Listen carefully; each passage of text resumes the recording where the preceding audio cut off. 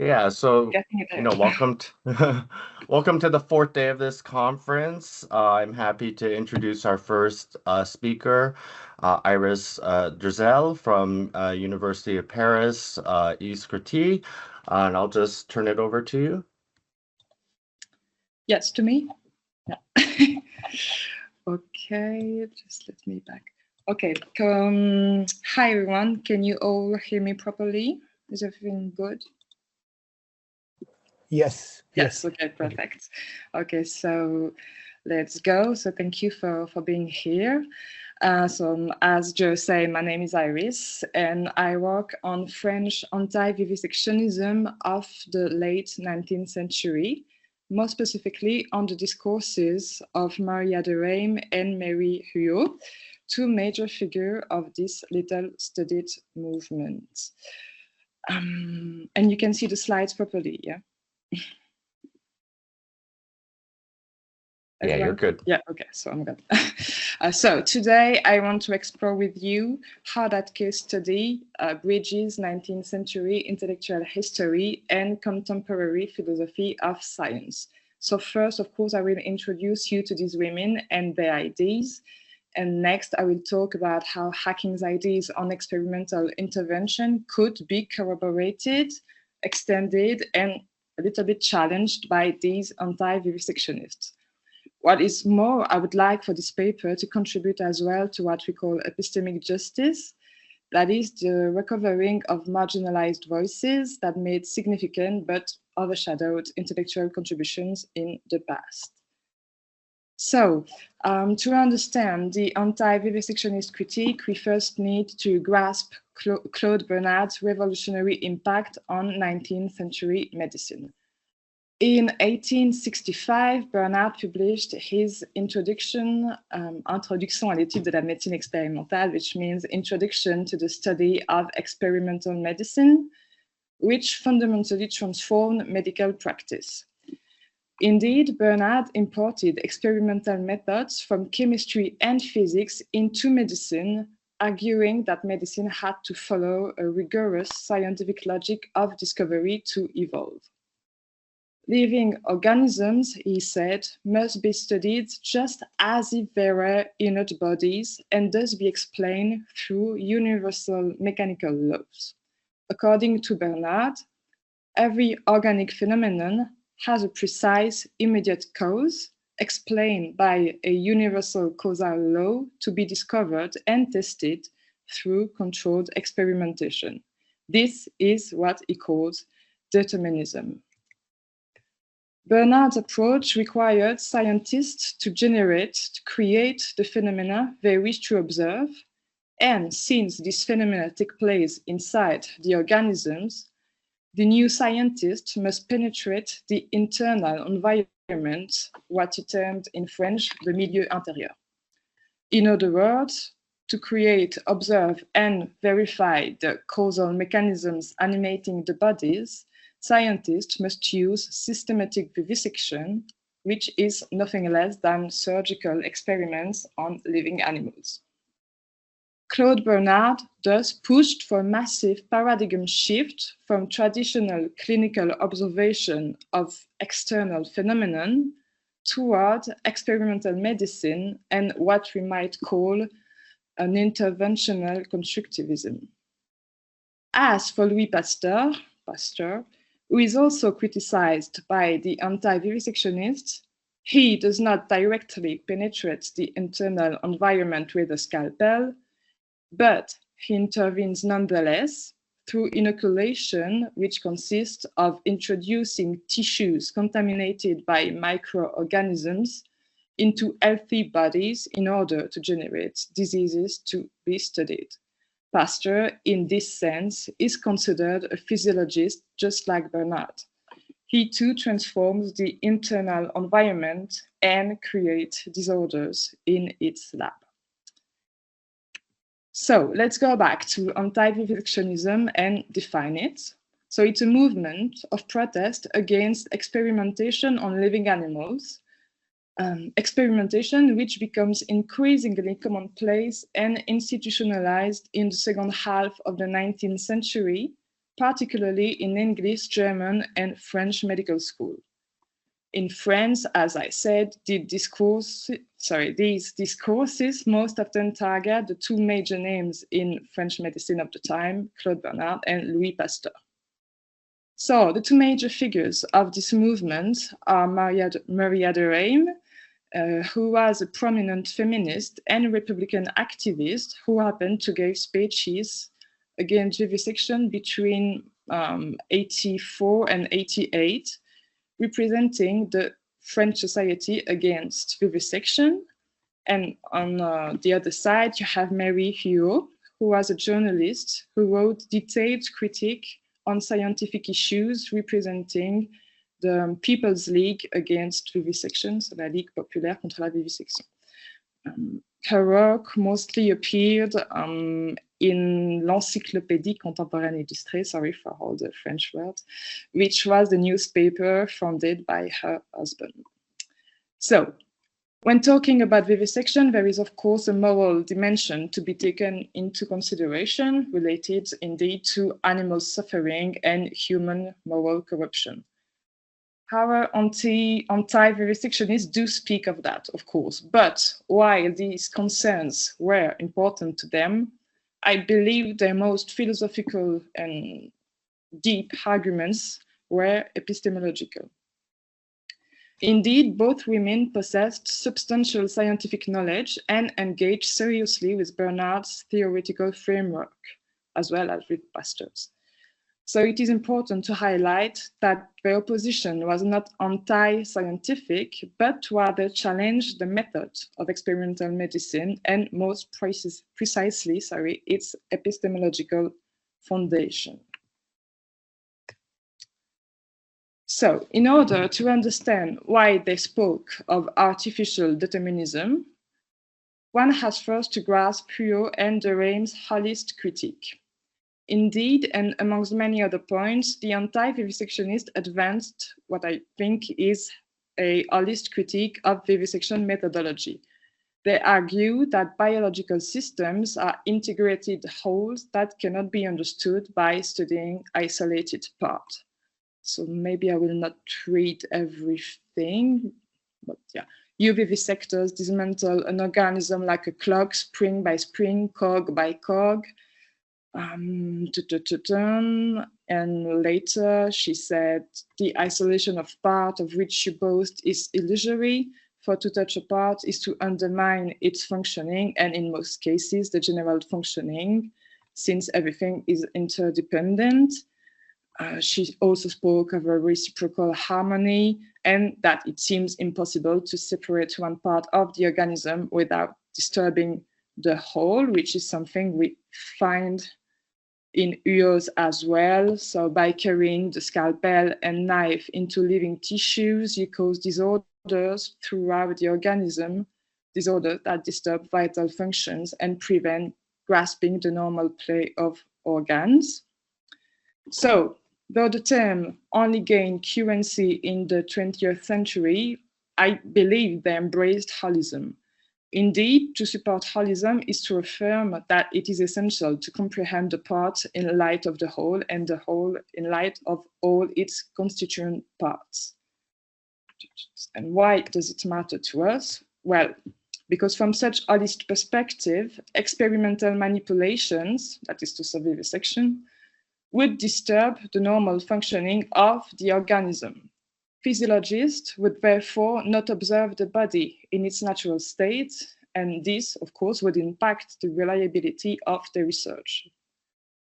But for Huot and de Reims, in addition to troubling vital function and studying in isolation what should be studied in relation to the whole, physiologists even produce the phenomena whose functions they want to study. And this is where it gets the most interesting for us. So, by studying created phenomena as if they had been naturally generated, by studying created phenomena as if they had been naturally generated, by assimilating created phenomena to natural phenomena, vivisectors would actually draw wrong medical conclusions. So I quote the Rame, "You want to study the functions of the organs and you keep troubling them. You disturb an organism by perforating it, mutilating it, nipping at it, then you observe. But what do you observe? A disordered state, a multiplicity of elements in disorder, a breakdown of vital relationships," and then this is my emphasis. "What facts do you record? Unusual phenomena, abnormal movements, a whole series of accidents that you have deliberately generated. So your judgments can only be wrong." And we have something similar in your discourses. By inoculating viruses and poisons, the same difficulty, that is the impossible grasping of the normal pair of organs, arises when it comes to reproducing a disease, to observe its phases and its incubation phenomena. Your more or less artificial inoculations merely do a pastiche of nature. She further specifies that inoculation does not allow to understand how the organism naturally contracts infection, for example, nor how it secretes such substances itself, and so on. So for these reasons, she speaks of artificial inoculation. That term, artificial, also regularly appears in de Rame's work. Mocking Claude Bernard's determinism, that is to say, Bernard's ambition to reveal natural law through vivisection, de Rame coined a term that captures her fundamental objection, artificial determinism. Since the facts, she says, would be nothing more than provoked accidents, the determinism of causes at the basis of Bernard's experimental medicine would only be a determinism of created phenomena, in other words, a completely artificial determinism. The cause and effect relationships discovered by physiologists would thus explain nothing but artificially provoked phenomena, far from the natural functioning of the living body and diseases. What is more, Huyot extended this critique by emphasizing temporal dimension. Let me explain this. So let's listen to her. When nature proceeds slowly, obscurely, by cell duplication, combination, transforming the healthy state into a morbid one, you, vivisectors, produce a factitious pathological state which begins abruptly or about painfully in a quite abnormal manner. So natural diseases develop slowly through gradual processes, she says, while experimental lesions are immediate and violent. She argued that this temporal mismatch makes experimental results irrelevant to understanding actual disease processes. So this whole critique highlights, I think, what appeals to the anti-vivisectionist as the fundamental logical problem of experimental medicine. How can conclusions drawn from artificially created phenomena apply to natural conditions? And if experimental medicine only accounts for artificially produced states, how can it inform real people's health issues? So, let me turn now to Hacking's analysis of experimental science, which was developed over a century later, as of course you know. So in 1988, Hacking noted, along Alan Franklin, that while philosophers had long been engaging with scientific questions, experimentation had consistently been neglected. The philosophy of science, he explained, had been obsessed with scientific theory and its relationship to reality, and had omitted to question the concrete gesture by which the researcher investigates reality. He said philosophers should examine the experimental gesture itself, and this gesture, he affirms, is that of intervention. Intervention, says Hacking, is inseparable from experimentation, and it even defines it. So, as you can say, to experiment, he said, is to create, produce, refine, and stabilize phenomena. He had elsewhere that the phenomena studied in such a framework are ultimately created in the lab. And of course, this is not to be understood as the creation of phenomena according to Bruno Latour, so the social construction.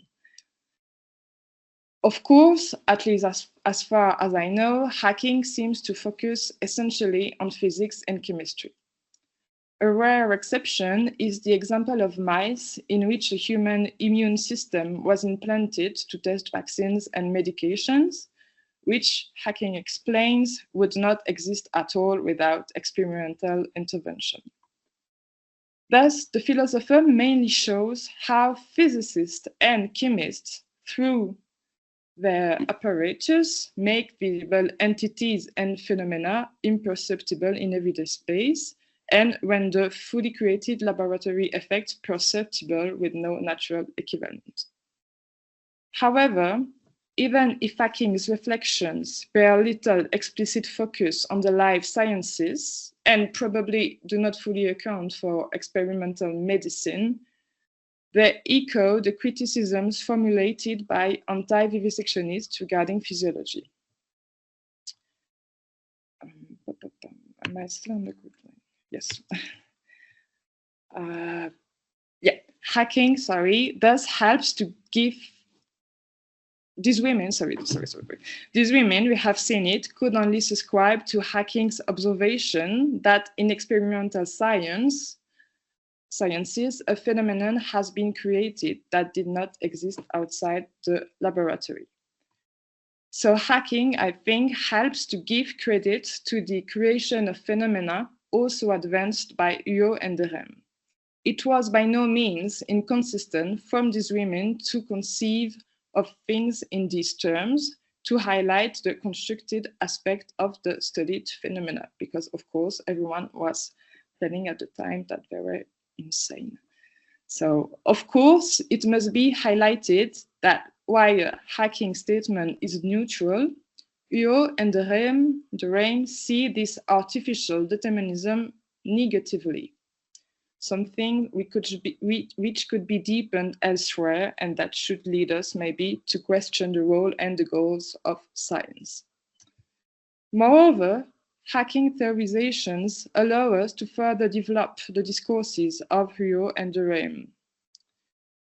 Reading Hacking, we understand that the assertion of the artificiality of phenomena is not unrelated to questions of scientific realism, including theory realism. For Hacking, we must cease desperately trying to think about the correspondence of theory to the world, to natural reality, to truth. Theory is a response to phenomena created in the lab, and that is how experimental science works. But it seems to me that this is precisely what the anti-vivisectionists condemn. If phenomena are created and theory only accounts for this artificial nature, the said theory is, according to them, disconnected from reality. It seems, therefore, that there is in the anti-vivisectionist statements an observation of the unrealism of scientific practices that would actually testify to their disappointed realist demand. So they wanted scientific theories to reveal natural reality, but they noticed that experimental methods might prevent this. This, by the way, anticipates ongoing debates about the relationship between lab science and real-world application, from drug development issues to the understanding of AIDS crisis, for instance. Crisis, more like.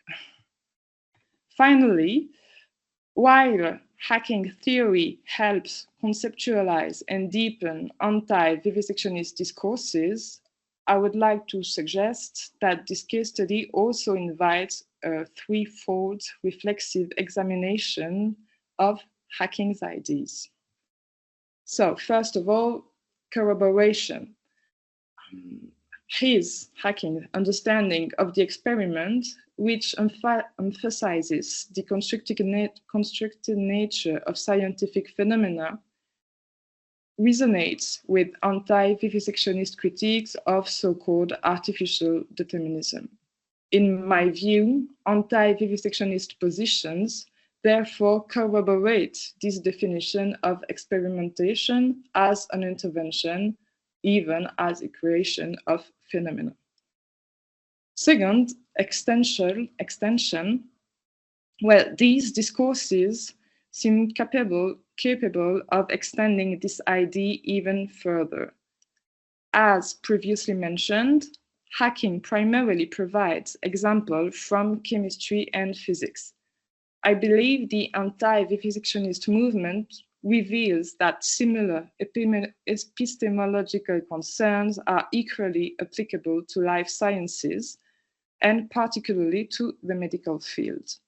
So it might be worth further exploring this dialogue between hacking's philosophical framework and the emergence of experimental medicine. Third, I suggest that this case study nuances and potentially challenges some of hacking's established statements. Indeed, like Alan Franklin, he suggests that philosophers prior to the 1980s largely overlooked philosophical issues related to experimental methods. However, anti-vivisectionists had already critically examined these methodological concerns, questioning not only the correspondence between theory and phenomena, but fundamentally interrogating the supposed naturalness of those phenomena and the status of the experimental gesture itself. So, in conclusion, I think this examination of 19th century French anti-vivisectionist critiques, it's long, reveals several important conclusions. First is that Derrame and Yo developed epistemological critiques that anticipate hacking's analysis of experimental intervention. Their concept of artificial determinism parallels his insights about the creation of laboratory phenomena. This case study also demonstrates that sophisticated thinking about experimental epistemology began much earlier than commonly assumed, challenging standard narratives about the development of philosophy of science. What is more, these activists, as we can see, were not simply opposing science on moral grounds, as it has often been said. They developed coherent philosophical arguments about the relationship between experimental method and natural reality, arguments which have barely been studied. Finally, as I said in the beginning, the anti-vivisectionist epistemological critiques have been largely forgotten. Recovering these forgotten voices contributes, I think, to a more complete understanding of the history of ideas about scientific methods and addresses the marginalization of women's intellectual contributions. Sorry, with stress it gets harder. Last but not least, I would like to add that not coming initially from the field of philosophy of science, I would be very happy to receive valuable inputs and extra readings, advice to help me deepen and nuance this case and my analysis of it. So there it is. Thank you very much for your attention. Thank you. Questions for Iris? You can just hit the raise hand button on the top around the middle. Jamie? Yeah, thank you. This is a really, really fantastic, very interesting, very rich case study, very well constructed. Fits in with some really important themes with hacking. So like really, really brilliant work. I really like the tie-ins that you brought in towards the end about intervention and entity realism. I wonder if your case study is kind of rich enough to even say more, which is talking about historical contingency and the rise of the laboratory style in the medical sciences in France. So it seems to me like there's there's these kind of historically contingent reasons, like it seems like sexism is part of it, that these kind of anti-vivisectionist critiques are not getting as much buy-in as maybe they could have. And like there's kind of these like, cultural institutional things that are kind of allowing Bernard's experimental method to get like, more popular, more kind of gainsay. So I was wondering if you think that the case study could also be used to kind of comment on sort of a genealogy of a certain style of reasoning in the life sciences. Yes, I think so. Clearly, there are a lot more to say to all that, and there's a bit too much to say actually, and sometimes I just get lost in that case.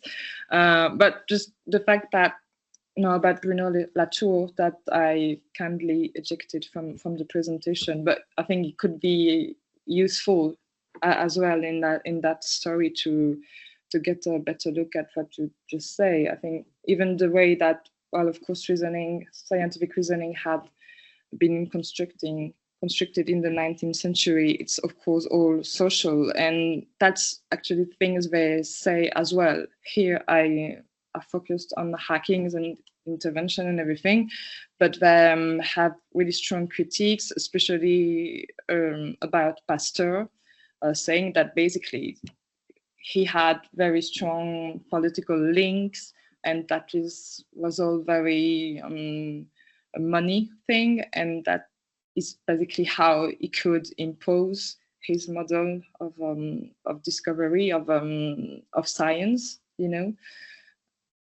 You follow me? Is it good? Yeah. So they actually say that which is interesting is that on Bernard, they really stay focused on the intervention. I think that's mostly very, very epistemological when they talk about Bernard, but when they come to talk about Louis Pasteur, it's very sociological. It's a bit of a sociology of science. Actually, it's very interesting because, as you can say, we can see that. Yeah, it's there's something to investigate about genealogy of how science is made and how successful science is made. So yeah, there's a lot to say. Yeah, no, that's really fantastic, and I get you can only say so much in a presentation. It seems like you even already have a grasp on a lot of this kind of social history that's going on at the time too, and that might if you were to decide to follow up on this paper, which I definitely think you should, this would that would kind of allow you to speak on multiple different parts of hacking at the same time, which would be really cool if you feel like you want to go that direction. Yeah, and as I said, it was, and then I'll take the Alan question. I meant it when I said that I'm really open to suggestions and other path and other articles and other reading, because there's also so much to read in hacking that sometimes I just don't know what to do. So if you have really good inputs such as yours, everyone do not hesitate to have it. Yeah, definitely. Follow up, and I can send Jamie, let me cut you off because we got other questions. Yes, Alan? Yeah, I know. I take Alan's. Alan, you just got to mute. Hey, can you hear me? Am I audible? Oh, great. Thank you for that intensely interesting case study. I don't have any more suggestions in the philosophical side, but just maybe two historical case studies are sort of adjacent to yours that you might find interesting. Biologist Ernest Everett Just, who's working sort of late 19th, early 20th century, had a sort of similar argument in the sort of biology side, At a time they were sort of engaged in looking for the life molecule and defining life and stuff like that. And he was very critical of people who thought that it was such a sort of a mechanical explanation for life. If you just keep looking smaller and smaller, you'll find it. And then he comes up with this sort of emergent property kind of definition of life, in part because of a similar criticism, which is that, if you take away all the parts, you sort of this sort of phenomenon of life collapses. So I thought it was interesting. And also, I haven't read it in a while, but Margaret Cavendish's critique of Hooke's Micrographia is sort of similar critique of the sort of laboratory construction of phenomena, where you're saying, well, that's not the real thing. You're really stitching together a phenomena out of a lot of different things, including instruments, stuff that you get from instruments, not your actual eyes. And that's maybe a more staunchly sort of empirical commitment that Cavendish had, but it might be interesting for the purposes of what you're doing here. But thank you again for this wonderful presentation. Thank you very much. I've typed everything, so I have a look on that. And the point on instruments is interesting because I actually don't know what to do with it very much, because, well, if you look at physics and chemistry, it makes sense to talk about it, and because, of course, this is what it's used to make things visible. But I don't know how to put this in my case, with life sciences. So which would be the instruments used to make the phenomena, to create those phenomena? Is the scalpel just instrument-y enough? I don't know. So I might have a look at this, and maybe it will help me to sort this out. And also on emergence, I've typed a little bit on it before, and I've come to the conclusion that we can't say that they support emergence, because I think for them it would still be a bit too mechanical. But yeah, it will take time if I explain. But it's definitely something I'm trying to develop as well. So thank you. And I just have a quick comment. Could you go back to your kind of conclusions where you have hacking as you say it anticipates hacking? There it is. Well, it doesn't matter. At some point, you say it anticipates hacking. I would make that claim more general. Yeah. So what it's really anticipating is, I'd say, the philosophy of experiment literature more generally that came out. So I'm thinking about Alan Franklin. Hacking, because hacking's a bit specific. He's going to say, like, Franklin's going to say, well, these first order interventions are very important for kind of gathering causal knowledge. Hacking's going to say, well, like, it's not just this first order kind of intervention on kind of entities, but these second order interventions where we're spraying them, right? So it gets a bit, saying hacking thesis is a bit specific there, so I would just generalize it to philosophy of experiment. I think one philosophical work that's very relevant for what you're talking about is Nancy Cartwright's Dappled World. He talks about these nomological machines, and so basically these are experimental setups in very artificial settings, and she kind of complains, like, you can't infer anything about the world outside these. So she talks about nomological machines or experimental setups as very kind of artificial setups. So I'd take a look at the Dappled World for that. Oh, yeah. So those are just two suggestions. You'll need to no, respond. Thank you very much. It's very, very useful. Thank you. I've typed everything. Okay, good. Let's give Iris a hand. And you can stop sharing your screen, and we can see if we can get Jack set up here.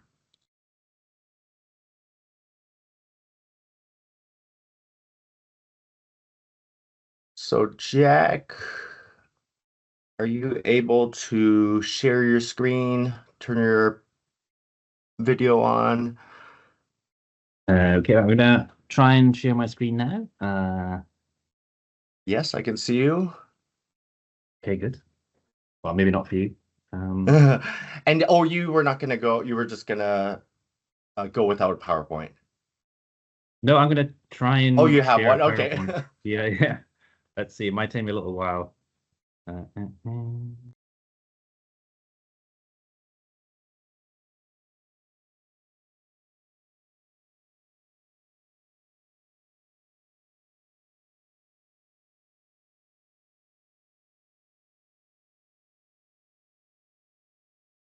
Sorry about this. No. Thank you for bearing with Teams.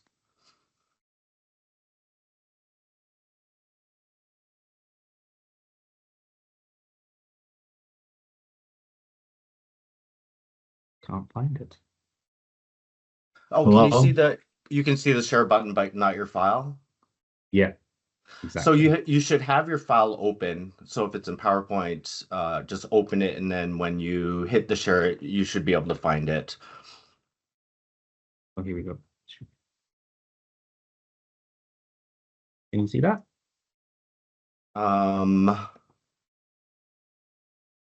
Maybe put it on the slideshow. Yes. Okay. And did you want to go slideshow? We're getting like the kind of smaller page. We can read off the page, but Oh, okay. What should you know I what do? I mean? Just begin slideshow. Yes, perfect. All right. Okay, Well, I'm good. happy to introduce Jack Ritchie. He's from University of Cape Town, and he'll be talking about hacking's metaphilosophy. So I'm looking forward to this.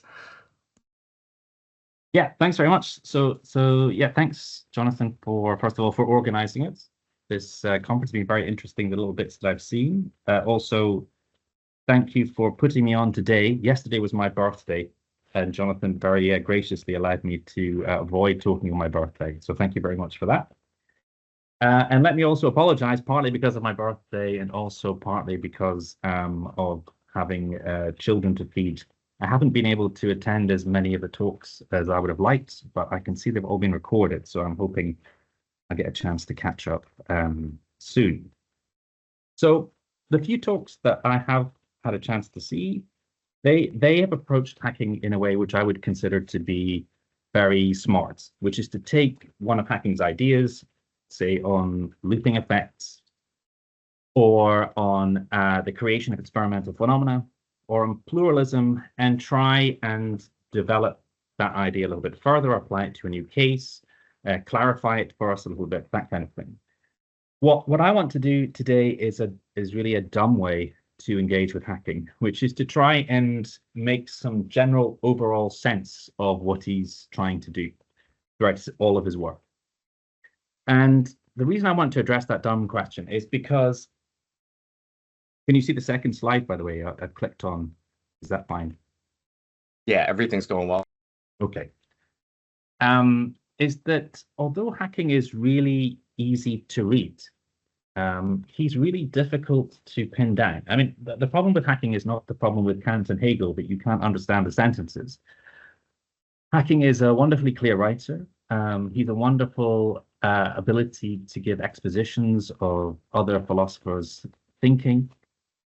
But I think this quote sums up for me a way that I feel about a lot of his work, which is that you read through it and he sets out a bunch of options quite well, but he seems to be concealing his own hand. It's not clear what he thinks. And when we think about hacking, well, we might think, well, there's a number of kind of well-established theses that hacking endorses. So one obvious thesis in the philosophy of science is that we say hacking is an entity realist. But if you look into some of his other writings, for example, lecture 4 of the Taiwan lectures that he gave, he says these very dismissive things about realism. He says realism disputes are Mickey Mouse. And he says that he doesn't want to be a realist or an anti-realist. I guess another famous thing that hacking seems to say is he draws an important distinction, or at least this is one way of interpreting, between humankind's and natural kind. But in some other aspects of his writing, he says things which seem to go very much against that. He says, there's no such thing as a natural kind. A fortiori, there's no such thing as a humankind. And I guess one other thing that we tend to think that hacking has done for us is that he's shown us how important history of science is in doing philosophy of science. But he also offers this kind of commentary on his work. He says things like this: the accounts of the past to which it refers, he's talking here about styles of reasoning, are disconcertingly for many readers as often folklore as archive-based research. And he says, in representing and intervening, let us philosophers welcome fantasies. So although Hacking's thought of as a philosopher who makes use of history, he also seems to be as interested in myth and legend and fantasy as well. And so because there are these kind of contradictory elements in Hacking, it's kind of hard to make sense, I think, of what he's doing.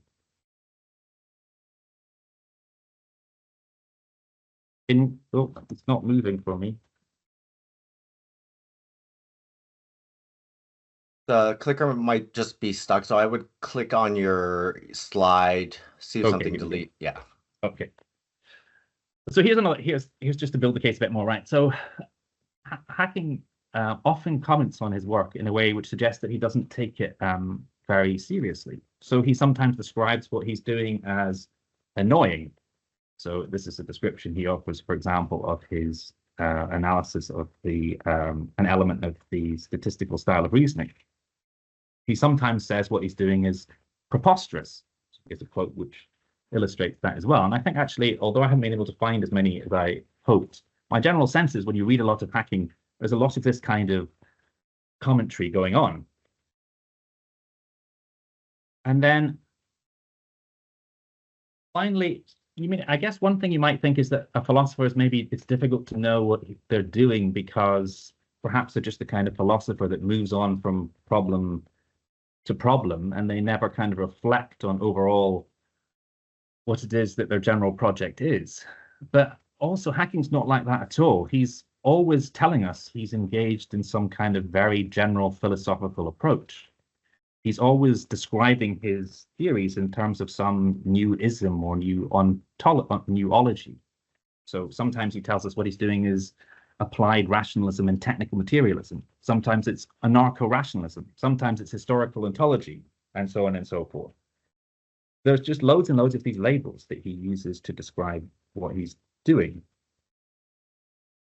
So I guess one kind of thing a very dogged, patient, good philosopher of science might try to do in reading Hacking's philosophy is to try and see the connection between all of these different isms and ologies with one another. You might try and say that historical meta-epistemology is part of historical ontology, which is in turn part of philosophical anthropology in Hacking's work.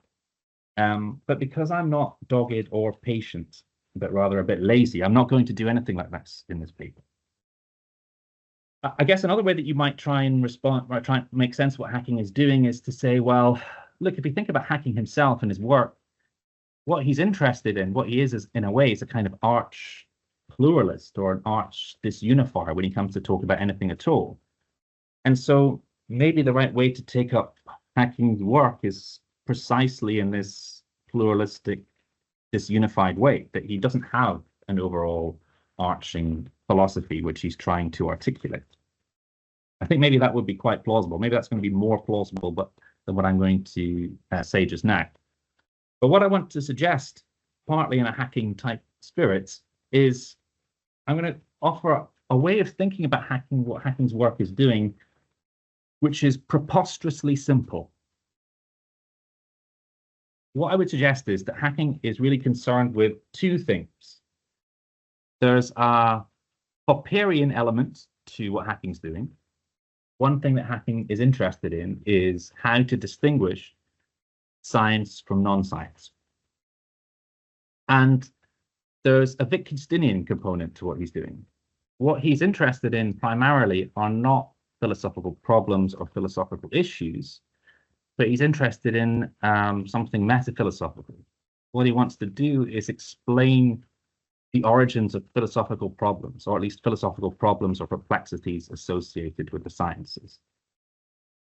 And so I think a good way to, if we're going to try and go with this preposterously simple suggestion, a good way to try and think about then all of Hacking's work is to try and think of it as organized around the Styles project. Because the Styles project will allow us to see how both of these themes are developed in Hacking's work. So let me say something very quickly about the Styles project. I'm sure you're all super familiar with it, so I won't spend a huge amount of time on it. So Hacking gets the idea of a style of reasoning, a style of thinking, as I'm sure you know, from Crombie. He has a slightly different way of articulating what styles are from Crombie, but the simplest way to the simplest presentation he gives are these 6 different styles: the mathematical style, the experimental style, the hypothetical modeling style, the statistical style, the classificatory style, and the historico-genetic style. And what Hacking wants to say is that each of these styles come into each different ways, as he puts it, prosaically finding out about the world. And they each come into being at a particular moment in time. And associated with each style is not just a method, a way of finding out, but it also brings into being, as he puts it, new objects and new sentences. So in his later writings, a way he likes to sort of illustrate this is by drawing on a conception of an idea from Bernard Williams about truthfulness.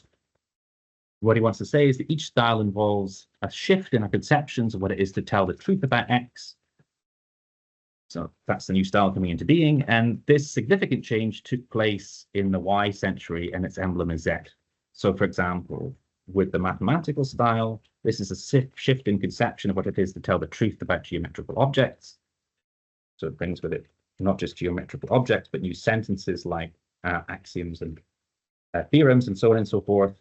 And this significant change took place in the early 6th century, and it's BCE, and its emblem is states. Okay, so that's what styles are. And I think if we have that styles project in mind, then it gives us a way of classifying all of Hacking's work. We can think of all of Hacking's work falling into 3 categories. One category is an attempt to explain what styles of thinking are, which we get in the papers on styles and historical ontology, lecture 1 of scientific reason, the Taiwan lectures, and papers like Styles of Thinking 30 years later. Then the most important part of Hacking's work is an account of each of those styles of thinking. So the mathematical style, for example, is described and elaborated in Why Is There a Philosophy of Mathematics at All? The experimental style is elaborated in Representing and Intervening. The hypothetical modeling style is also articulated there, and also in Why Is There a Philosophy of Mathematics at All? The statistical style is elaborated in The Emergence of Probability and the Taming of Chance. The classificatory style and historical genetic style,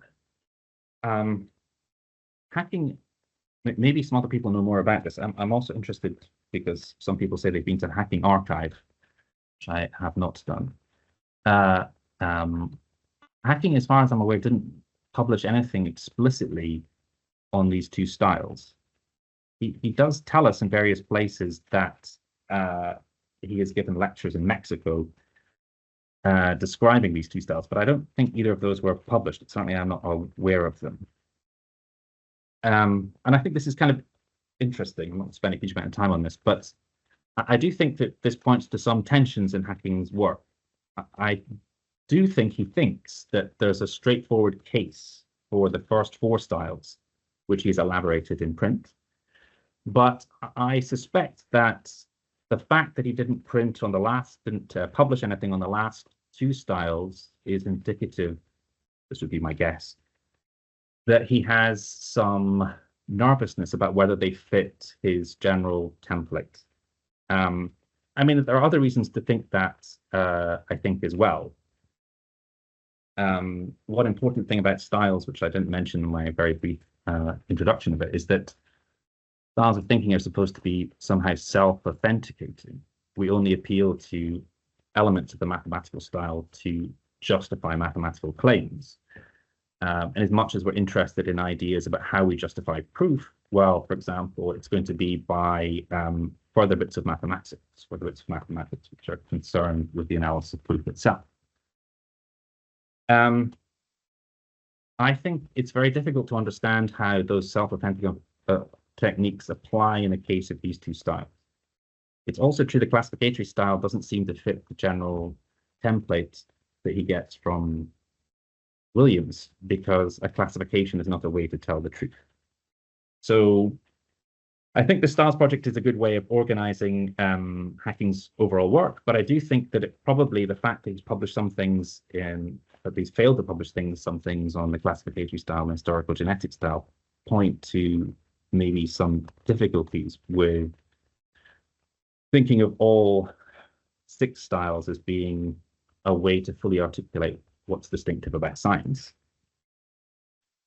And then, apart from the work on individual styles, there are works on instability. So this is the way I would classify Rewriting the Soul and Mad Travelers. One of the things which is important about styles of reasoning is that and the idea of self-authentication is that they provide some kind of explanation of stability in the sciences. And stability in the sciences is one of the things which contrasts science with humanities and non-sciences, according to Hacking. And so I take Rewriting the Soul and Mad Travelers, which are about transient mental illnesses, to be case studies in instability. So this is the answer to the Popperian question. How do you distinguish science from non-science? Sciences employ these 4 or maybe 6 styles of reasoning in a stable ways to generate stable kinds of knowledge. Non-sciences don't. I have a feeling, although I'm not going to discuss it here, that there's also some other further normative elements involved here, that there's something way to distinguish science from non-science in terms of something like the fact-value distinction. That sciences are investigations of nature, just of facts, and that's what styles produce. They produce claims which are factually either true or false, and part of what's going on in the disciplines which are unstable is that they're intermingled in certain kinds of way with various kinds of values. But I won't try and argue for that yet. It's just a thought I've had. Okay, so the Styles Project then gives us a way to distinguish science and non-science, the answer to the Popperian question. What are we going to do with that? How are we to make sense of the particular detailed work that Hacking is doing with styles of thinking? Here's my suggestion. My suggestion is that we should think that Hacking's last book, Why Is There Philosophy of Mathematics at All, offers us the question which he's addressing in all of these different works. What he's interested in is why do certain kinds of philosophical problems arise connected with the sciences. And he's interested in both what he calls perennial problems, problems which seem to have a history which goes back to the beginnings of the style, and more contemporary problems. And I think if we think about the particular things that Hacking says here, they'll also help us understand a little bit better something which I said at the beginning was puzzling, which is why sometimes Hacking thinks legend and myth is just as important as history. Okay, so there's a straightforward, apparently, general connection between styles of thinking and some matters of philosophy, in particular ontology. As I said, each style is not just a method of reasoning, but it's also supposed to bring with it new objects and new sets. So there's a kind of banality, I suppose, associated with that, which is to say that you couldn't have various kinds of ontological debates associated with the sciences if you didn't have those styles of reasoning in the first place. But the banality is also a bit strange because, or can't really be a banality at all, because it also seems to be an obvious falsehood, because there do seem to be things which exist which are shapes and numbers, or the emergence of proof, and there's definitely discussion of unobservable entities, there are atomists, before the scientific revolution. So more modestly, I think the claim is supposed to be that before these styles of thinking, styles of reasoning come to be, there's no objective way, since styles settle that it is to be objective, to settle these claims. One claim which is maybe slightly more interesting, which comes out of this, is that if we accept the idea that styles are self-authenticating, they don't need any extra stylistic reasons to justify why we should accept them, then if philosophers are in the business of offering extra stylistic reasons, those are in some way OTOs. So if you think, for example, of debates in the philosophy of science about realism in a certain kind of way. If you think that what, say, a realist is doing is say, well, yeah, I can see there's all this evidence that you have for your theory, but you need to add this additional general claim about science, that because science is very successful, the best explanation of that is that it's true. If you think of that as an extra reason over and above all of the scientific reasons, then I think this Styles project is telling you that it's unnecessary, unwanted. It's adding something which is not throwing any light on how science actually works. And you might say the same kind of thing about, say, Platonism in mathematics. If Platonism is an extra reason for believing mathematical claims, not just because you've proved it, but because what you're saying corresponds to some truth about a mathematical object, then that's equally yours. So perhaps the Styles project allows you to rule out certain kinds of, if you take the idea of self-authentication seriously, to rule out certain kinds of philosophical arguments. But I think more interesting than this, this very kind of general analysis of what's going on through the Styles project in general, is to learn something about particular realism disputes and other particular philosophies by looking in detail at the origin and development of particular styles of reasoning. And what I want to say is that if we look in general at Hacking's work, we can divide the kinds of things he's doing when he looks at how particular styles of reasoning operate into three different categories. What I'm going to call taking a look, contingency and irony, and undoing. So I've taken some of these terms from Hacking himself, but I'm using them slightly differently. So in the taking a look mode, what Hacking is doing by investigating a style of reasoning, as he is, say, for example, in representing and intervening, is saying that the way that philosophers have often thought and talked and argued about science has been on the basis of some kind of distorted and partial view of that science. So the interest, for example, in representing and intervening and talking about experiments is not really to offer a novel argument for the existence of unobservable entities. It's to try and draw scientists' attention, philosophers' attention away from theory-based disputes and point out to them that they're missing out an important aspect of scientific practice. So you can see this by connecting it in a way to the realism, anti-realism disputes, right? The point is that you can see something important has been missed out if you follow through the arguments for entity realism, because the standard sorts of arguments against realism, pessimistic method induction and the underdetermination theory by data, can't get going because there's no theory. There can't be any underdetermination of theory by data, and the pessimistic method induction doesn't get hold because well-founded experimental results hang around. Another kind of example of this, I think, is in his Why Is There a Philosophy of Mathematics at All? The claim is that one reason to be a realism in mathematics is in part motivated by the experience of what he calls Cartesian proof. The idea of grasping a proof and grasping why it must be true. But part of what Hacking is doing in that book is pointing out, well, that's just one part of what we think of as going on in mathematics, just one part of what we think of as proof.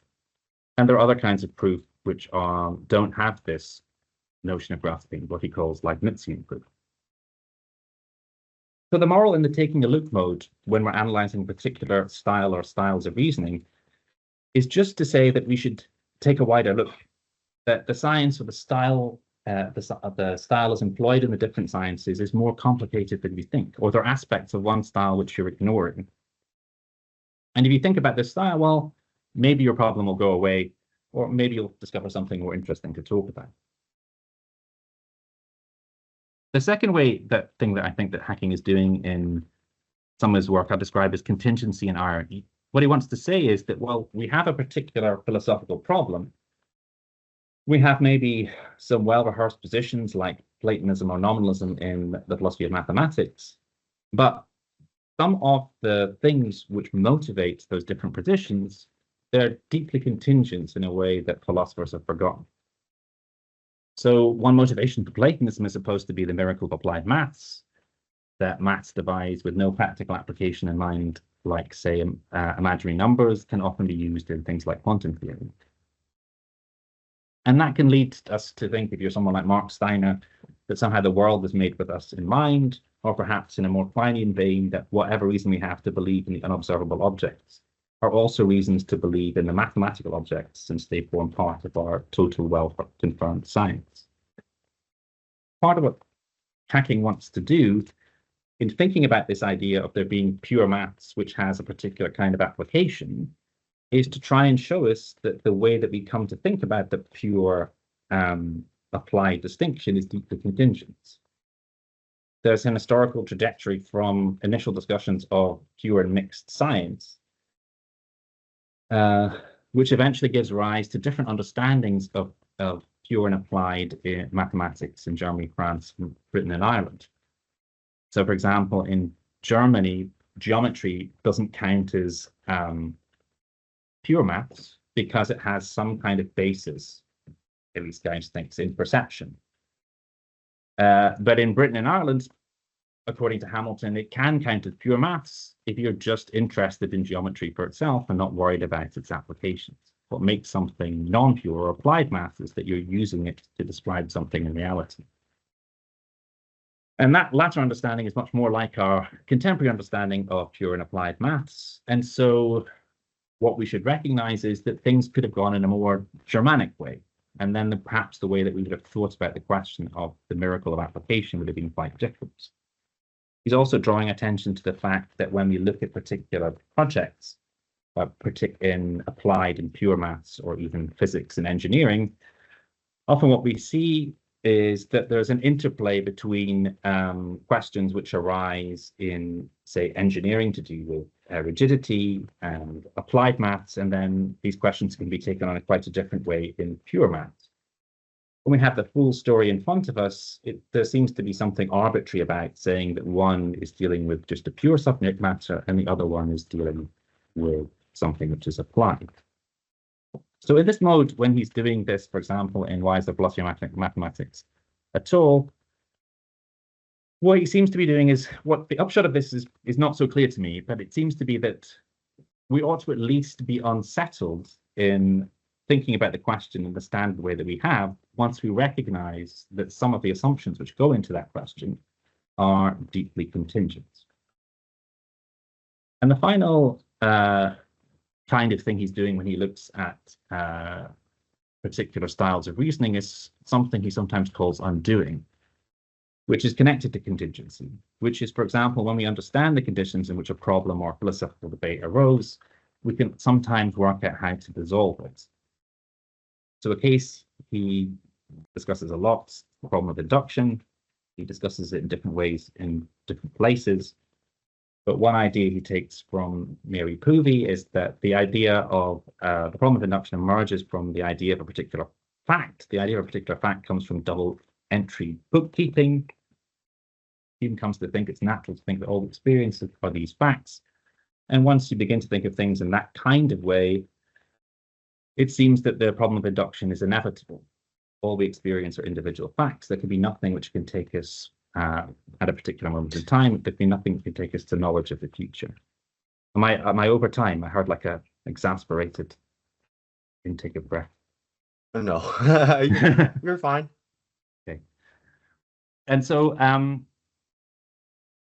in this undoing, what's supposed to add to contingency, I think, is that we can see, once we have this history in place, that we can make the problem go away once we undo the first step, the thing which causes this initial problem that we've learned through the history.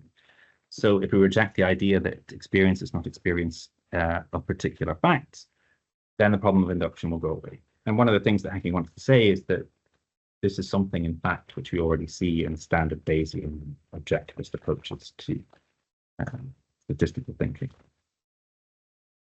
Okay, let me just briefly say, because I do feel like I'm running out of time, a couple of things. So I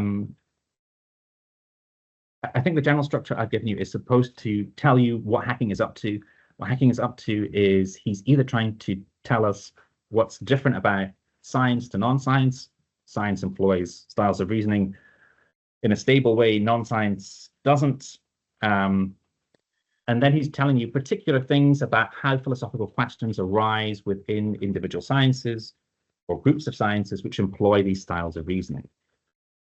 One kind of thing which I haven't addressed is, why does he sometimes talk in terms of myth rather than actual historical fact? Here's a suggestion, I'm not sure whether it's a good suggestion, is that it sometimes, depending on what he's doing with the kind of style of reasoning, history matters. So in the most straightforward way, if you're doing the sort of taking a look kind of thing, it matters that what you're saying about those sciences is correct, that there is a certain kind of experimental practice which exists, which is independent from theory, for example, that it's really true that experiment has a life of its own. But sometimes I think it doesn't really matter whether the history is actually correct. It only matters whether what the destination is.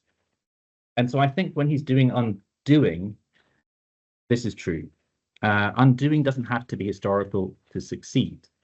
All that undoing has to do is to point out various kinds of presuppositions which lead to the philosophical problems that we have. So here's a kind of speculation about how that fits in with the Styles project, is that sometimes what these maybe these exaggerated histories or these inaccurate histories or this myth making or legend telling is doing is perhaps what he's trying to do is uncover some of the material conditions necessary for self-authentication. I have other things to say, but I feel like I've already gone over time, so shall I just stop there?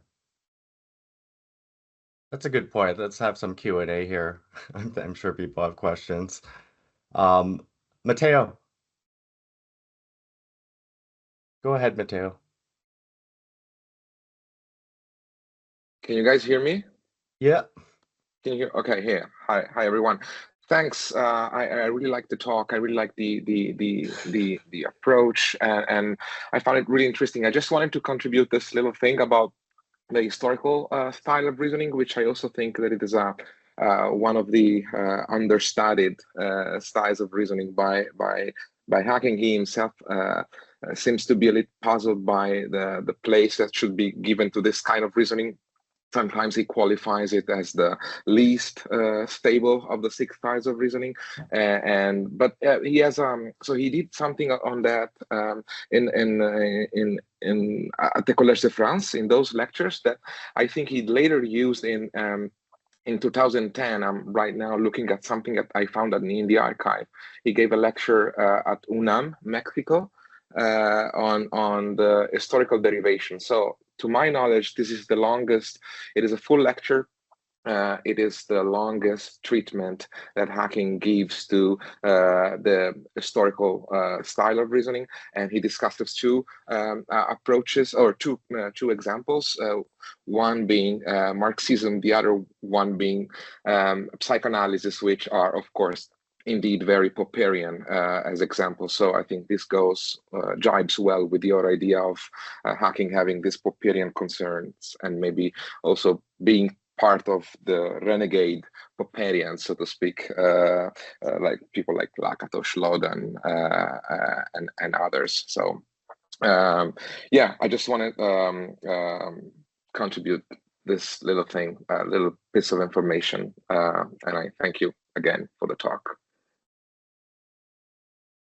Great, thanks. I mean, I did mention the lectures that I know he mentions that there are these lectures he gave in Mexico, and I'm sure they're in the archive, but I've never read them. I haven't had access to the archive, so I would be interested to read that. But I do think it is significant he didn't publish it,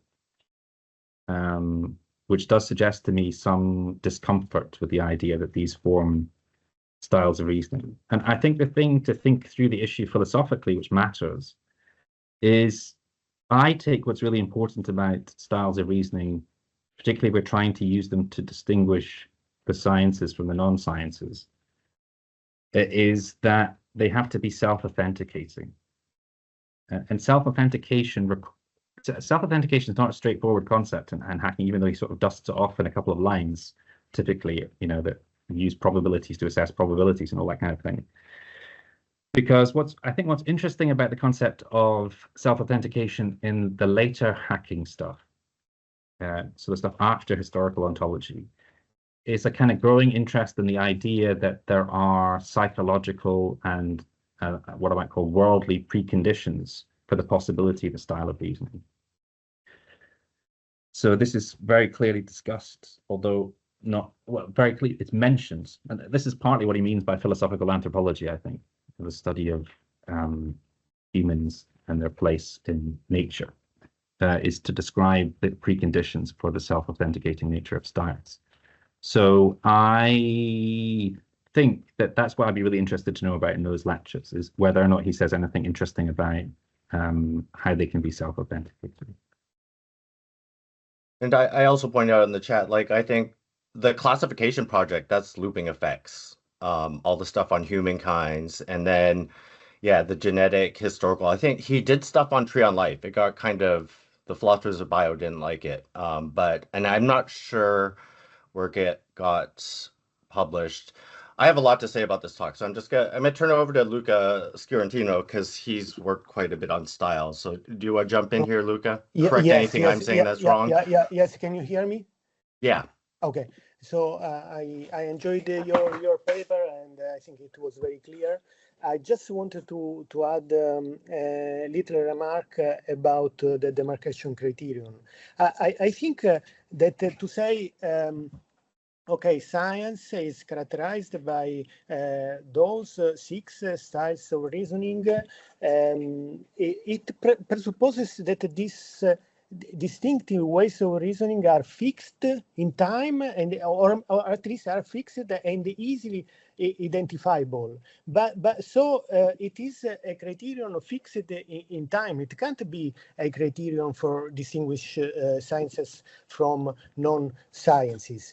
And so this fact highlights, in my view, the real problem of the styles project, that we don't really know what styles of reasoning are, how they are defined. I mean, are they a family resemblance, or we can give a logical condition? We don't know. So it would be better to say that science is a moving target, is creative, dynamic, and always new styles of reasoning emerge. And so it's difficult to give a demarcation criterion if science is such a thing.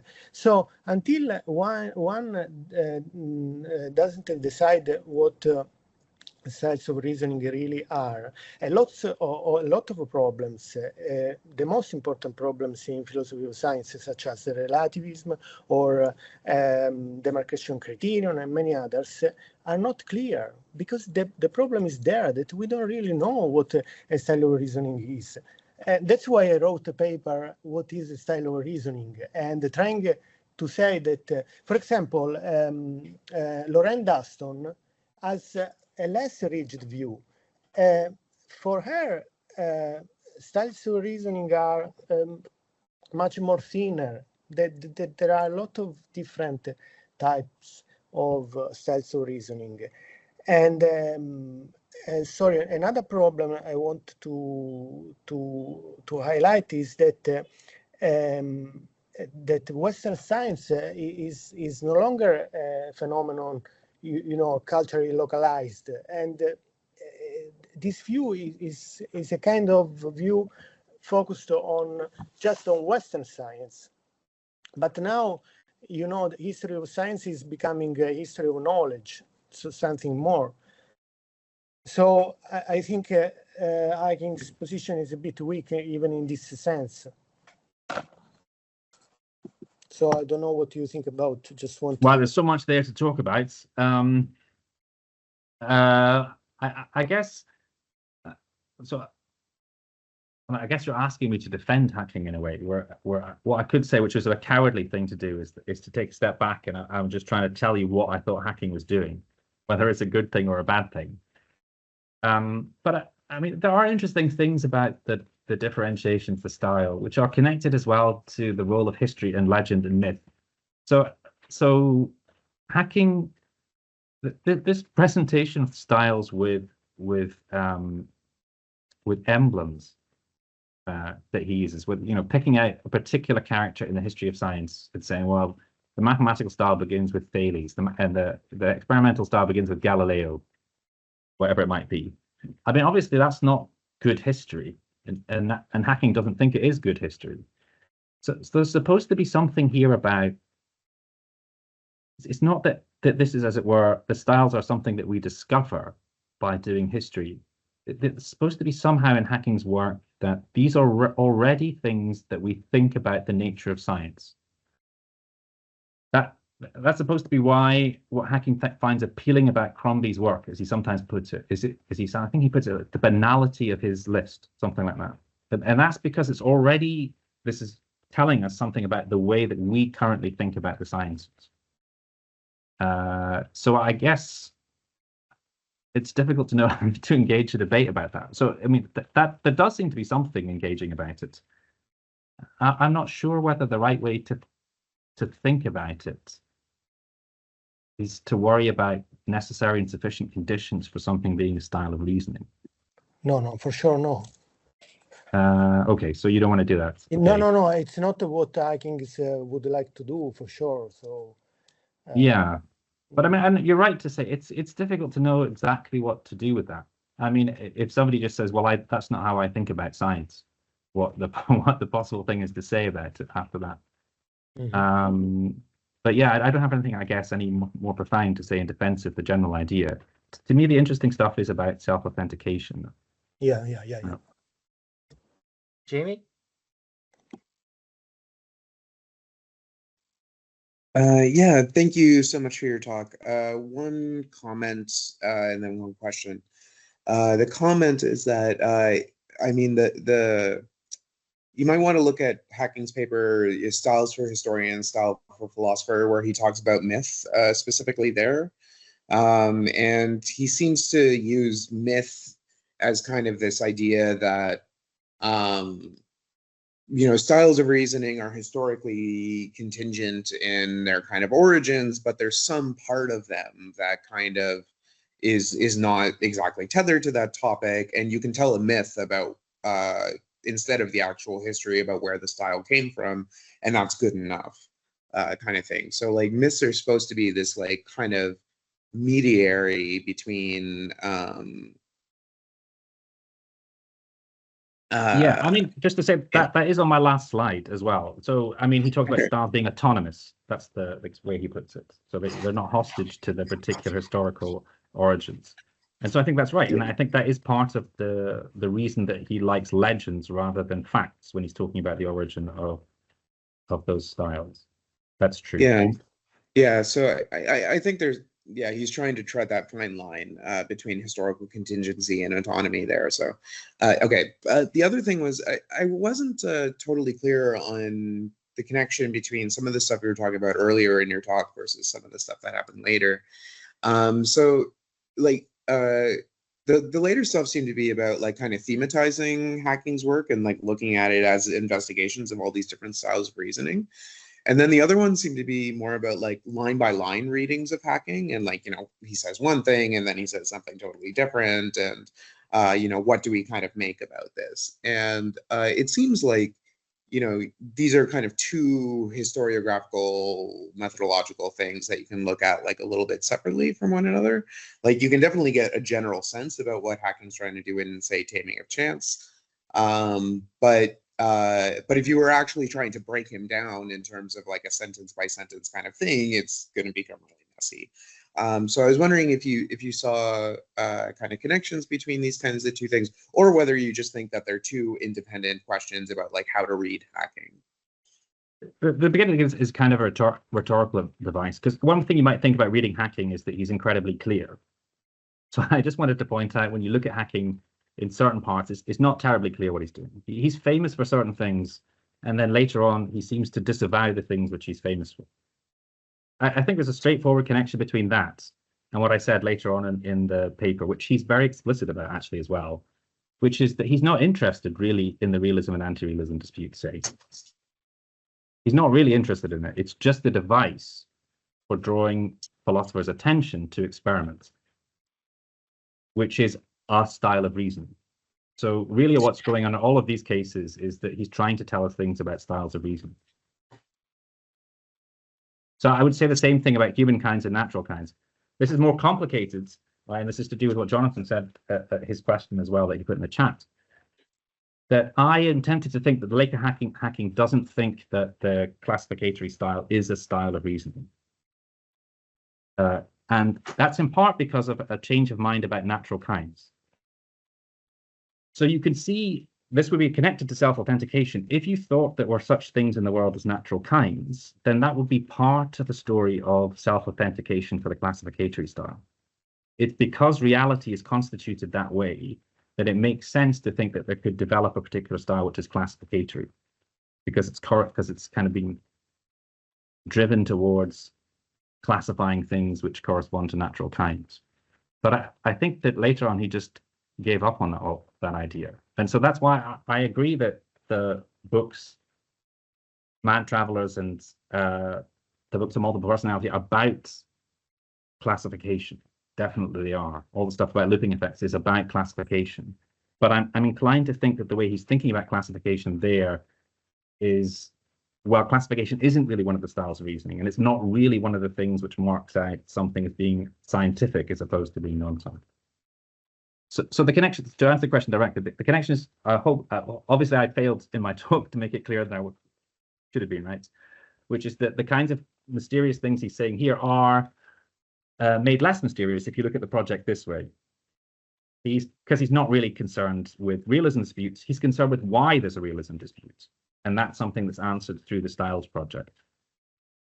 He's not really concerned to show us that we should do philosophy of science just through the history of science, because myth and legend and all of these things are equally valuable. And that's something that you can see in the Styles project. And my speculation about why that is, which corresponds to kind of something that you were saying there, is that because it's latching on to something about the conditions of self-authentication, which self-authentication is the thing which explains autonomy of the different styles of reading. All right, we are almost out of time. I have a long question, but I will probably email you. But I did my talk on metaphilosophy. I think our talks were quite complementary, but we're talking about very different things. I was focusing on Hacking's kind of particularist approach through case studies and drawing kind of normative philosophical conclusions. I talked a lot about the kind of 5 parables and historicism paper from Historical Ontology. I trace it back to Austin and Wittgenstein. So I think the particularism, it fits in with the parts of your talk where you talk about ordinary language philosophy. I think I also have a view on demarcation. I think he's just taking a kind of Kantian approach. What in ordinary language is considered to be science, something like that. And so the styles, at least the first 4, we can say that he's just taking these to be examples of scientific knowledge, explaining how they kind of emerged. With the looping stuff, I think he would also say something like, well, the multiple personality classification existed. How did it exist? He's telling that kind of story, and whether it's science or not, he's always kind of hedged on that, and he's changed his kind of views. But I don't expect you to. Can I just say one thing? So just one thing. I agree with everything you said, but the important point for distinguishing the science and the non-science is that one story is about stability, which is self-authentication, yes, which is the sciences, yes. And another story is about instability, which is the Mad Travelers, yes, psychiatric kinds. And I have a story about that too. Distinction.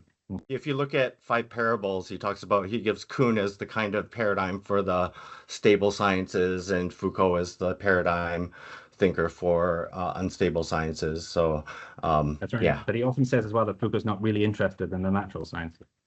Right. Okay, well, let's give Jack a hand. Very nice talk. Lucas, are you there? And you can stop sharing your screen. I'll send you an email about that. Okay. And there will be videos of all the talks up at some point, so I'll make sure all of you get links to that.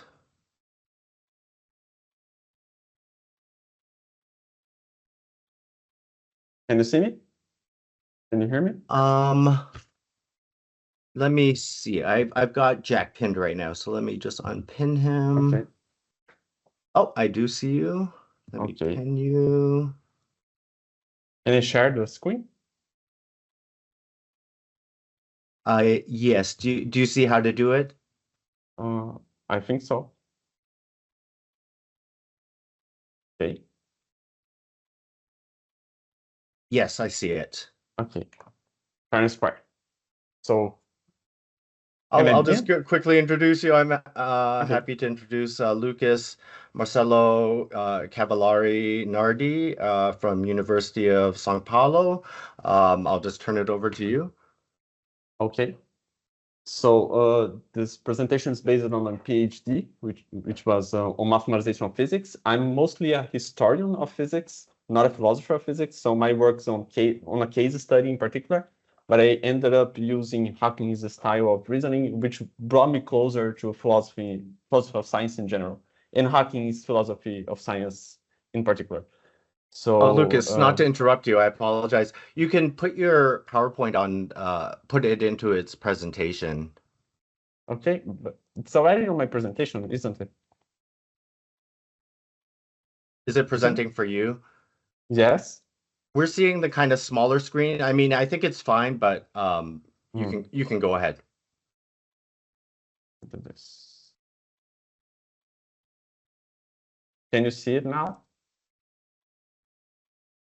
Is it presenting now? No, same thing. No. Same thing. But we can see it okay. I think we're gonna have to do it this way because, well, that's weird. Oh, okay, you have animations, yeah. Try stop sharing and then reshare and do that. Yeah, start from beginning. Sorry. It's Okay. seems It like it's a happens. bit glitchy. It happens.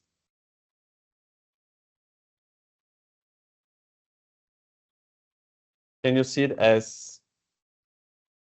No, it's for some reason. Try when you do the share, do entire screen instead of window. And then when you full screen. Okay. Yeah, Jamie's the expert at this. He figured it out. So that worked for me at least. Reversed engineered it. Here.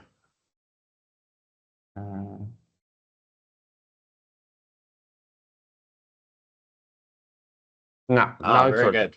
Thanks, Now Jamie. it's working. Okay. So this works based on my PhD. I did my PhD as a historian of physics, not a philosopher of physics, but my case study brought me closer to Hawking's style of reasoning. So that's why I'm here. Right? And I hope the discussion about mathematization of physics do enlighten the previous discussion between Jack and Luca about mathematical structures, I guess. So I hope so, at least. So as a summary, I'm going to present a philosophical framework, which is my definition of mathematization. In the discussion of mathematization of science, there are more than one. You can find more than one definition. Then I'm going to proceed by Hawking's style of reasoning, but I don't need to waste too much time on it, I guess. And then I will proceed to the historical cases. My two historical actors here are Franz Aepinus and Charles Coulomb. It's 18th century electrostatics, the case studies.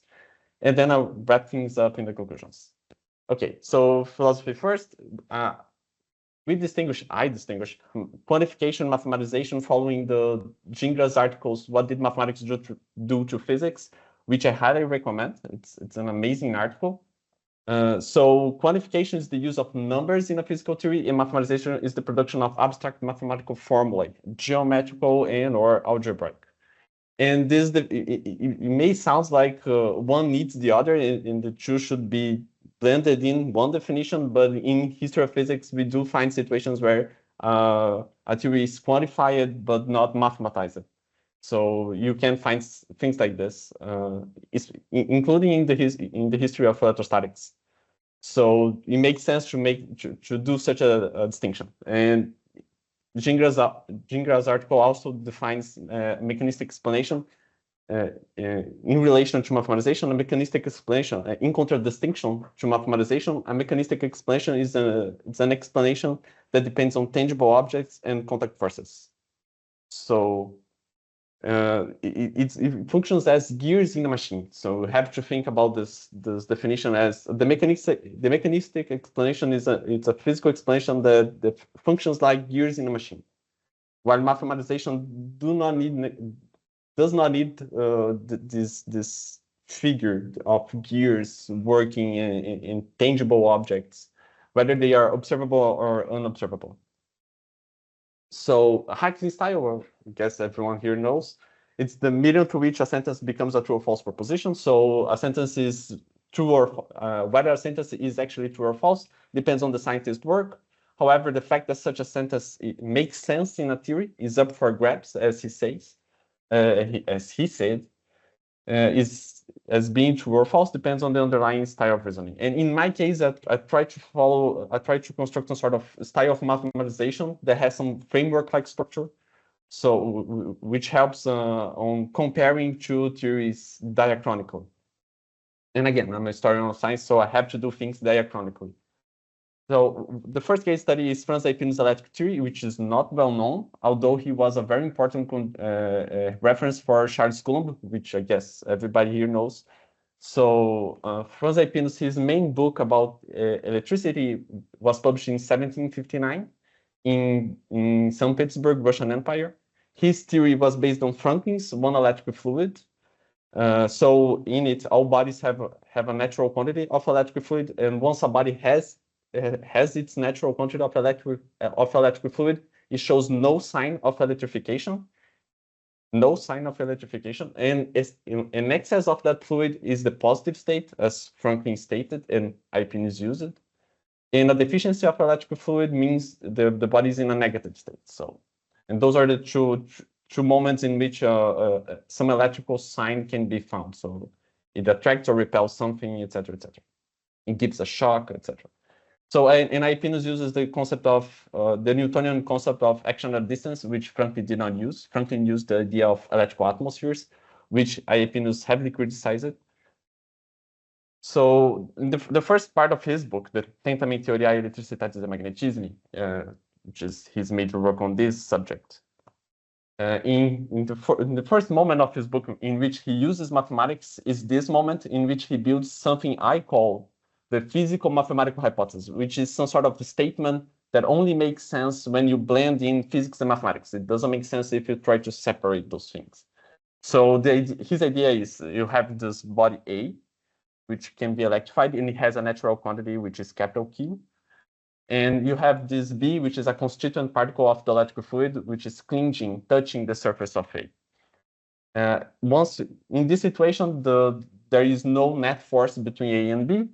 Once you add an excess alpha of fluid through, say, friction, once you have this excess alpha fluid in A, the net force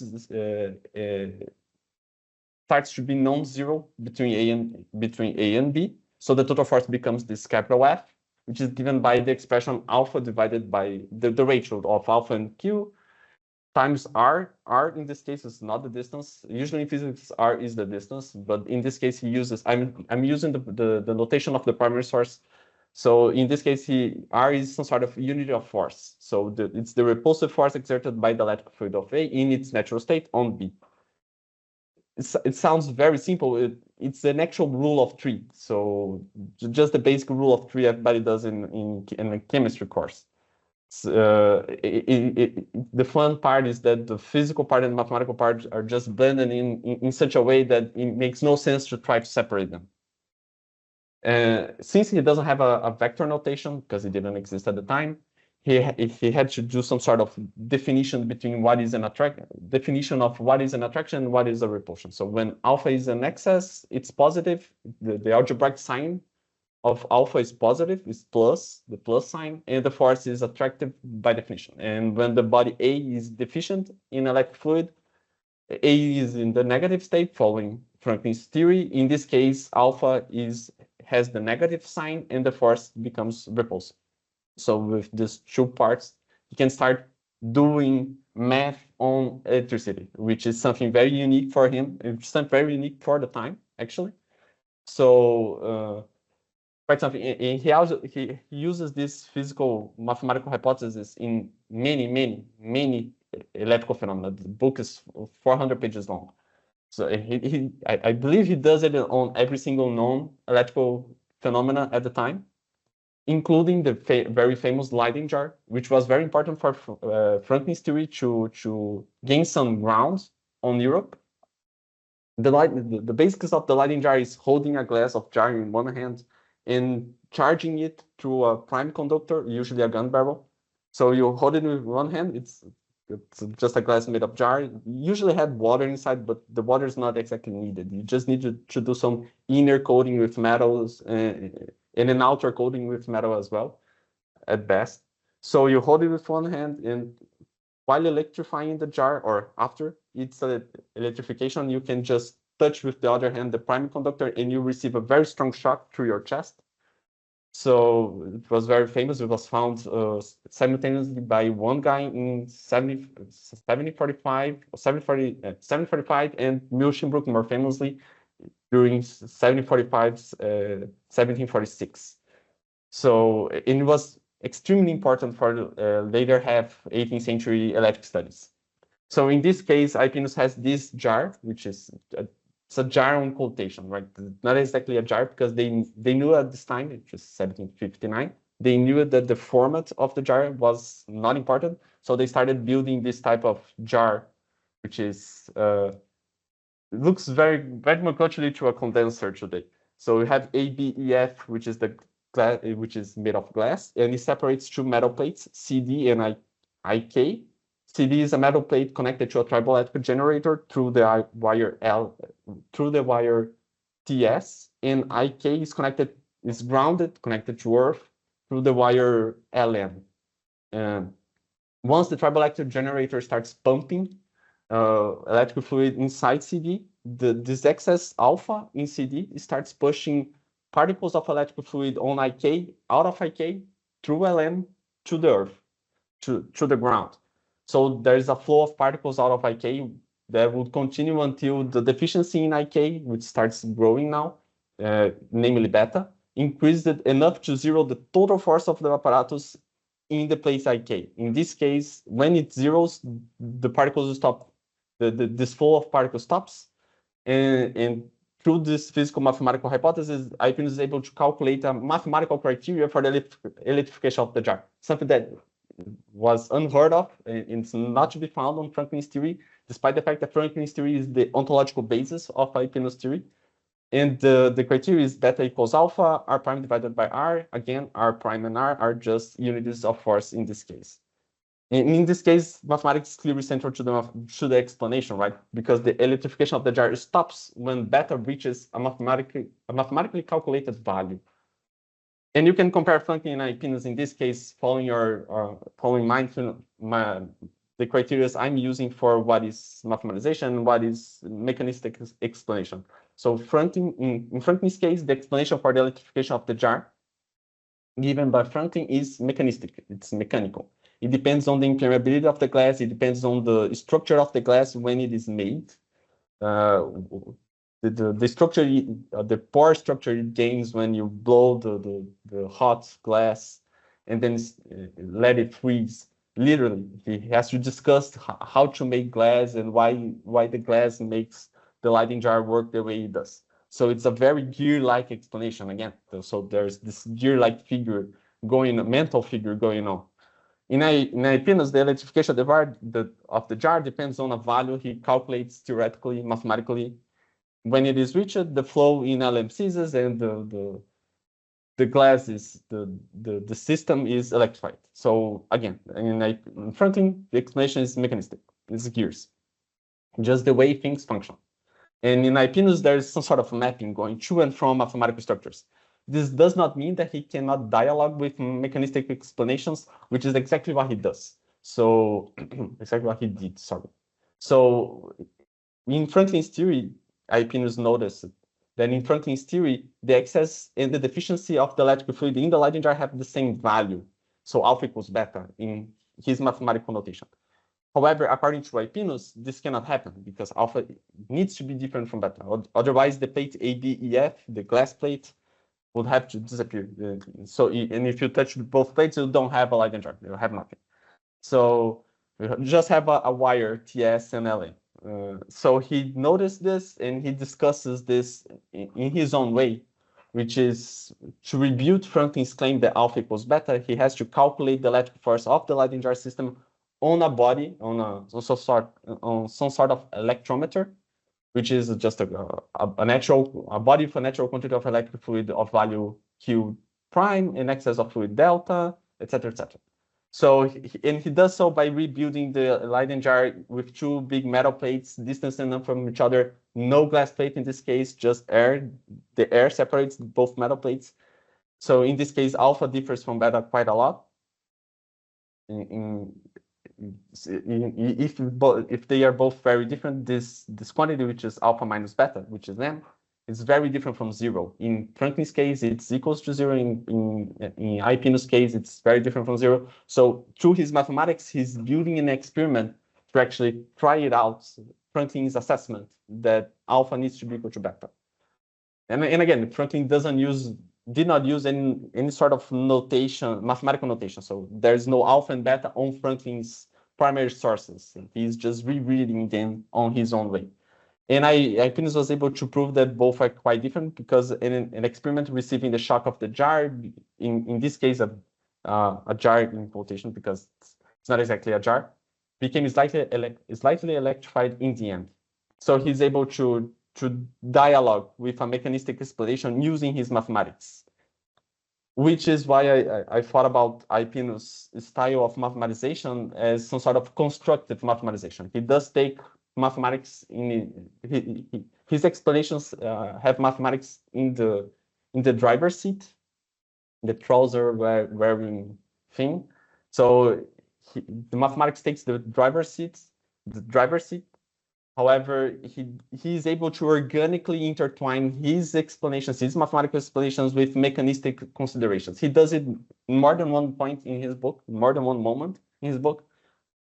When he discusses the fact that electricity is able to attract and repulse, but gravity is only able to attract, he also has to intertwine mechanicism with mathematization. Not as successful as in this case, but he does try it.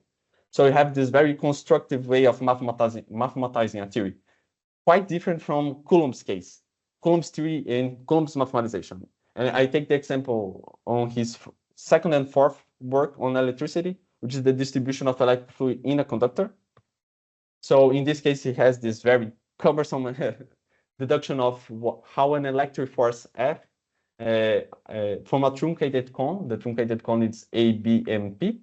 So how the electric force of this truncated cone works on this point C, which is not very well drawn in his picture. Again, this is from the primary source. I just added this X to help a little bit. So he does some calculations. He's doing what physicists usually call this a no-go theorem. He's trying to prove that something cannot happen otherwise. Something on the lines. So he takes the generalized electric force, which is F is proportional to 1 divided by the distance to the power 2 plus n, so not just 2, which would be the inverse square law. In this point, he already had made and published his work on torsion balance, so he knew the inverse square law. The inverse square law, he already published it. However, in this case, he's trying to do a generalized theorem, so he does rewrite the expression to add an n. So in his theory, n equals 0. He does it in a way that he eventually gets to the following conclusion. If n is bigger than 1, only the closest parts to each other electrically interact, the closest infinitesimally. And if n is smaller than 1, all parts finitely close to each other electrically interact. They don't need to be infinitesimally closer to the point in consideration, to the C point. So in his case, n equals 0. So he applies this deduction to a conductor of an unspecified format, which is AFB in this case. So if n equals 0, then the inverse square law holds. Coulomb proved that the electric fluid in this conductor will just move toward the surface given a certain period of time. So if you The reasoning here is just you take a particle of electrical fluid in the point B, and the electric force produced by the ADBE will cancel the DBEC out. So they both cancel, and what's left, since it's finitely closed and n equals 0, so it's smaller than 1, this whole AFBC part will just push the particle in B toward the surface. So this is how he deduces this. This still holds true to electrostatic theory today, and the deduction is not a different action. So it still holds, right? However, his deduction works only for a one fluid theory, which is Ipinus and Franklin's ontological entity. It's their ground, mechanistic ground, but not for the two fluid theory, which was proposed in 1759 by Simmer, and which was the theory that Coulomb believed. So there's a funny thing here, which he spends some time, some pages, some ink, deducing this for a one fluid theory, but he doesn't deduce it for the two fluid theory. If he were to try it to deduce it for the two fluid theory, he would fail spectacularly because it doesn't hold, unless for one specific type of conductor, which is a perfect sphere. So anything other than this would simply just not hold. So he believed in the two fluid theory. His deduction works for the one fluid theory. This is a physical question, an ontological question, but it is also a mechanistic question, because what type of gear are you working in your theory? So what type of mechanistic gear? Is it one gear or two gears? And this mechanistic question did not pull Coulomb's attention. It should have, but he was just way too focused on the mathematical explanation, on the mathematical construction, on the mathematical structure, to actually get caught on such a discussion, to actually lose his, how can I say, to actually spend some ink on such a question, one versus two fluid theory. There is one moment in one of his works, I guess it's the sixth work. Sorry for the sixth. It's hard for a Portuguese-speaking person to say the end with T and H. However, in the end of his sixth work, I guess he discusses how this one versus two fluid theory for him made no sense, and he says something on the likes that in the future we will have a better theory that will be independent from the one or two fluid theory. For the one or two fluid discussion. So in Coulomb's style of mathematization have this antagonistic mathematization, because in history there are mathematical explanations, mathematical constructions, mathematized constructions, and there are mechanistic questions. However, he pays no attention for mechanistic questions whatsoever, even when they are in confrontation with his mathematical deductions, such as the case we just saw. So in these cases, there's some sort of, in Coulomb's case, in Coulomb's style, there's some sort of friction. And as a conclusion, the defining statements of each case, from Ipin's explanation to Coulomb's theorem, especially to Coulomb's lack of discussion on something that he should have discussed, can only make sense in each theory due to the underlying approach toward mathematics. So it only makes sense for Coulomb to not discuss this, not discuss what he should have discussed, when you realize that he did not care. His style gave him a blind spot, produced a blind spot on mechanistic questions. Once you consider this, it makes sense that he did not discuss such a thing. So therefore, each of them has a unique style of mathematization, and this philosophical toolbox, styles of reasoning, styles in my idea of styles of mathematization, which is some sort of narrow styles of reasoning. This philosophical toolbox can help us analyze the process of mathematization diachronically, so it's good for historians, I guess. We can thus go above and beyond 18th century Aristotles. Thank you.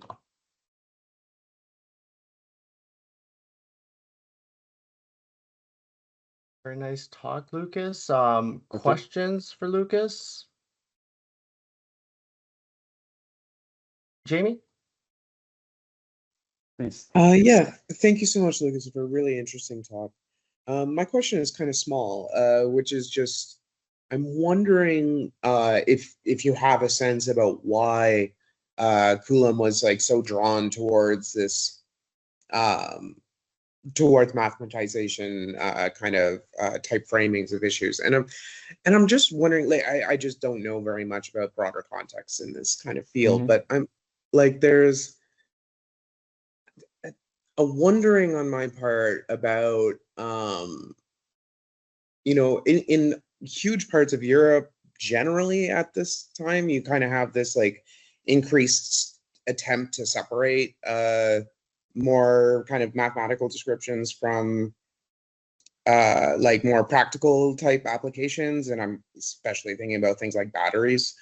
So I'm just curious about whether there's kind of like some attempt to kind of like steer towards the more kind of like basic end of the spectrum or something like that, or I don't know if something else is going on. Okay. I guess the idea of battery that you mentioned is on the Galvani-Volta controversy, I guess. You're thinking about the Galvani-Volta controversy. Yeah, okay, yeah, that's exactly. a little after, somewhat after my Columbus work. So it's by pretty much the end of the 18th century. On the turn of the century, pretty much the last 10 years. So after Columbus works, most of his works, at least in electrostatics. So I'm not sure if I understood it correctly, but in the Galvani-Volta controversy, as far as I remember, there was not really a discussion on the mathematics of it. Just the idea of whether the embodied electricity could be explained through some sort of biophysical entity, which is Galvani's point, and Volta was the guy that said, oh, this is inorganically. This is inorganic. I don't need to know about the frogs or how they work or how nerves work. I just need to explain the potentials, right? These are pretty much electrostatic potentials. So he's, as mostly a physicist, his idea was to explain it in a way that was independent of the frogs. So that's why he built what we call today the voltaic pile, right? If I'm not mistaken. So if you could remember, if you could just repeat the beginning of the question. It was more of a broad kind of question about just like if you had a sense about why Coulomb was kind of drawn towards that more math. Okay, it makes sense. Okay. By the end of the 18th century, this is a point that Gingra's article, which is what did mathematics do to physics, makes quite a convincing argument that mathematics worked in a way to actually separate the professionals from the amateurs. So by the end of the 18th century, the places like the Académie Royale des Sciences would stop publishing works that did not contain enough mathematics, which made some people really, really pissed off to the academy. So people like Bertrand Castel. He had a work on astronomy that at best used some sort of minimal geometry to explain astronomy. So, and he tried to publish it in the Académie Royale, and he was rejected because he was rejected by Denis Poisson, a very famous physicist, because it did not contain enough mathematics. It did not contain complicated math. So Castel would end up publishing his work as a self-published book, and in the preface, how do you say it in English? I think it's the preface, the beginning of the book. So he pretty much says something like the mathematical dictatorship of Poisson tried to censor me, something on the likes. He wrote something on this light, something on this light. So on this light. So Coulomb's being drawn to mathematics makes sense on the point of view that he had a degree in engineering for the French army. So well, he had some acquaintance with mathematics, even complicated math, and he could do so. And at that moment in France, there was this whole peer pressure to do math in order to get known. Actually, electrostatics in this case, in the 18th century, functions as some sort of boundary, because he and Hypinus is also a very mathematical, some sort of physics and mathematics blended in together, etc. Just like Coulomb in a way, stronger than Coulomb on the mathematical side, actually, by far. Having read his book, I can positively say that he was way above and beyond most people in mathematics at his time. So, but they were using Franklin's theory, and Franklin's theory has no mathematics. Meanwhile, Franklin's friend Cadwallader Colden tried to publish some books on gravitational theory by the later half of the 18th century, but he had no experience in mathematics, just like Franklin. And it's funny to compare them because Cadwallader Colden had some really strong difficulties on publishing his works on gravity because he did not use math. He was not acquainted with math. And in the same moment, at the same time, Franklin could publish books on electrostatics, no math, and got worldwide recognition. So you can just see how the peer pressure just kept, how can I say, kept evolving from one area to another as soon as mathematics took ground in it. So as soon as math reached some place in physics, like electrostatic research, it began to be slowly used as some sort of division between professionals and amateurs. Franklin's and Cadwallader Colden's is a very the comparison between Franklin and Cadwallader's, who I guess most people don't know in comparison to Franklin at least. It's quite an interesting topic in this light of it. I believe Gingra's article discusses this in depth because it's the actual crux of his article, which is this one, what mathematical physics. What the mathematical it's fascinating. It also brings in, like, I think the styles of reasoning, the richness of the styles of reasoning kind of concept comes in there, and bringing in the social history. One tiny little add-on, like it just made me think about road study about like late 19th century England stuff, where you get people like Rutherford who are like thinking of vulgar commercialism kind of getting in the way of less mathematic ways of thinking about electrocommunications kind of technology, or like, you know, burgeoning kind of stuff there. So it's just interesting that there seems to be some parallels that are going on in these different areas in different parts of history. Yes. Okay. Interesting. And Lucas, I had a question really about when you think this style starts, right? So are you presenting these guys as the exemplars of the beginning of this period, or could we push this back, right? We have Galileo using geometry to kind of represent motion. We have in Principia in the 17th century, we get the use of calculus geometry to map out motions. And then, of course, once you get to relativity, you have very kind of complicated mathematics like Minkowski spacetime, the Lorentz transformations in SR, and then in GR you get Riemannian geometry being used. So there's this long tradition, and there's a question of like, when does it start? If you think it starts with Coulomb and these people, you're talking about what's maybe distinctive about it. Is it related to the kind of mechanistic issues you talk about?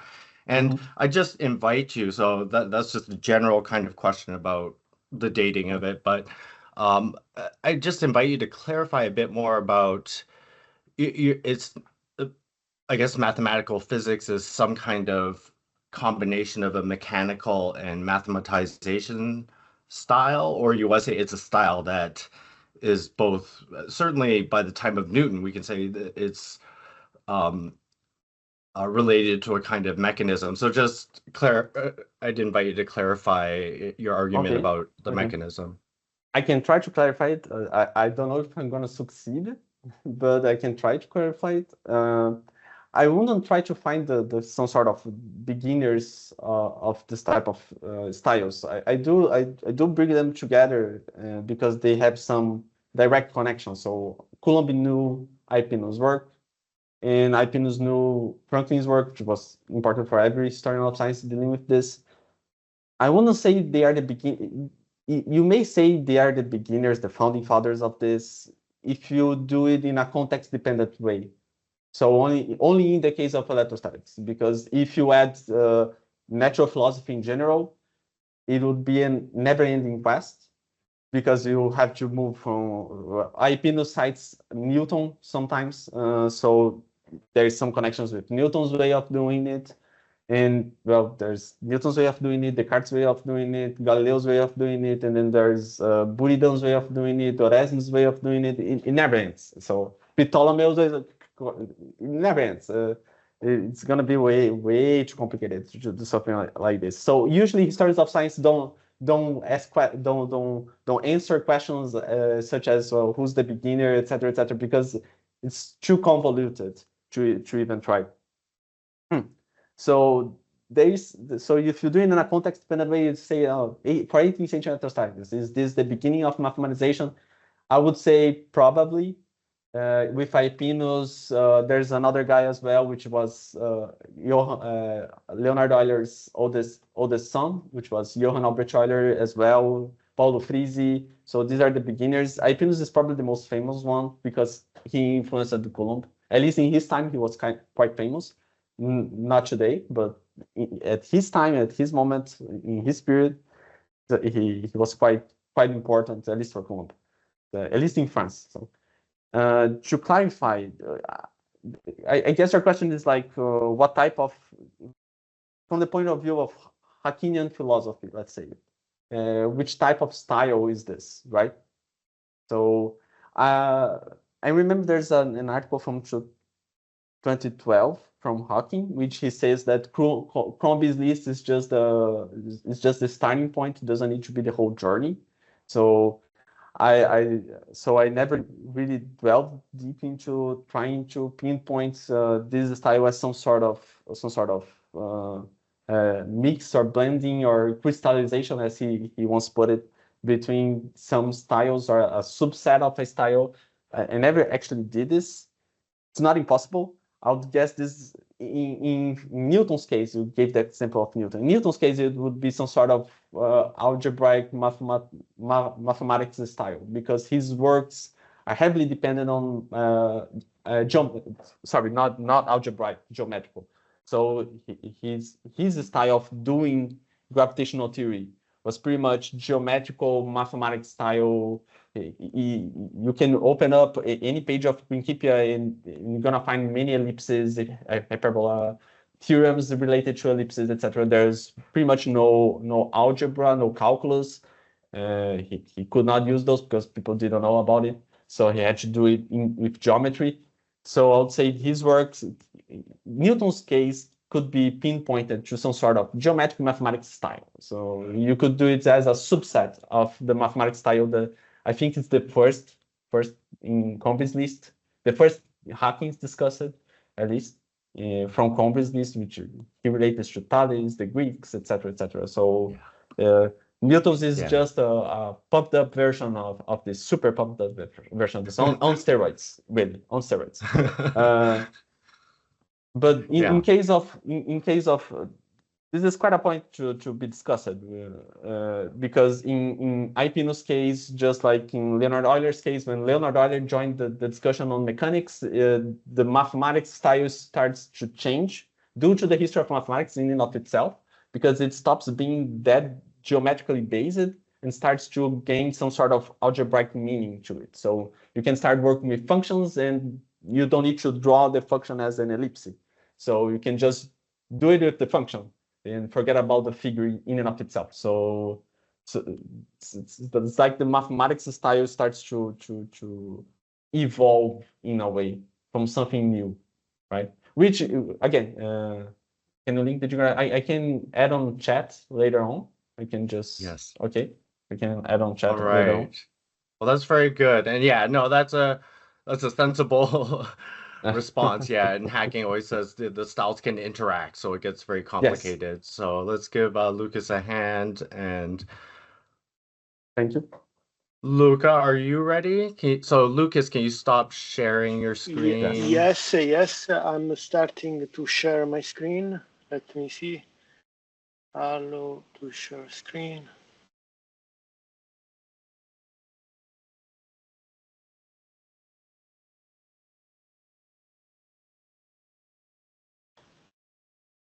Can you see my screen? No. I cannot. No. You see your screen? Yes. Jamie, what was the intervention here?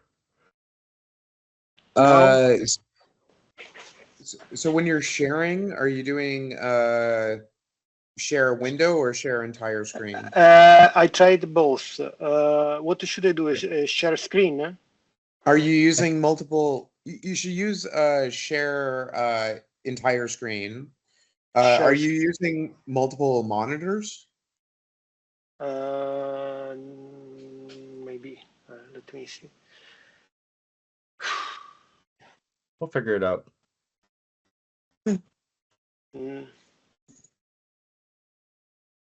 So stop sharing and try sharing again. That seems to maybe now. Right? Yes. Yeah. Now we got your team screen. And now can you see the presentations? Yes. Okay. That's perfect. So try starting up. Yes, slideshow. Okay, so now you can hear my voice and you can see the screen, right? Yeah. So yeah, I'm happy to introduce Luca Sciortino from eCampus University in Italy. So take it away. Okay, so first of all, I want to thank John and all the other organizers. Thank you very much for having me here. And thanks to everyone attending today. There is a sense of the term style that has its most natural home in discussions of art. However, although Hacking has sometimes mentioned the connections between art and science, we can say that he has never highlighted any important connection between the use of the notion of style in art history and his use in its use in philosophy of science. So this circumstance has left scholars of hiking with this doubt: is the use of style in art history useful in attempting to characterize styles of reasoning in the sciences?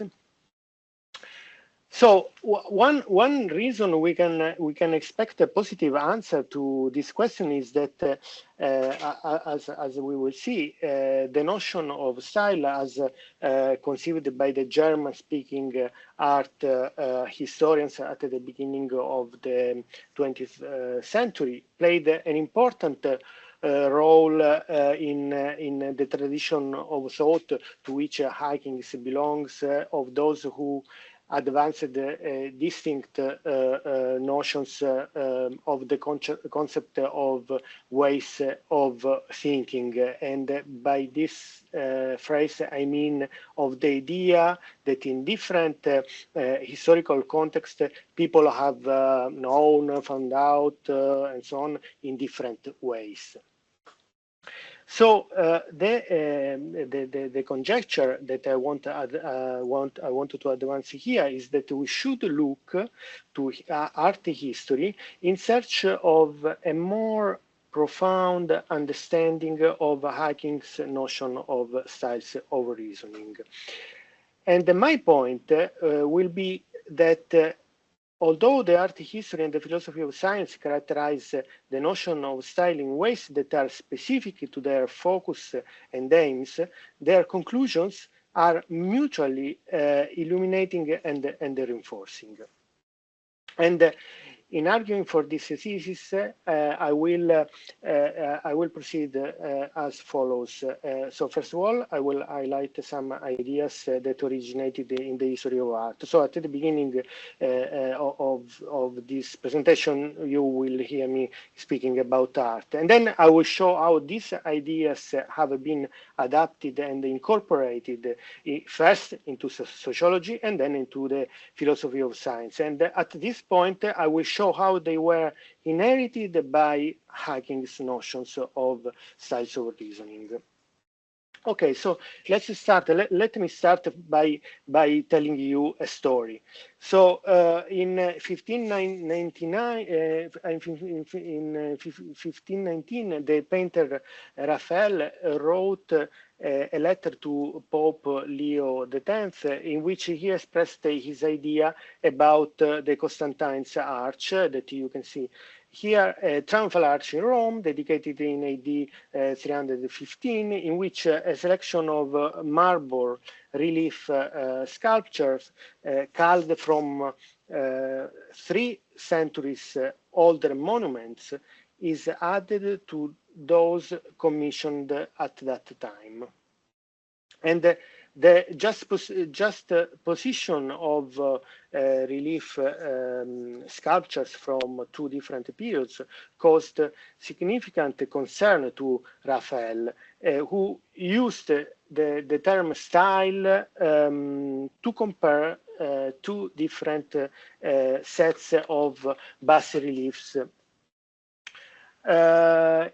He considered their stylistic changes as a sign, as he said, of the collapse of the classical Greek canon of forms during the late Roman period. And when in 1568 the art historian Giorgio Vasari compared the same sets of the bas-reliefs, he made similar comments to Raphael, adding that the art of sculpture had begun to decline from the 1st century,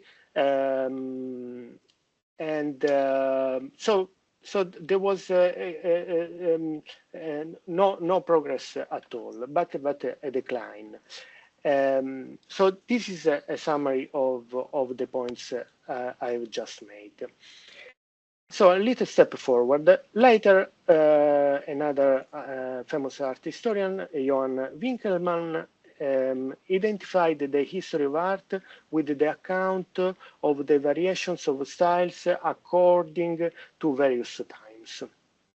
Winkelmann laid bare another dimension then of the concept of style, a dimension which pertains to the historical or I would say sociological context of the work of art rather than to the elements common to a set of objects as in Raphael and Vasari's account of Constantine's Arch. Style as a sociological or an immanent dimension. But the sociological dimension can also be contrasted with what we may call the aesthetic dimension. That is style understood as an achievement of the timeless aesthetic norm of art. So there is a style and there are the styles. In the plural, styles refers to a normative taxonomy, differentiating various schools or epochs. But in the singular, it refers to what you, as an artist, you can achieve, the creative act itself. Now, another step forward. At the end of the 19th century, art historians such as Alois Riegel and Heinrich Wölfflin carried out a historicization of Kant's transcendental aesthetic. And from this perspective, in 1901, Riegel joined this discussion of the Constantine's Arch, arguing that the 4th century reliefs marked a new way of perceiving space and symmetry rather than an epoch of regress. For him, the transition from a style to another is, as he wrote, a necessary transition backed by the human thought, a change in what he called the Kunstwollen, the creative intention of the artist, which changes as a consequence of a mutation of a worldview. On the other hand, Welflin provided a subtle analysis of period style based on the idea that artists are bound to the visual possibilities of a certain epoch.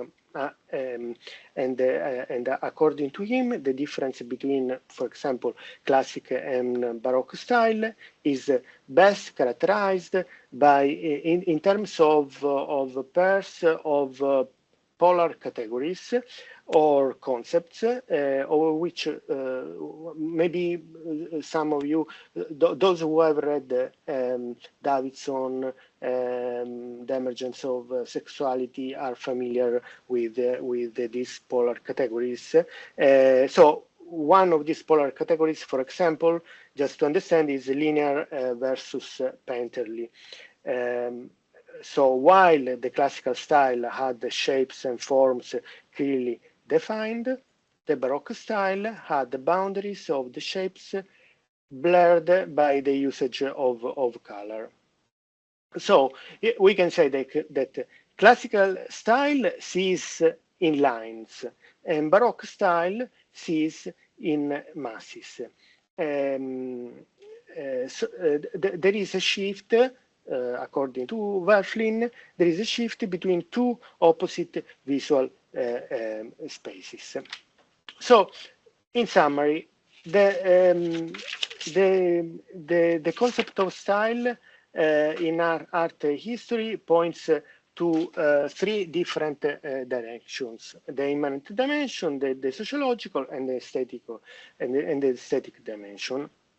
And furthermore, the art historian's investigation into the sociological dimension of the concept of style, all the differences notwithstanding, led to the conclusion that in history of art is possible to recognize different ways of seeing. Now, the critical tradition of German-speaking art historians played an important role in the thought of all those scholars in Central Europe who, at the beginning of the 20th century, started to write on sociological aspects of knowledge in a neo-Kantian perspective. And among them, as you know, the sociologist Karl Mannheim, who adapted the concept of style to the history of human thought by putting forward the notions of thought style. So according to him, like art, human thought also develops in styles. And just as Riegel and Welflin believed that art styles differ in categories of perception, so Mannheim believed that each thought style is identified by specific categories of thought, as well as different ways of experiencing things, like I don't know, institutions, conflicts, and so on. So Mannheim highlighted the sociological dimension of the notion of style by contrasting it with the immanent dimension. And he also assumed that just as it is possible to identify an artistic style from an analysis of a work of art, so it is possible to identify a style of thought from its objectifications, for example, I don't know, speeches, writings, and so on. Now, the term thought style made again its appearance in the works of Fleck to dub the distinctive mode of thinking of a community in which knowledge is produced. there is no evidence that Fleck read Mannheim or Riegel. However, he referred to a volume edited by the German philosopher Max Scheler, of which he cited the contributions of various sociologists who, like Mannheim, were connected with this intellect, with all these art historians have mentioned, and they were surely aware of Riegel's work. So, what Fleck's thought style supply, what is notion supplies the members of a collective is somehow like the Kantian categories, so kind of prerequisite to any thought at all. But Kuhn too, who, as we know, explicitly recognized Fleck's influence, described the goals of his project in Kantian language, and then Fleck and Kuhn were not the first philosophers to pursue this objective of historicizing Kant by putting forward a notion of ways of thinking, because it was under the influence of neo-Kantianism that Lucien Lévy-Bruhl and Leon Braschwitz, the fathers of historical epistemology, began the historization of Kant, which characterizes this tradition of thought. Then other historians, other historical epistemologists such Metzger, Coiré, inherited from Lévy-Bruhl and Braschwitz the idea that human thinking changes across different times and cultures. Then we know that Foucault proposed the notion of episteme, which could also be described as a transient replacement of Kant's a priori. And Paul Feyerabend himself, who directly encountered Riegel's ideas, conceived of worldviews as characterized by specific categories of thought. And now here is Hacking, in line with the tradition of thought of historical epistemology. Hacking maintained that his aim was to continue Kant's project of explaining how objectivity is possible. So he wrote, Kant did not think of scientific reason as a historical and collective product, we do. And he also added styles of reasoning are part of what we need to understand what we mean by objectivity.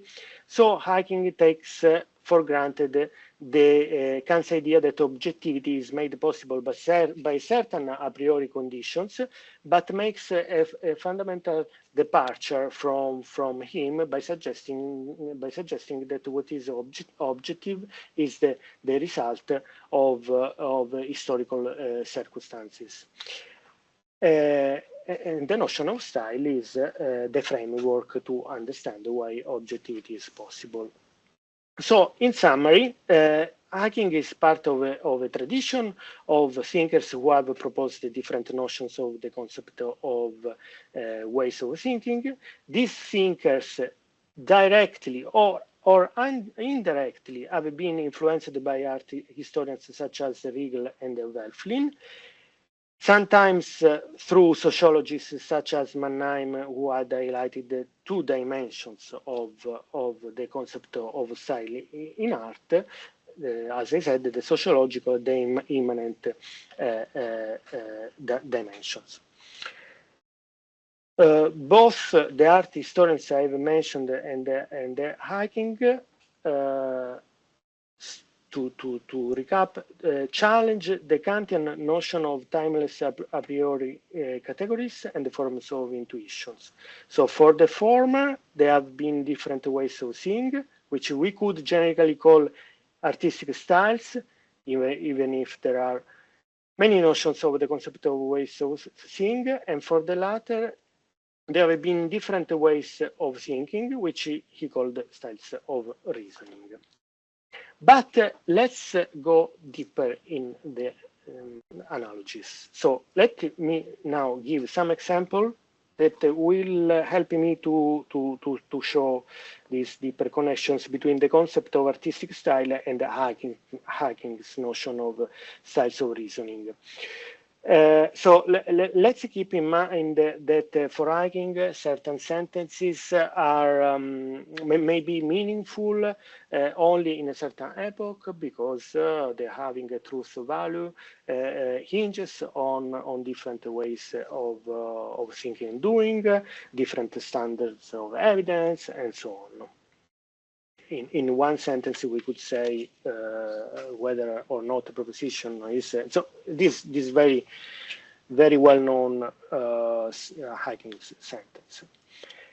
So let me start by showing you this configuration. It was drawn by the traveler Santo Brasca in 1481, and it has the caption, "This is the shape of the Holy Sepulchre."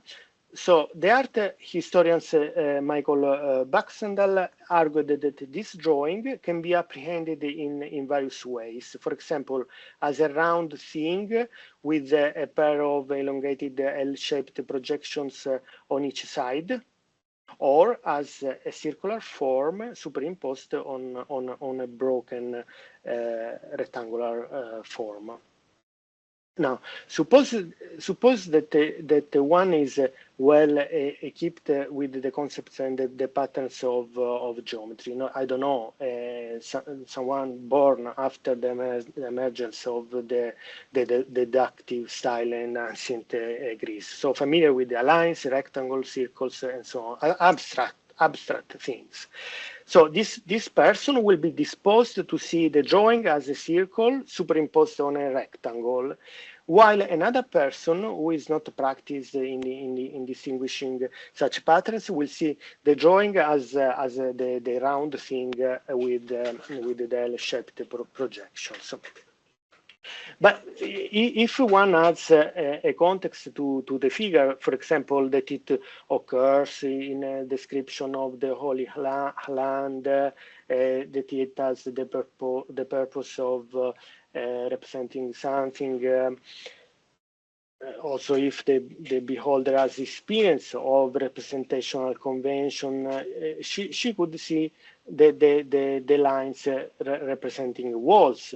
But however, the ground plan is always an abstract convention, and maybe a 15th century Chinese, once he had learned the ground, this convention, he might infer something else, like a circular central court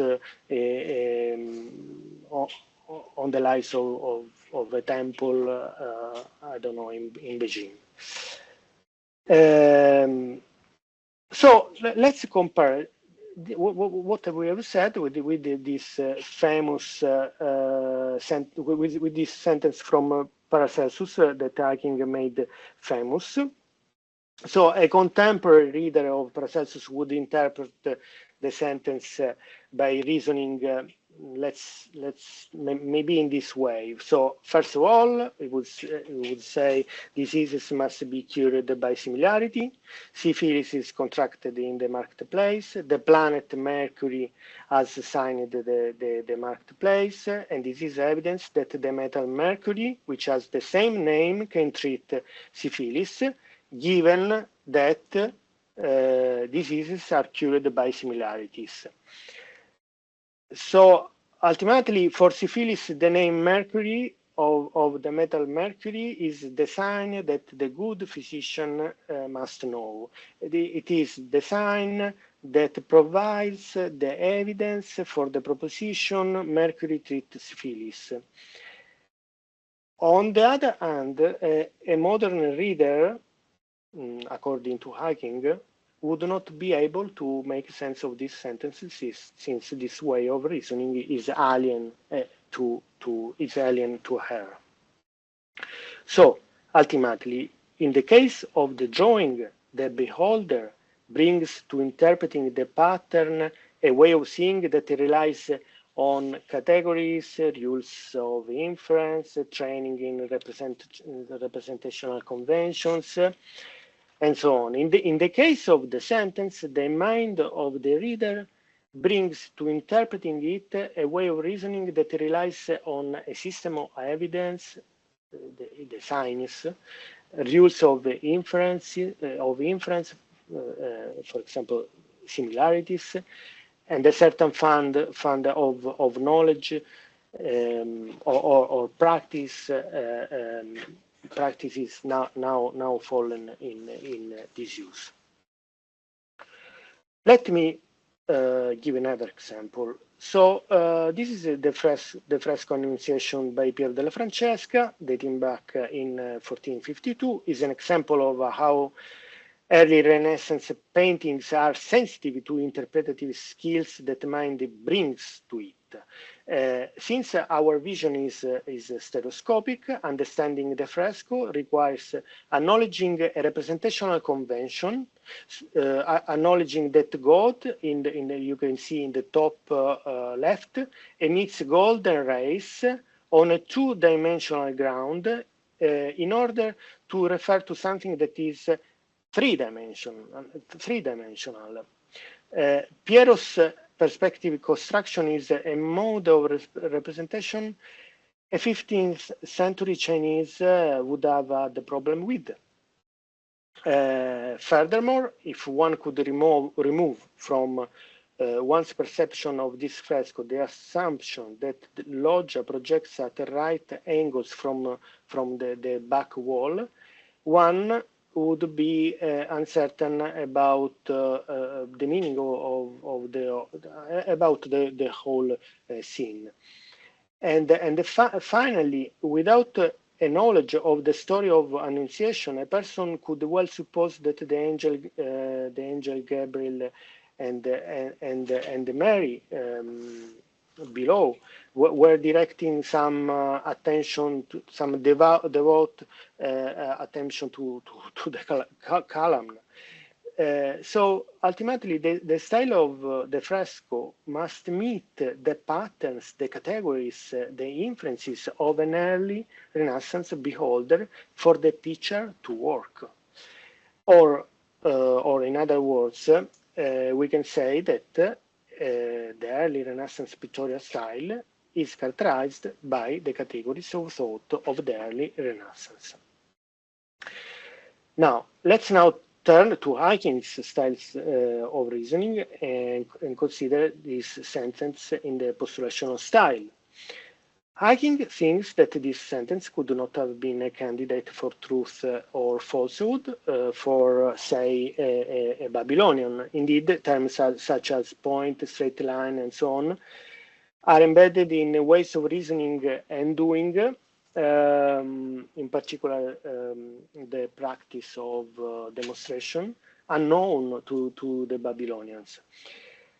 So ultimately, while the early Renaissance pictorial style is characterized by specific visual categories, the style of demonstration is characterized by specific thought categories.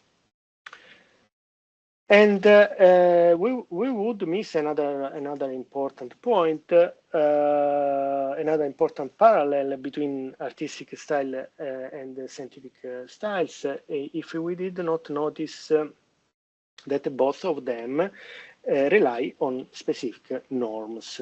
This is an important point in the styles project. So to be clear, take this scene from the Odyssey by Pinturicchio. It uses a language that we don't know, we only half understand. For example, the person on the foreground with his finger, with his emphatic finger, is he expressing disapproval, or is just telling a story, is narrating, what's he doing? And also, if you look at the man with the turban, with the raised palm, is he expressing surprise, or maybe sympathy or dismay? We don't know enough of the Renaissance language of gesture to be sure about all these things. An authoritative source of gestures meaning was a manuscript called The Mirror of the World, which provided to the preachers a codified range of gesticulation. So you, if you are familiar with this, you can understand better the picture. So the list gives a little insight into the mystery of Pinturicchio's scene from the Odyssey. And it's a necessary part of looking at the Renaissance pictures. Now, consider Hacking's taxonomical style of reasoning, which involved certain norms that established what had to be taken into account as fundamental in the study of a living being. The community of naturalist historians in Linnaeus' time all agreed that in the study of reproductive organs of a plant, number, form, proportions, and so on must represent the features necessary for justifying what can be considered as a sound classifications. So here in this example again, to summarize, just as styles of reasoning rely on standards of truth to determine whether a proposition is true, so artistic style rely on norms for interpreting a work of art. Another thing, it is also important to note that both artistic and the scientific styles of reasoning select and exclude portions of the word, so to speak, opening a specific space and relegating to the oblivion certain questions. Indeed, think of the emergence of the historical genetic style of reasoning, when scientists turned their eyes to previous unnoticed portion of the world, to objects such as fossils, minerals, rocks, geological layers, and so on.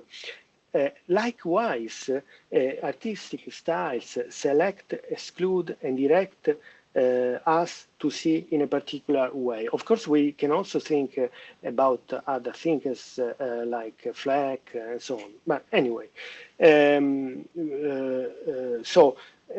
artistic styles to select, exclude, and direct us in a particular way. So the example of Riegel's analysis of Egyptian art serves well as an example.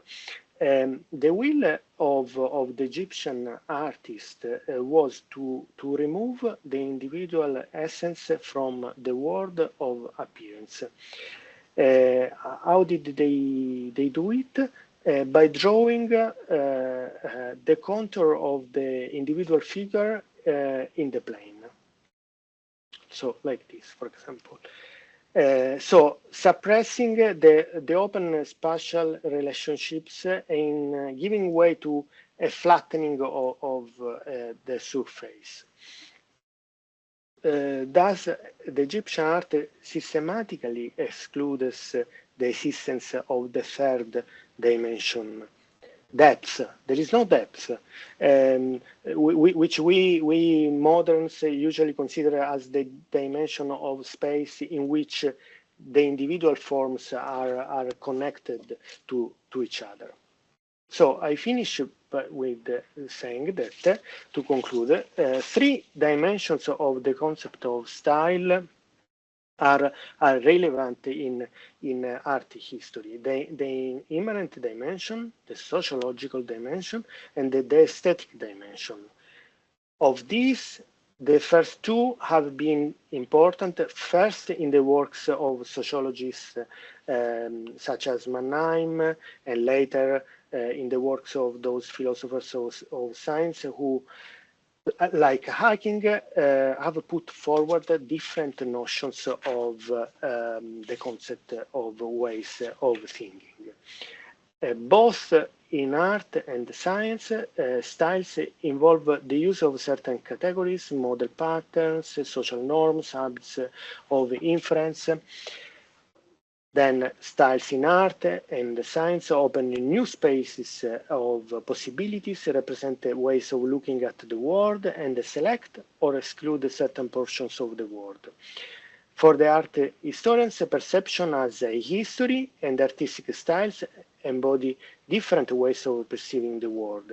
For Hacking and the other thinking in the traditional historical epistemology, reason as a history and scientific styles embody different ways of reasoning. While Kant found the conditions of aesthetic judgment in the universal structures of mind, Riegel, Welflin, and other great art historians found them in certain historical conditions for possible interpretations of an artwork.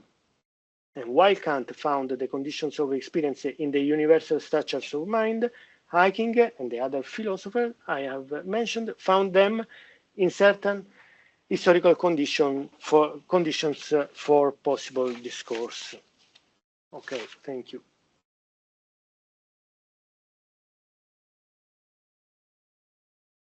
Thank you, Luca, for a fascinating paper. Okay, thanks. I have just kind of a footnote, or Ken, why don't you go?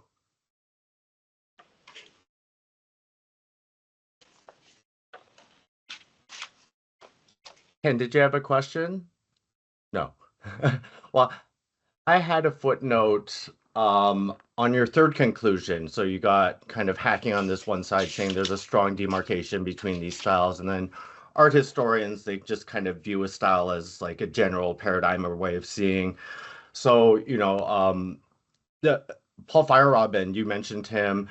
In the late 60s, he was kind of undergoing a change. So I'll email you about this. But basically, in the 60s, he's kind of concerned with pluralism within empirical science. He assumes science is superior to non-scientific ways of knowing, like religion or art. And then around the mid to late 60s, yeah, in 67, he changes his mind. So you're familiar with this. So he starts arguing that non-scientific, non-empirical forms of life like art and religious narratives, they're actually epistemic competitors to science. And so he has a couple papers that are worth mentioning. His 67 paper on the improvement of the sciences and the arts and the possible identity. Science as an art, yes. Science as an that's art. right. He's got a few of them. So yeah, you probably have it in there already, but I think that it's there. You have Feyerabend just saying, styles are something, he thinks of them as forms of life, Wittgensteinian forms of life. They're on equal epistemic footing, as it were. So, yeah, he's with the art historians in some ways. Yeah, I think all that could be said even of Feyerabend. Apart the fact that Feyerabend thinks that different styles of reasoning, such as mythological style or rational style, they really perceive the world in different ways. Hacking doesn't say that, but for Feyerabend, the Greeks really perceive the gods. So the analogy is even stronger in the case of Feyerabend. And there's a decent chance, well, I don't know, like Feyerabend and Hacking were pretty good friends, and I'm trying to think of where Hacking ever mentions art, but I wonder if they even talked about these, but I think there's a clear Exactly. separation. Yeah. Hacking's Yeah. gonna Yeah. want, like you said, something like a demarcation criterion, and Yeah. Feyerabend, at least post 1967, he cares less about that. Yeah. Any other questions for Luca? And I assume you've read Chiara Ambrosia's. She has a paper on, it's on Feyerabend and art Yes. in Jamie's. From London School of, no, it's a university based in London, I think. It's a paper Yes, she's a of UCL, someone. I Yeah. think. Yes. But in the Feyerabend critical essays edited by Karim Bashir and Jamie Shaw here, she's got a nice essay on art. And yeah. All right, we have a question, Jack. Thanks. Sorry, I might have just missed what you said in going through everything, but could you maybe explain to me what role you think things like self-authentication are playing in differentiating styles of scientific thinking from styles of art in art? Yes. I think so.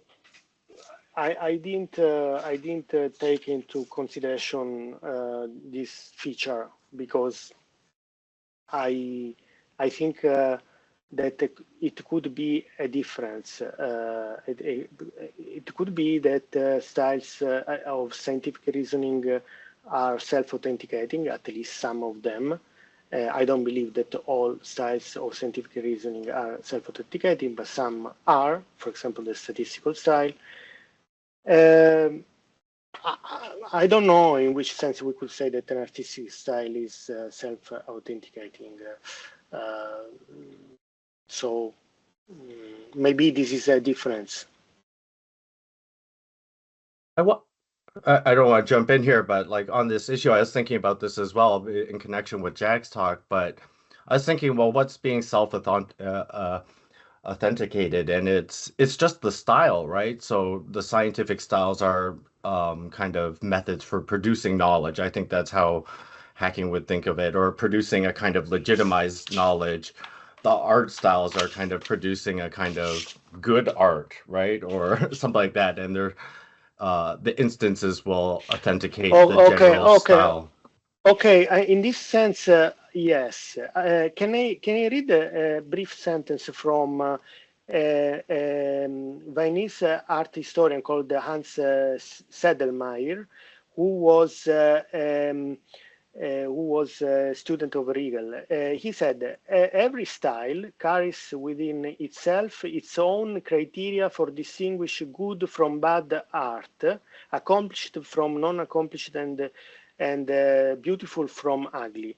There are no quality criteria between styles. So this looks really what Hacking says about. So in this sense, thank you, Jonathan, for pointing me this out. In this sense, yes, could be an analogy. Every style has its own rationality in art and in science. Yes, in this sense, yes. I was thinking earlier. I was thinking about sentences, so it was different.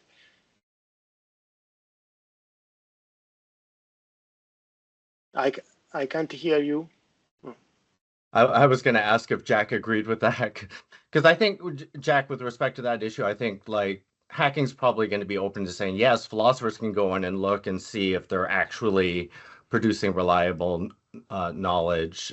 So it's just the style that gets self-authenticated, right? It's a historical story of how it got entrenched, something like that. All right, so we're at the break. We've missed a bunch of the breaks, so we're gonna reconvene in exactly 5 minutes. And let's thank Luca. Thank you. Very fascinating talk. It's the history of the history of art, right? So if compared to Hopos, it's like ho-hoa, something like that. It's very interesting. Very good. Presentation is okay.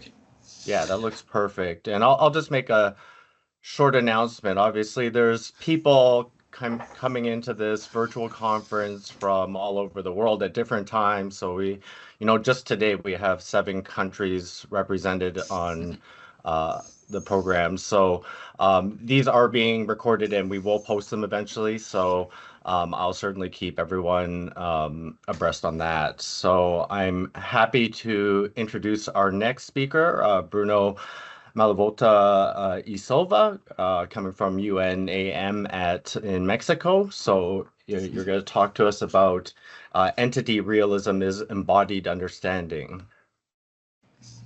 Perfect. Well, good morning to everyone from Mexico.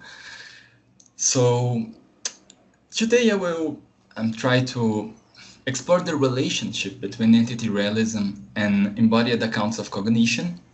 I will essentially argue that they are fundamentally the same thing from an epistemological perspective.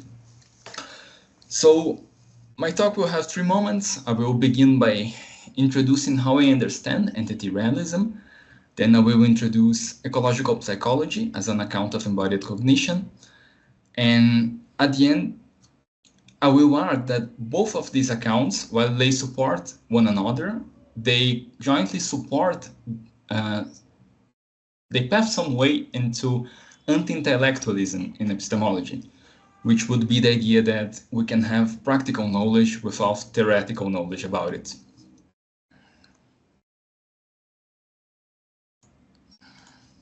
Okay. So the basics about entity realism, as it is well known, is that we have a division between entity and theory realism.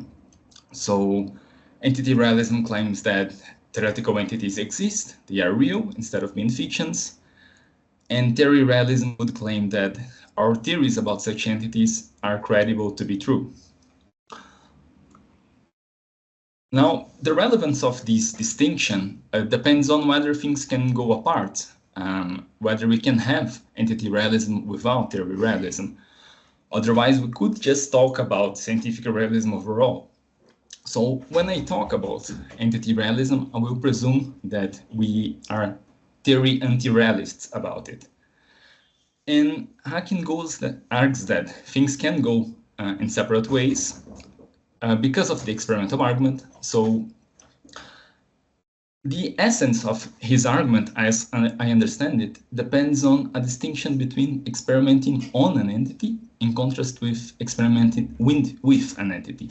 So on one hand, we might perform experiments on an entity, such as measuring IQ, doing experiments on collective unconscious or superego. And that, for Hacking, does not show that the entity exists, because we might be suspicious about it and do experiments on it because of our suspicion.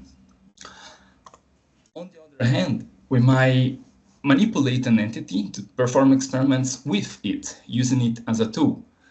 So in that case, you must assume that the entity is real in order to use it as a tool. So here, he introduced a famous slogan that if you can spray electrons to investigate neutral bosons, then you must assume that electrons are real. And he's explicit that we should only believe these neutral bosons once we come to use them in themselves as a tool to investigate other things, and not initially. He also presents arguments for microscopy, for us to believe in the reliability of microscopes and the things we see with them. And although there are a lot of details on microscopes, I believe that the argument is essentially the same, that if we have some suspicions about something being real on a microscope, so we see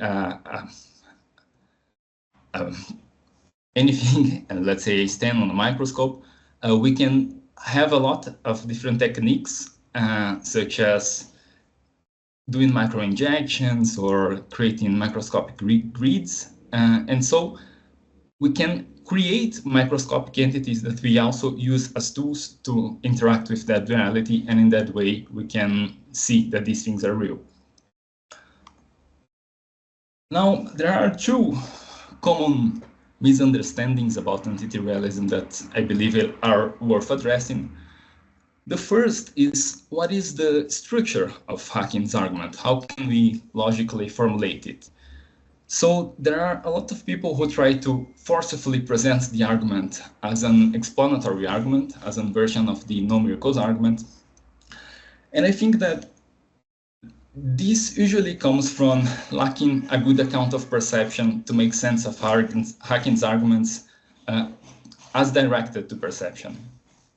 So he's explicit that we should not understand the arguments as explanatory. And alternatively, there's a paper from Miller who presents different ways in which we can formulate the arguments. And my preferred one, which I defend, would be as a transcendent argument in Kantian sense, which exposes the conditions of possibility of our experience. So we would have to assume first some phenomenological premise that states that scientists use electrons and other entities as such as tools to investigate other things. Then, to account for these experiences and for scientific practice, we can make a transcendental move and argue that the reality of the entity used as a tool is a condition of possibility of these kinds of experience and scientific practices. Hence, electrons and otherwise entities are real. The second misunderstanding is how much we can dissociate theory from practice. And this is most widely discussed in the form of objection from hobgoblins, which is a term that comes from a paper of Alan Musgrave, where he comments on Hackin's project. And so Alan Musgrave objects that to believe in an entity while believing nothing further about that entity is to believe nothing. So he argues that, well, let's assume that I tell to you that I believe in hobgoblins, and then you reply, well, so you believe that there are little creatures who creeps into people's house and do housework. And then I say, no, I don't believe any positive things about hobgoblins. I just believe that they exist. And in this case, it seems that my belief is not only obscure, but it kind of implodes because it doesn't have any content. So for that not to happen, entity realism must be accompanied by some level of theory realism. And as I see, Hacking deals with this, first of all, by accepting it and attributing many positive contents for theoretical entities. So he will say that we can have a lore about electrons or cells or such, where a lore would be a collection of facts and traditions about something. So he says that we can understood low-level causal properties of electrons, which would include all the typical stuff like electrons have negative charge, they inhabit the borders of an atom, they have a rest mass of so-and-so. And at this point, it might be tempting to conjoin all these things and elaborate a theory of the electron. Can we do that? Hacking will say, I don't think so. So we have a lore, but not the core of a theory. And here he claims then that we might have a lot of theories, models, approximation, pictures, formalism, methods, and so on about electrons. But there's no reason to suppose that the intersection is a theory at all. And the main difficulty here in formulating a theory would be a problem of consistency, because for different purpose, we might use different models of the electron that are incompatible between themselves. So, on one hand, we do have a lot of positive beliefs about those entities.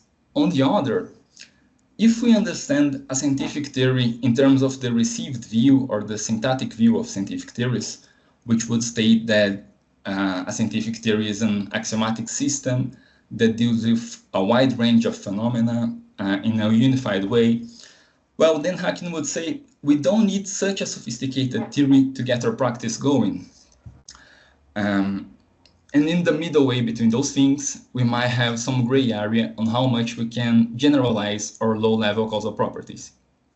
So that is how I understand the proposal of entity realism. Now, ecological psychology, as I mentioned, offers some account of perception that offers some independent support for these views. And nowadays, it situates between a broader program in the cognitive sciences, which is 4E cognition, embodied, embedded, and active, and extended, Generally, this is a program that will try to explore how cognition is not confined to the brain, but it is rather a dynamical process that extends to our bodies and our interactions with our environment.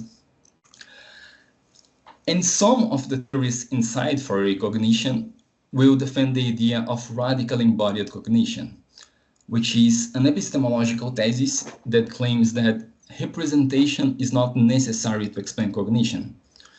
So this is not an ontological thesis. We are not saying that mental representations do not exist. We are simply saying that we can formulate an epistemology that explains cognition without these notions. This is in naturally attunement with Hackin's project of focusing on intervening instead of representation. Now, there are two main approaches which defend this idea of radical embodied rationality. One is enactivism, which I will not talk about today. The other is ecological psychology, which I think it's more straightforward for our talk. And this was developed by James and Eleanor Gibson in the 60s, and it has received more attention nowadays. So its main tenet is the idea that perception is not only focused on action, but the content of perception is focused on affordances. So affordances is a key technical term that Gibson introduces to express the actions that we can take with an object, the possibilities of action that objects afford for the organism. And what matters here is that affordances are essentially relational, so that they not only depends on the physical constitution of the objects, because with different objects we might do different actions, but it also depends on which organisms we are talking about, so that the same object may afford different things for different organisms or different people, so that depending on my abilities, I might do different things with an object and thereby perceive new aspects of it. So behind this conception, there is also a new account of what is information for perceptual cognition. And information will have also these two relational dimensions. On one hand, it is about reality. On the other, it is about agents.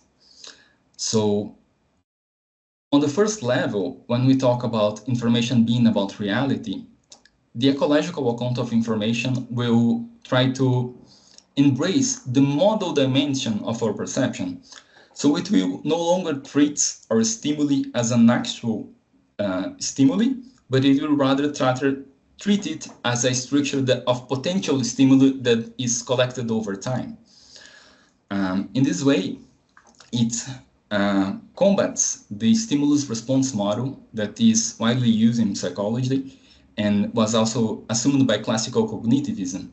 So on this model, we have an input, and then cognition is understood as the computation of representations to do some processes within this input, and eventually generate another mental representation as an output. And because cognition is simply this process of computation of representations, action would be simply an output of cognition and not a part of it. So this is seen as problematic by the active accounts, and thereby they replace this model with a more active approach that will treat action as a constitutive part of cognition. So we would have to think of these cycles of input and output happen many times, and cognition is a process that emerges from these many cycles, where between the repetition of each cycle of input and output, we also have some active, we have actions by which we can improve the efficiency of our collection of inputs. So this might happen since micro movements of the eyes, which will better enhance our focus, or by adjusting my bodily posture, or by actively doing experiments to explore how a domain behaves. And when we explore this, how a domain behaves, we will eventually attune with its structure of behavior, its mode of structure. So Gibson uses a lot this metaphor of attunement, which is to compare this process with the process of a radio, who has to attune to collect only the relevant frequencies of waves and ignore what would be simply noise. In the same way, we have to explore a domain in order to learn what is information within it, and in order to attune what are information to be contrasted with noise. And once we do it, our attention will focus on that information, and so we will perceive the affordances that these objects might enable for us. In this way, at any given moment of these cycles, we will have a major perception that is extended over its process, so we can see the potentials that an object offers for us. So we perceive, for instance, an apple as something that affords us to eat, a ground as something that affords us to walk, and so on. Now, at the same time, this information is not only about the capacities of reality, it is also for someone. So the structure, that information that we explore and capture, it must be meaningful for us, and in order for it to be meaningful, it must be usable in some sense. And hence, this structure will have some dependence on what are the abilities of the organism. So, for instance, ultraviolet light will not be information for a simple human without the proper instruments to capture it, although it might be information for bees or for scientists who have ways of capturing it. So these are the main tenets of ecological psychology. It is a dynamical approach to perception that tries to include the modal dimensions of its content. In this way, if you think about cases like the perception of absences, for example, we might account for these cases, which might be eventually difficult for the simple stimulus responses model. So for instance, if I open my fridge, I can perceive the absence of beer in my fridge, and the absence of beer would be the cause of me going to the market. So there's no momental stimuli that could be correlated to the absence of beer. But still, we can make sense of this perceptual content once we understand that it is situated within a more larger picture, a greater practice, where I am looking for beer in the fridge. So I sustain that this approach has two consequences that are precisely the main tenets of anti-realism. The first one would be that instrumental perception is a form of direct realism about perceptual content. So we can use microscopes and directly perceive cells and electrons and other sorts of things. And in the ecological approach, the way to account for this would be to say that when we develop new practical abilities, the new forms of manipulating an object creates the perception of new affordances, because our new abilities enable that the object afford new kinds of action. And Gibson even argues that this might extend to some artifactual affordances, which are a term more recent to refer specifically for the kinds of action that require some artifacts to be performed. So examples would be microscopy, and Gibson even claims that, well, if you have a microscope, you can see for yourself. So if I see something and I tell you, whoa, I just saw this on a microscope, and you don't believe me, I can give you the microscope and you see by yourself. So this is a literal way of seeing, according to Gibson, not a metaphor. And the same would happen if you use any ordinary tools, such as using a hammer to interact with a rock and investigate its hardness and so on. Furthermore, we also might have social affordances, which would be the perception of an object in terms of actions that require social coordination.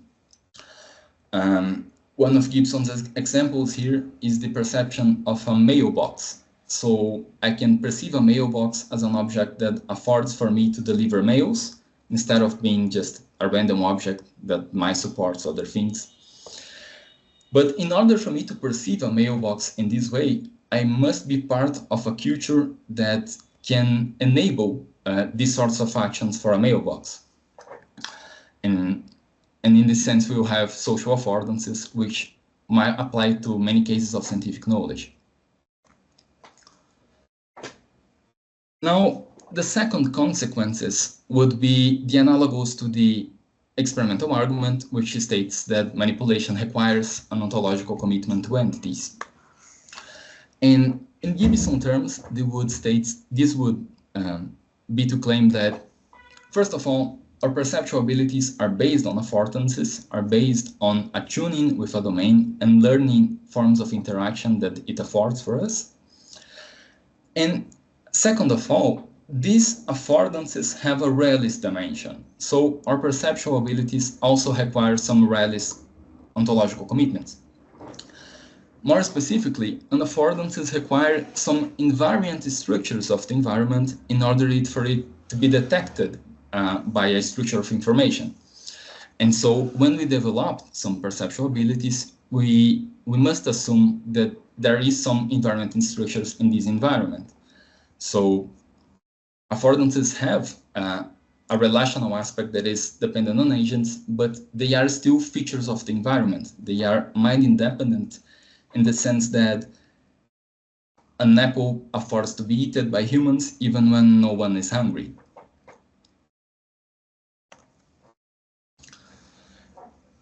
Now, both those approaches, they will support the idea of anti-intellectualism in epistemology, which would combat this intellectualist idea. So intellectualism is widely spread even in nowadays epistemology, and it would claim that epistemic standings must always be guided by reflective second-order cognition. These might be present in perceptual accounts of knowledge, such as McDowell or Ernest Sosa, when McDowell claims, for example, that perception is intrinsically an act of reason, so that I must have reasons to defend that my perceptions are reliable, otherwise they wouldn't be knowledge. Intellectualism is also widespread in accounts of understanding, for example, in Zagzebski or Pritchard's, when Zagzebski says that it is impossible to understand without understanding that one understands. So in order to understand something, I must be able to explain what I understand. Now, we might define anti-intellectualism just as the negation of intellectualism, but more positively, the idea is that we can have some sort of skill-based epistemology, which will say that there are forms of practical knowledge that are due to cognitive skills, to achievements based on cognitive skills. And those might happen even without reflexive justification. This is quite intuitive in the case of non-theoretical know-how. So it is easy to think that I might know how to ride a bicycle without knowing how to explain someone how to do it. But even in cases of theoretical knowledge, there is room for anti-intellectualism. Some prima facie support is received from Kuhnian exemplars. So in the structure of scientific revolutions, Thomas Kuhn argues that scientists learn how to do science by being exposed to problem-solving activities and by learning which are the exemplars, the paradigmatically good cases of good solutions, such as knowing how to represent and predict the movements of a pendulum. Now, after scientists learn how to solve these tasks and problems, if you ask them why the solutions are good, scientists will disagree. And so different scientists might prefer the same solution for different reasons. One might prefer it because it is simpler, other because it is more accurate, other because it favors his personal theoretical interests, and so on. Now, these anti-intellectualist approaches, they are usually ignored by one common reason, So if we are to develop them, we must clear the way. And the main reason for resistance about anti-intellectualism, as I identify, is that skill-based achievements are compatible with luck, while on the other hand, we expect epistemic achievements such as knowledge and maybe understanding. Understanding is a little more controversial, but usually there's a good relationship between epistemic achievements and safety. So this seems to show that skill-based achievements are not sufficient for knowledge and maybe other epistemic achievements. This is illustrated by McDowell and Pritchard with a common case from anti-luck epistemologies, which would be the case of Mary. So we are to assume that Mary is a normal human with competent abilities to discriminate colors. But imagine that she enters some sort of psychological experiment where she must identify the color of balls, but in half of the cases, randomly, scientists will sabotage the elimination to confirm the color of the ball. So what might seem to be a red ball would be a white ball with red light. In these cases, it is argued that because Mary can no longer safely distinguish between red and white balls, she didn't have knowledge about it, even if she is exercising her skills to discriminate colors. So even in the cases where she is right, her knowledge is not safe and hence it is not knowledge. Well, so how to deal with these cases? And here my main influence is a paper from Eros de Carvalho, who defends this general proposal of anti-intellectualism. And he argues that skill-based achievements are safe because cognitive abilities can only be exercised in favorable environments, which would be to say that cases like Mary are not real counterexample because there are not really skill-based achievements in these cases. So motivating this claim, there is an ecological account of abilities, which says that an ability must always be indexed to a given environment. So to have an ability is to be competent of doing some sort of action with respect to that environment. And a clear example would be if you think of a simple ability like archery. I might be able to shoot targets reliably and hence be a competent archer. But when I enter a storm, I would no longer be able to shoot. So does that imply that I am not a competent archer? Not at all. I can have abilities for the first environment without being able to exercise it in other sorts of environments that are more extraordinary. And the proposal in this way is that we think about Mary cases in analogous way. So Mary has color discrimination abilities that can be exercised in ordinary contexts where the light is usual, while she is free to interact with the objects to eliminate ambiguities. But when we enter those sorts of psychological experiments, they sabotage Mary's ability, so she can no longer exercise it, and hence there is not a skill-based achievement because the ability is impaired.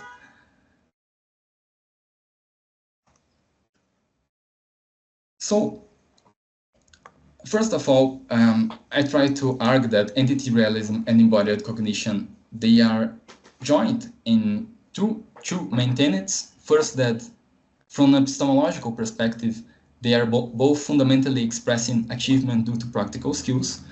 So while we learn to interact with things and manipulate objects, we learn to perceive them.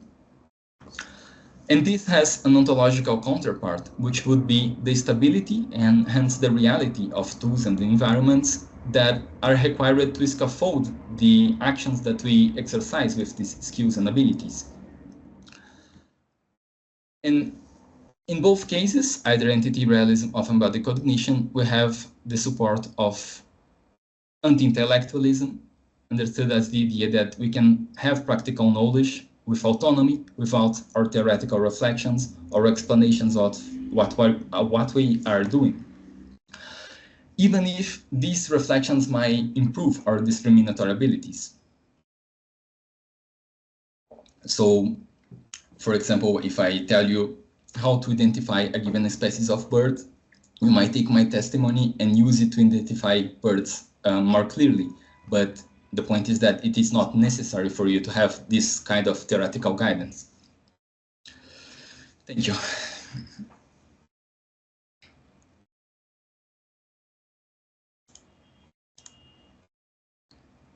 Thank you very much, Bruno. Very interesting talk. Questions for Bruno?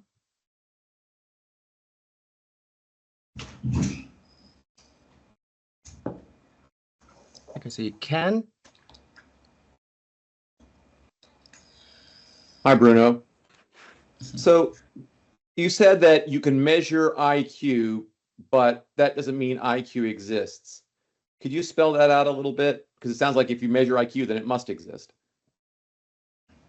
Yeah, this is one of Hackin's examples.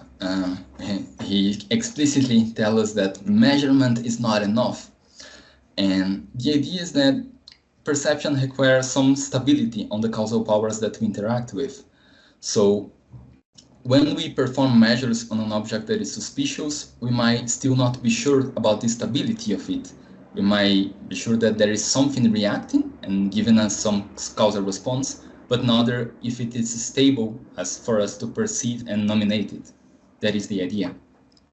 Okay, but just because you doubt it doesn't mean that's what I thought you said, but just because you doubt IQ doesn't mean it doesn't exist. Of course not. It might exist, but we are searching for a criteria that is epistemologically safe for us to point that it is real. And measurement, according to Hacking, would not be such a criteria, although in his later work, he also expresses that this is a sufficient but not necessary conditions. So there might be other sorts of cases, other ways of knowing that something is real. He is just pointing out that manipulability is the stronger criteria, let's say. Okay, thank you. Thanks. Jack? It might be, sorry, it might be relevant if you're interested into this to point out that in his later work, Harkins also deals with the cases of gravitational lenses and black holes.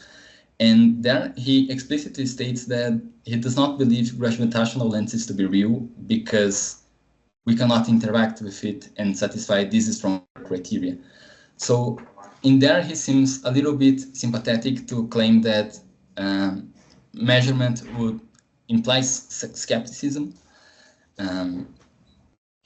That's it. So thanks for the really interesting talk. Can I just ask a question from, so you talked a lot about sort of maybe intellectualist criticisms of that Hacking's argument, but can I ask maybe from the other side about empiricist criticism? So when Van Frassen thinks about microscopes, he describes them as what you see through a microscope as a public hallucination, compares it to a rainbow, since there, everyone can point at a rainbow and see it. But would I be right in thinking that on your account, a rainbow wouldn't count as an object because it lacks certain kinds of invariances? When you walk towards it, it doesn't get smaller. It doesn't get closer to you. It doesn't get bigger, rather.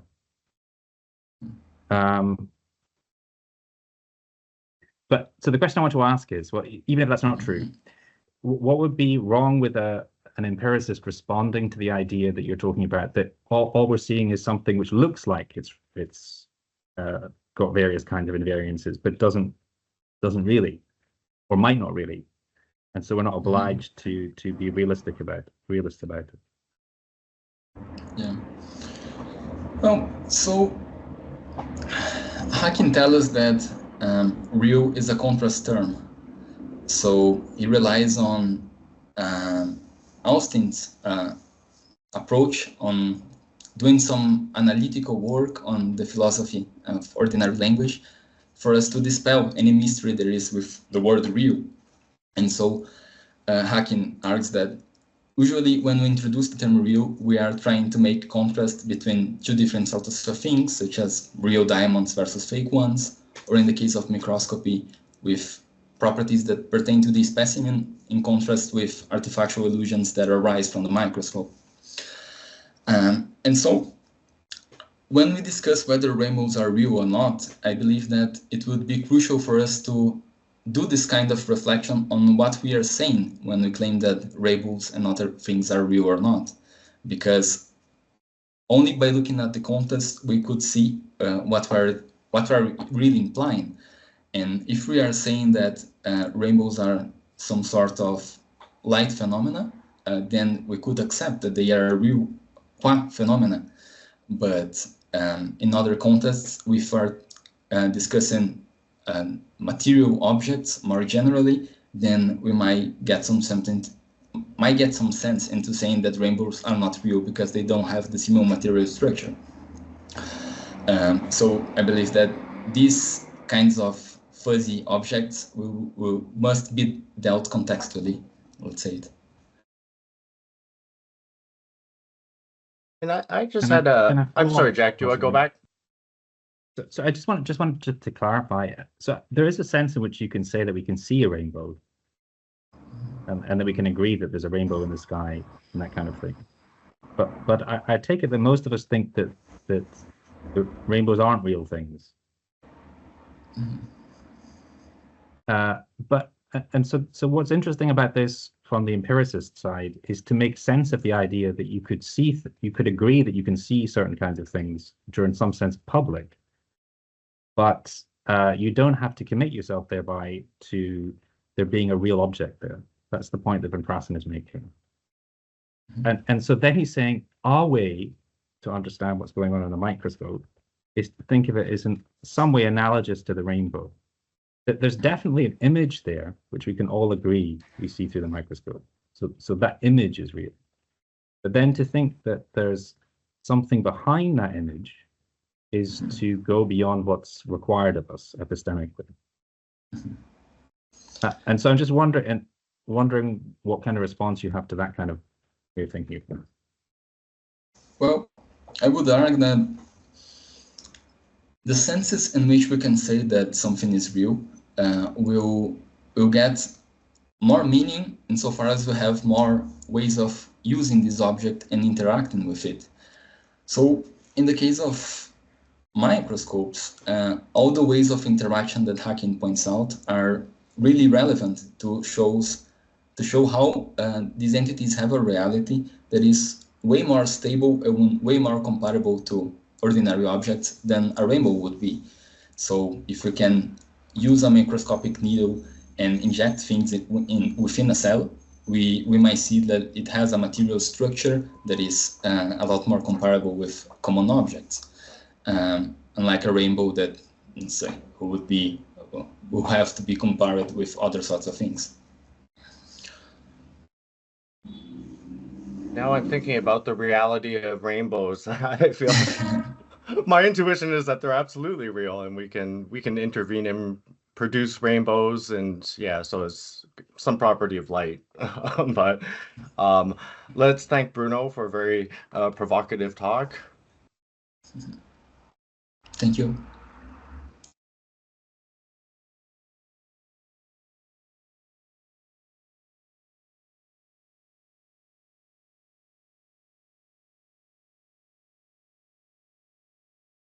Oops, what did I do?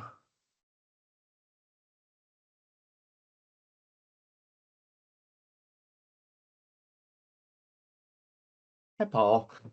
Hello. Are you using slides? Yes. Okay.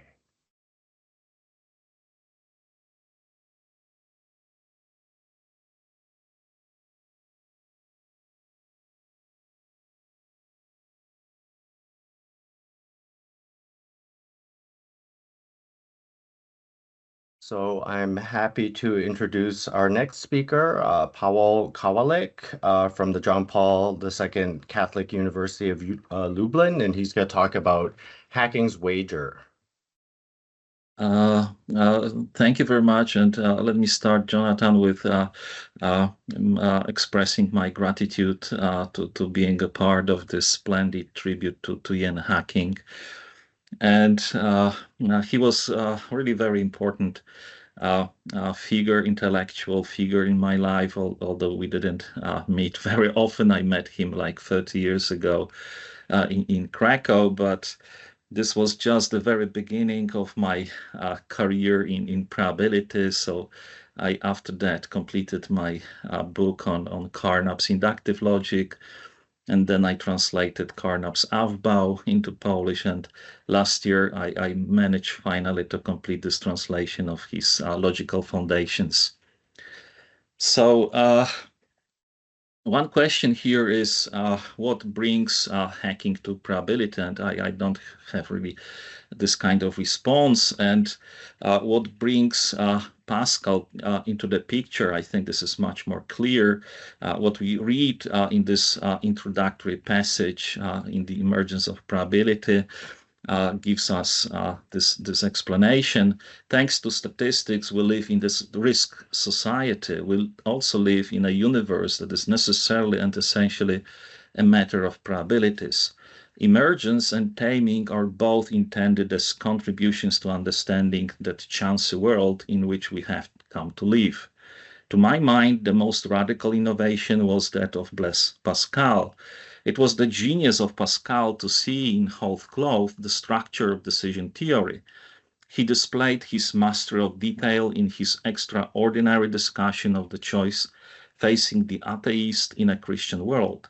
From his single acorn grew that shady oak that we call the risk society. And my agenda is to discuss Hacking's case study in terms of Reichenbach's rational reconstruction. So I start first with introducing you to this concept, and then following this style, I present the result of Hacking's analysis, those three Pascal's wagers or three arguments. And then in this final section, I will discuss some problems related to the fact that there is, I think, insufficient textual evidence to support this kind of reconstruction. So the dilemma here is that Hacking's reconstruction of Pascal's wager became like the canonical exposition of this kind of argument. But on the other hand, I think it does not really very well correspond with this original text by Pascal. Okay, so this is these are the sources of Hacking's reconstruction. So first he published this paper, and later on he published extended version as a chapter in the emergence of probability with this short annotation that Pascal's wager for acting as if one believed in God is the first well understood contribution to decision theory. So obviously this is what motivates this interest in Pascal's wager. And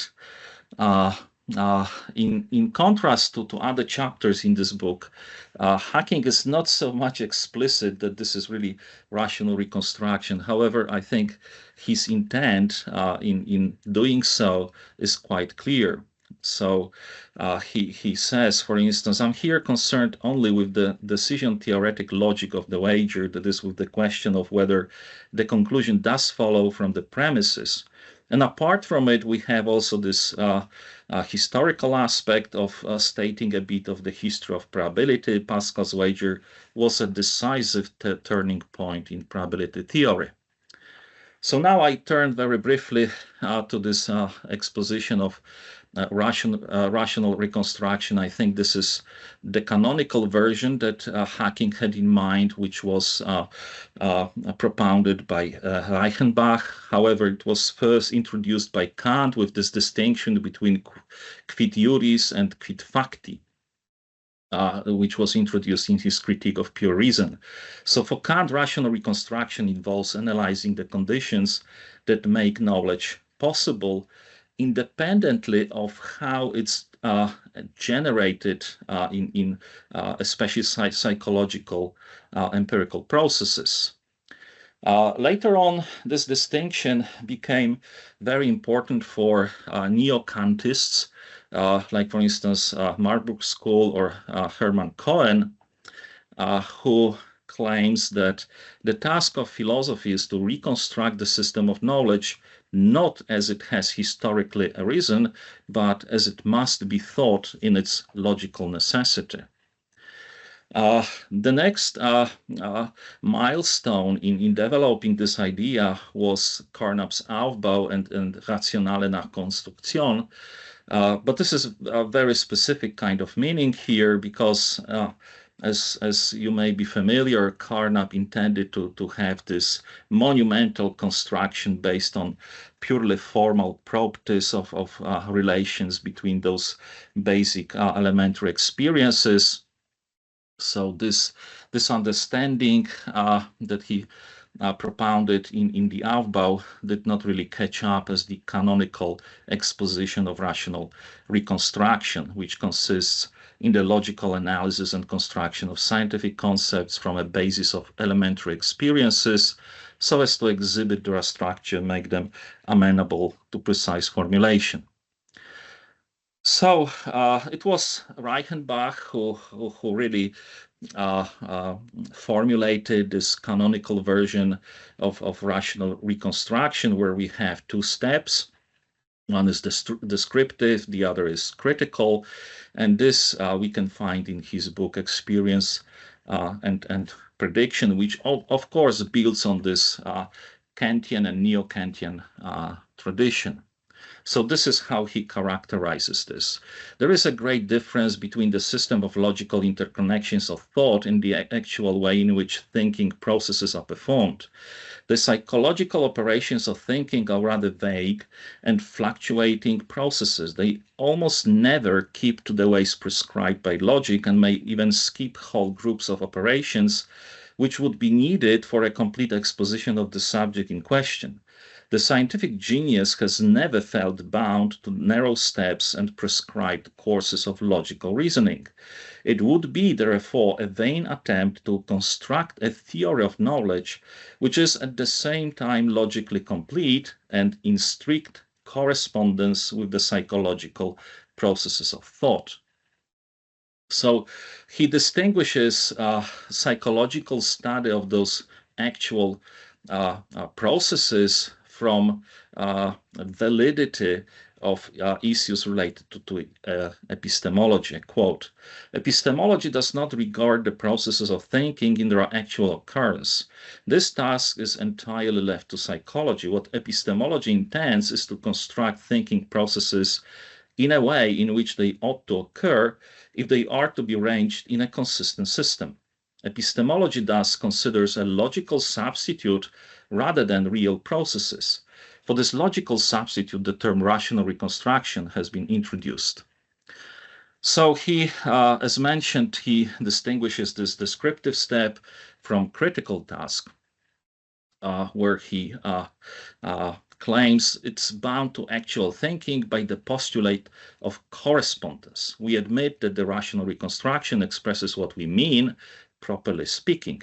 So this is, I think, very important aspect. I'm going to use this later on, that this rational reconstruction has to correspond with those psychological processes. So this is not arbitrary construction. And this rational reconstruction is superior to purely descriptive approaches because it ensures proper understanding of one's own thoughts, the very fact which formed the basis of the Maiotic of Socrates, and which has remained since the time the basis of philosophical method. Its adequate scientific expression is the principle of rational reconstruction. So this is perhaps the best known way to formulate Reichenbach's perspective on rational reconstruction, where he calls this more convenient determination of this concept by introducing the concept of the context of justification and distinguishing it from the context of discovery, which corresponds to the form in which thinking processes are communicated to other persons instead of the form in which they are subjectively performed. So the first descriptive step replaces the present discourse, this empirical psychological discourse. And one way to think about this is how would you communicate your psychological contents in a scientific publication with justifiable operations. So very often in this step, we translate this original discourse into the language of one of the formal disciplines. While in this second critical task, we actually assess logical validity and soundness of those individual stages of thinking, which are reconstructed in the first stage, quotation. The system of knowledge is criticized. It's judged in respect of its validity and its reliability. The task is already partially performed in the rational reconstruction. For the fictive set of operations occurring, here is chosen from the point of view of justifiability. We replace actual thinking by such operations as are justifiable, that is, as can be demonstrated as valid. And now I proceed to read Hacking's analysis of Pascal's wager as a rational reconstruction. So here we have this preliminary step, which is related to how Hacking selects textual basis for this analysis. And this is what is called le pari mathématique, this mathematical wager. And then he proceeds with this descriptive step where he uses this decision theoretic apparatus to reconstruct three different arguments. And then we have this critical evaluation of validity and soundness of those arguments.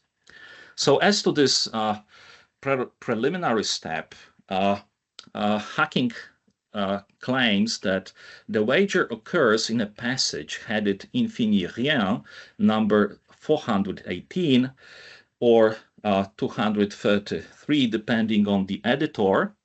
And it consists of two pieces of paper covered on both sides by handwriting going in all directions. It's full of erasures, corrections, and seeming afterthoughts.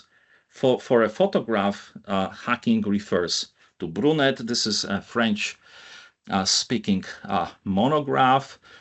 And when you turn to this monograph, what it says is, what it emphasizes is that Pascal's style is so complex to read, as you will see in a minute.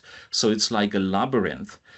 And you reading in original, you actually see how Pascal thought, how he was creative, and you actually have some kind of grasp of his creative process. While when you turn to this edited work, it all disappears. What you have is a very elegant text, but it doesn't really correspond to this creative process.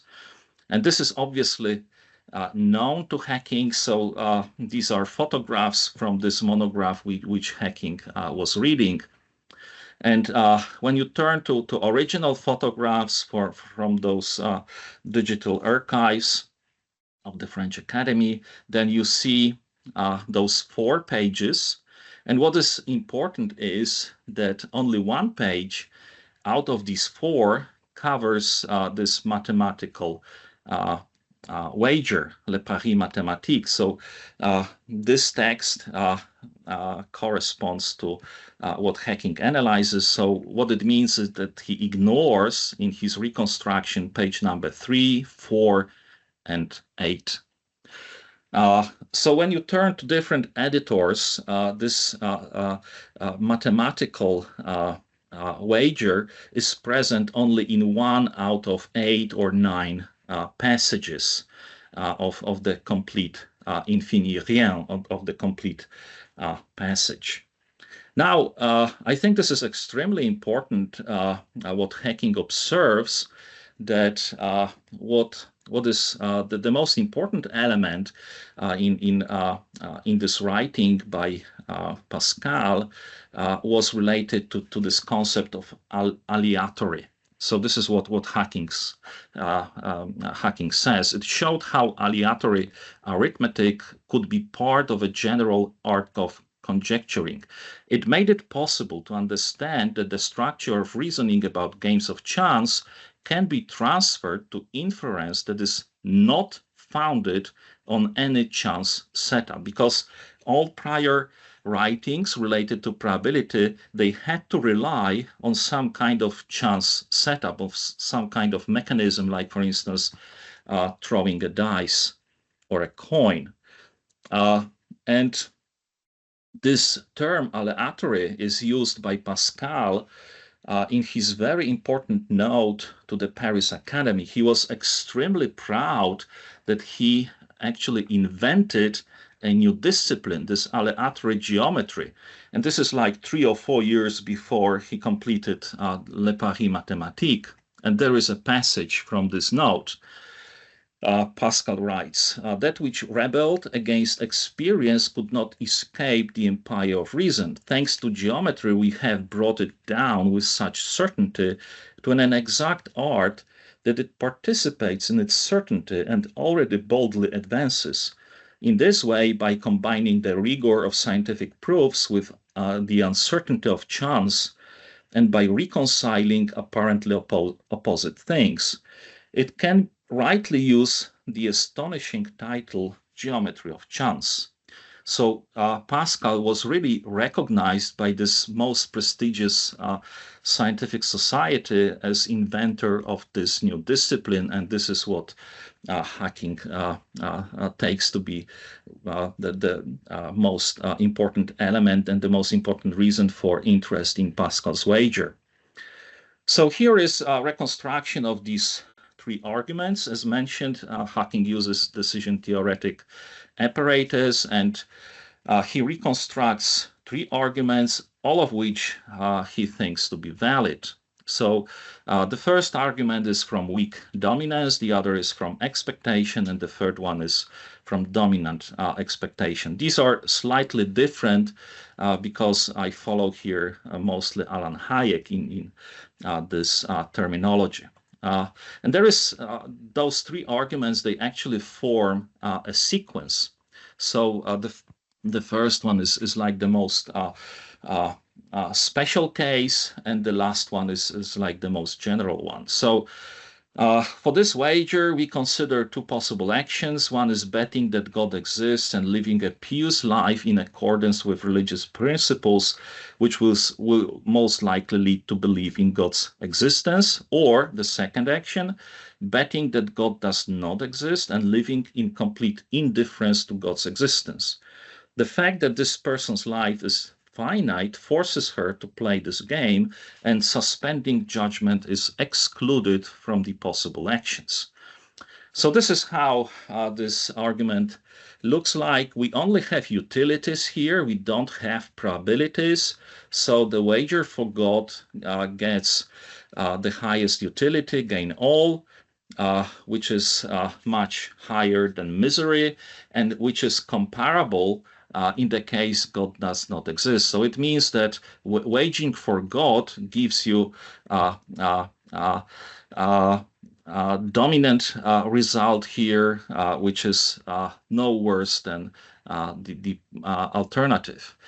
But this argument, it may be objected, does not take into account different probabilities. Maybe God's existence and non-existence, they have different probabilities, and maybe those utilities of the status quo, in the case that God does not exist, maybe this is not really the same in the case where God does not exist. Someone who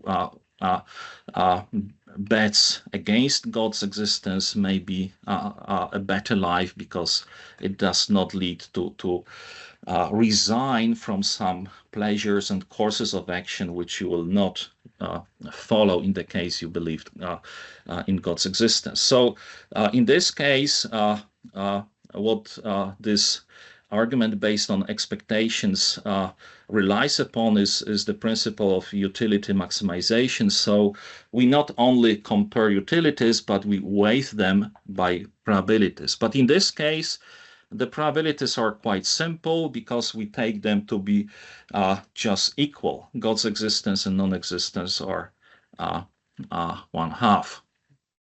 Okay, and now argument from dominant expectation. In this case, it's assumed that God's existence gives you salvation, so this is infinite utility, and in all other cases, those utilities are finite.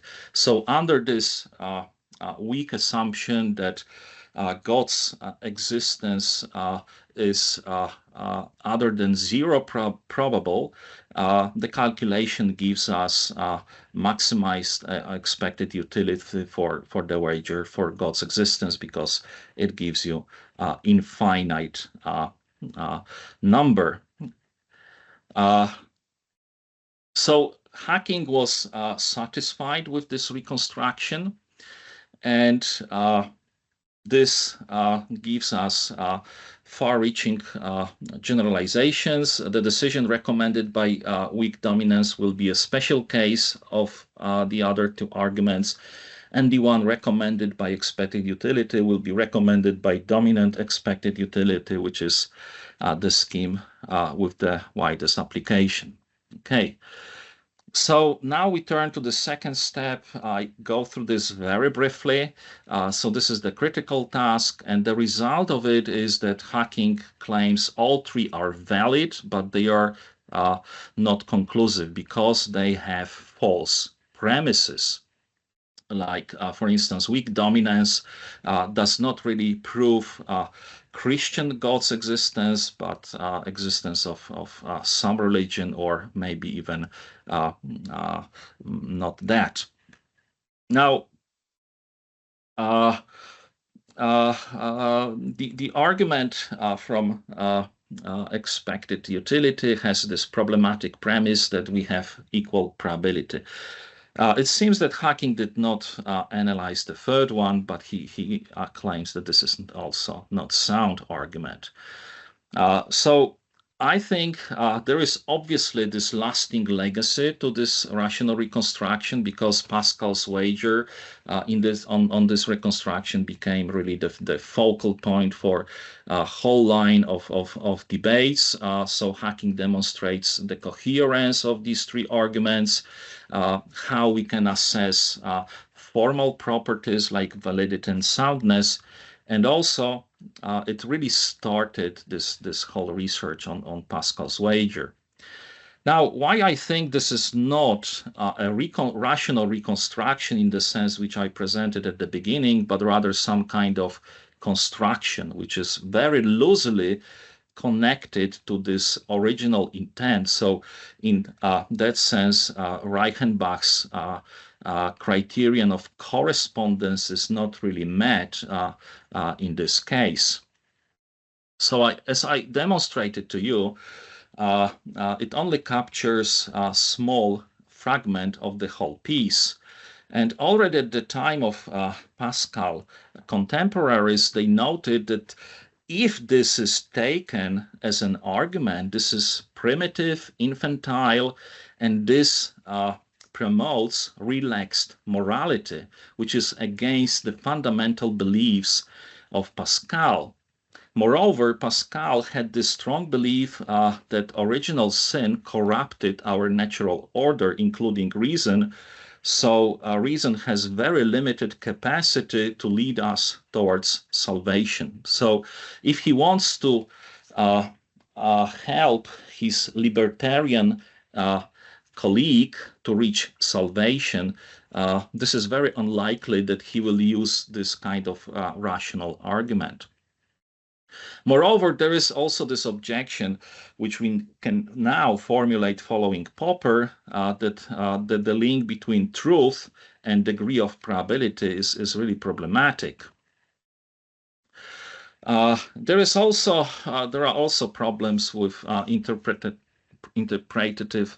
inconsistencies.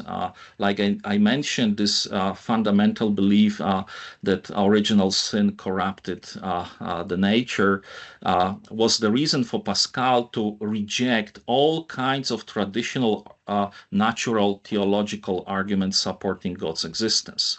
So what is the role of Pascal's wager? He copied this from arguments formulated by Jesuits, which he ridiculed. Because they, according to Pascal, Jesuits propounded this kind of relaxed morality, which he really hated. In this case, Pascal's wager is more kind of therapeutical or instrumental, has this kind of role where it's supposed to help libertarian to realize what is an obstacle, what blocks him from acting piously. That he is unable to follow God, and in order for him to realize that this is not a reason, this is passions like self-love and trust. So this was the main intent of this wager. And this is, I think, most clearly evidenced by this passage where libertarian responds to Pascal's wager. I'm being forced to wager and I'm not free. They will not let me go, and I'm made in such a way that I cannot believe. So what do you want me to do? So this is one way to express this, that libertarian realizes that the problem is not intellectual, the problem is with passions. And that maybe the last remark, I think this is a kind of gloss to the paper presented by Jonathan on Hacking's methodological particularism, where we have this strong aspect of generalization in this case, but it's much less solid as a case study based on textual evidence. Thank you very much.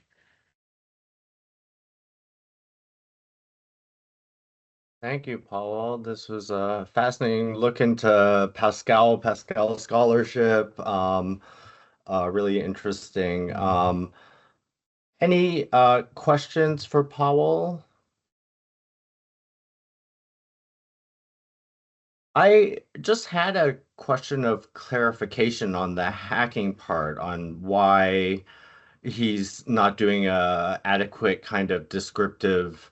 I mean, is your charge that he should have been reading all these archived pieces? And I mean, obviously he misses key aspects of them, but is that the kind of meat of that kind of argument that, well, you've just done this rational reconstruction, but it's he's just kind of doing the at least one of the popular kind of expositions that came were apparently just done by the editors. Yeah, so I didn't mention this, but what is really important is that there are some specific phrases which Pascal used in his geometrical writing. So for him, this was like a separate style of writing in geometry, which he took to be really serious science. So this is where you are really engaging with this rational kind of argumentation. And when you go through this, those 4 pages in original, you will never find actually any kind of phrase which will be similar to what he uses in his scientific geometrical writing. So this is one of the reasons to suspect that he was not engaged in this scientific endeavor in this case, but rather in this kind of therapy to help his friend. So for me, this is really a question why Hacking did not really mention this, because this is so obvious. This is such a bold element, especially given this monograph by Brunet, because he's quite explicit about everything I've mentioned here. So Hacking, I presume he was really aware of all of it, but nonetheless he decided to present this as an argument, which for Pascal was not.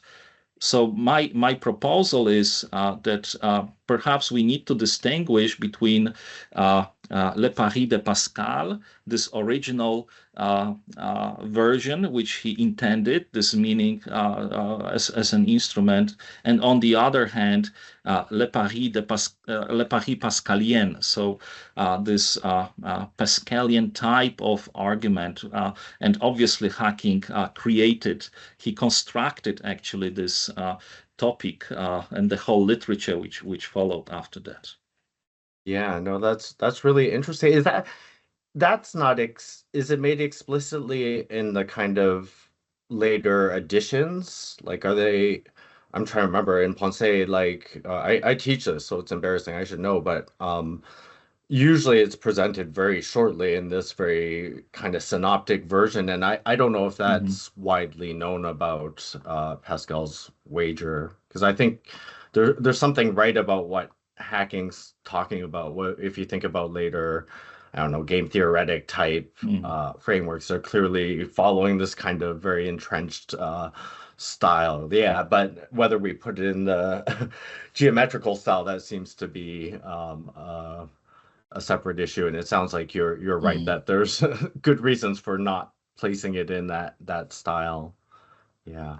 So now it has life of its own. I mean, those debates are so sophisticated. The recent papers by Hayek and others, they even take it as a problem to assign probabilities, because Pascal does not really mention the term probability. So there are some versions which defend validity of those arguments, even without mentioning probability. So this is quite a sophisticated discussion, but I was wondering how one can apply your discussion of Hacking's methodological particularism in this case, because it seems to me that this is something really striking. I mean, obviously he makes those generalizations based on this case, because this is like paradigm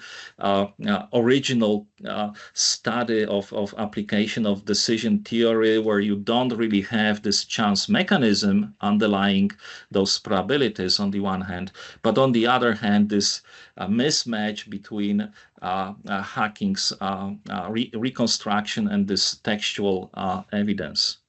Yes, very nice. I'll try to think about that too. I don't have a quick answer right now, but I think you're right. It's related to this, and I think Hacking was very attuned to these kinds of issues, especially by the 70s. So let's give Paweł a hand. Thank you very much. Thank you. All right. Well, I'm very happy to introduce David Stump. I've known David for a long time. Of course, the co-editor of the very important Stanford School volume on the disunity of science. And today he's going to talk about styles of reasoning, relativism, and experimental realism. So I'm just going to turn it over to you, David. Thank you very much. I see that I have the honor of speaking last, which I don't suppose means that I'll have the last word. That is, that what I say is definitive, nor am I going to attempt to summarize what happened over the last 4 days. But I do want to thank the organizers, not only for the opportunity to speak, but for putting on the conference and for honoring the work of Ian Hacking. Let me close my door just 1 second.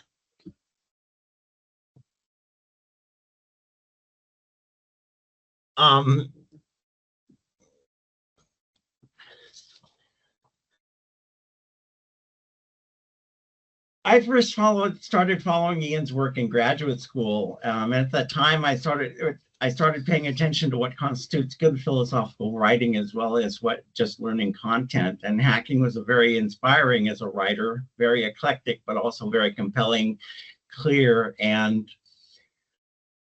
provocative. he was the first philosopher I ever wrote to for clarification. He responded very graciously. And my very first publication, a contributed paper to the PSA, used Hacking's experimental realism to criticize Ludwig Fleck's argument that scientific facts are constructed.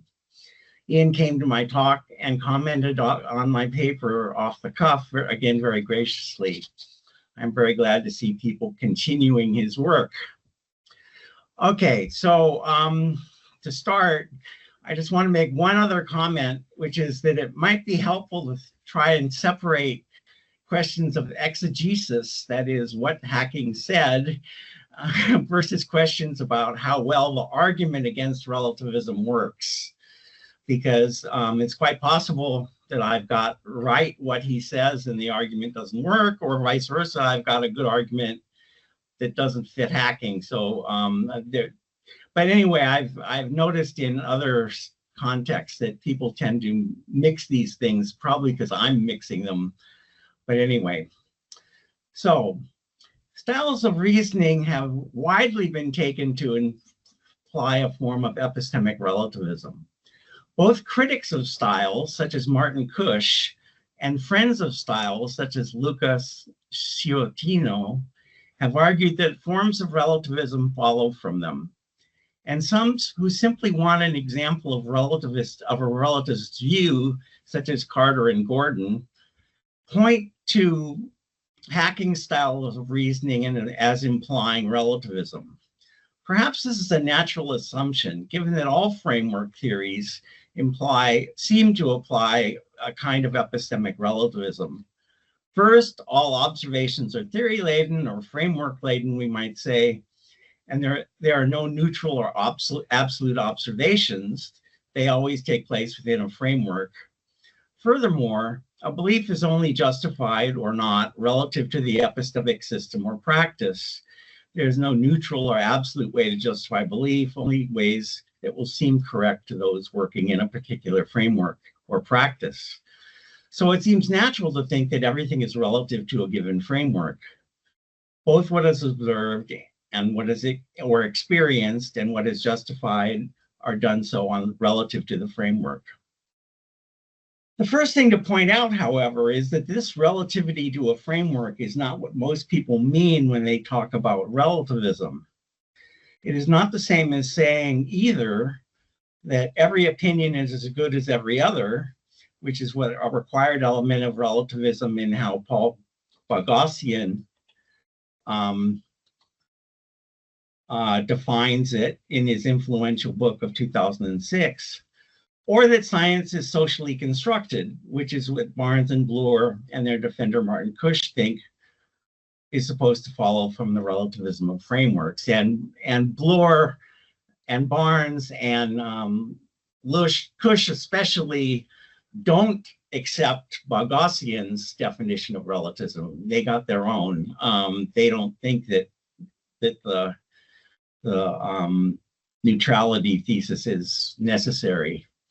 But anyway, so this is where what I take to be the two main streams of relativism in the current literature, and neither of them fit immediately what Hacking says.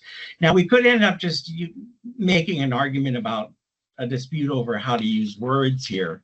And I can say more about that. I think there's reasons to avoid the relativism language beyond just the fact that it's probably not the best rhetoric to use. But anyway, Hacking has two arguments against relativism, at least as it applies to styles of reasoning. First, he says in styles of reasoning that styles of reasoning do not tell us what is true or false. They only tell us what is up for grabs as true or false. So here's the quote from his historical ontology, which is a reprint from his 82 paper introducing styles. Many of the recent but already classic philosophical discussions of topics such as incommensurability, indeterminacy of translation, and conceptual schemes seem to me to discuss truth where they ought to be discussing truth or falsehood. Hence, bystanders hoping to learn from philosophers have tended to discuss subjectivity rather than relativity. By subjectivity, Hacking tells us he means, quote, by thinking we might make something true or make it false, unquote. By relativity, he means the view that we may, by thinking, bring new candidates of truth or false into being. And I think, at least in my mind, he may have had several people in mind when he makes this distinction between introducing truths versus introducing the possibility of truth or false. But one of them is certainly Donald Davidson with his famous paper on the very idea of conceptual scheme, which is a purported argument to say that conceptual schemes are incoherent. But Davidson assumes that we're talking about conceptual schemes as making sentences true. And so Hacking is kind of insulating himself from that kind of argument, but also distancing himself from a kind of what people normally think of as relativism. And he calls it subjectivism here. Well, what then does make a sentence true or false? In the second part of his argument, Hacking says that at least in the physical sciences, aspects of the world tell us what is true or false. And here's a quote from his 2000 paper on contingency. When the question is a live one, there is content in which there are ways of addressing the question, or even methods of verification for possible answers, then aspects of the world determine what the answer is, even though only people in a scientific society find out the answer. The argument is simply that you have to do something with physical objects in order to find out the truth.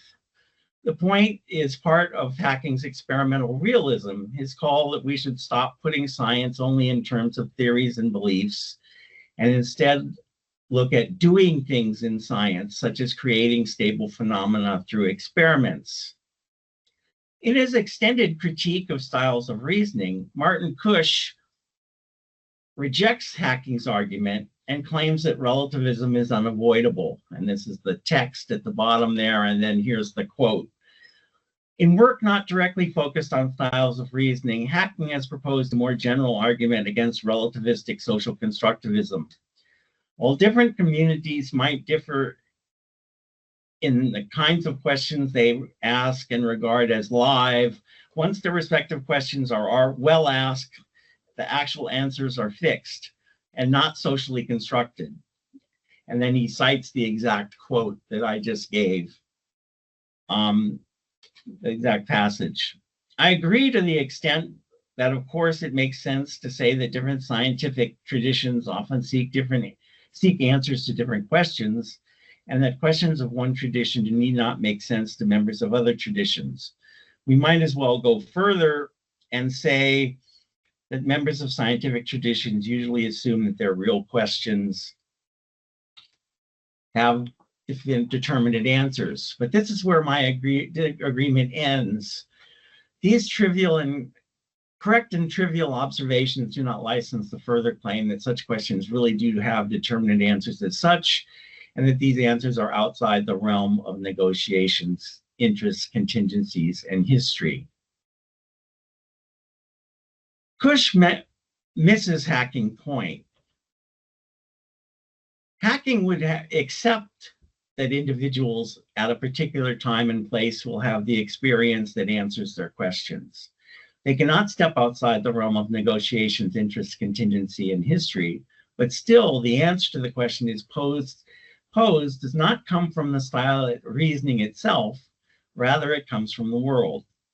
The relativist would have us believe that the answer is somehow built into the scientific practice and determined solely by it, that any answer can only have circular justification from the practice itself, but experience in the world, it breaks out of the circle. We can be surprised by scientific results, finding things that are new and unexpected. William James makes this point by saying, quote, experience has ways of boiling over, unquote. exceeding our expectations. Of course, we must use some set of practices to study the world, and those practices are necessarily contingent and limited to a specific time and place. But this is not social construction or relativism unless the answers are built in from the beginning, which is clearly not the case in the empirical sciences. Now, I've written more on this elsewhere, but so just briefly, a possible critique. Am I relying on some form of empirical given that is absolute? If so, does it not fall prey to arguments given by Wilfrid Sellars concerning the myth of the given? The answers to both questions are no, but it would take some argument to show why. Fortunately, Stephen Levine has recently published a book on this issue, and Jim Garrison as well, so I refer to their work for the details relating to classical and neo-pragmatism, rather than rehearse all the arguments here, and there really are quite detailed arguments about the various positions taken with the classical and neo-pragmatists. In brief, Levine and Garrison both argue that Rorty and Brandom were wrong to take Sellars' argument as underdetermining the concept of experience that we get in James and Dewey. Rorty claimed that empiricism is a dead end and we have no choice but to take the linguistic turn to mean truth depends on agreement. Most importantly, Levine argues compellingly that we can recover a notion of experience that does not leave us in the linguistic realm, so we can get away from the idea that everything ultimately depends on agreement. Experience can settle issues without any claim that it is absolute. Garrison makes a parallel argument focusing on Dewey. My own argument is first the negative argument already given. The results are not built into the system of practices. In the empirical sciences, we must interact with the world to see whether or not our theories are correct. The relativists cannot use theory-ladenness of practice to claim that scientific results are always invalid because the justification of scientific results is circular. One must consider individual specific cases to see whether scientific results are justified or not. There is no general valid a priori argument for relativism, which blocks Bloor's claim that social factors must always be brought in to explain why scientists adopt their theories and why, because the theories are always underdetermined by evidence and there will always be alternatives. So the way this goes is that Bloor will say, of course, I accept that scientific evidence relies on empirical evidence and scientific reasoning and all that, but that is always underdetermined. So he thinks he has a general universal relativist argument that undercuts any kind of evidence like that. And therefore, he says, you always have to turn to social factors to explain why scientists adopt certain theories.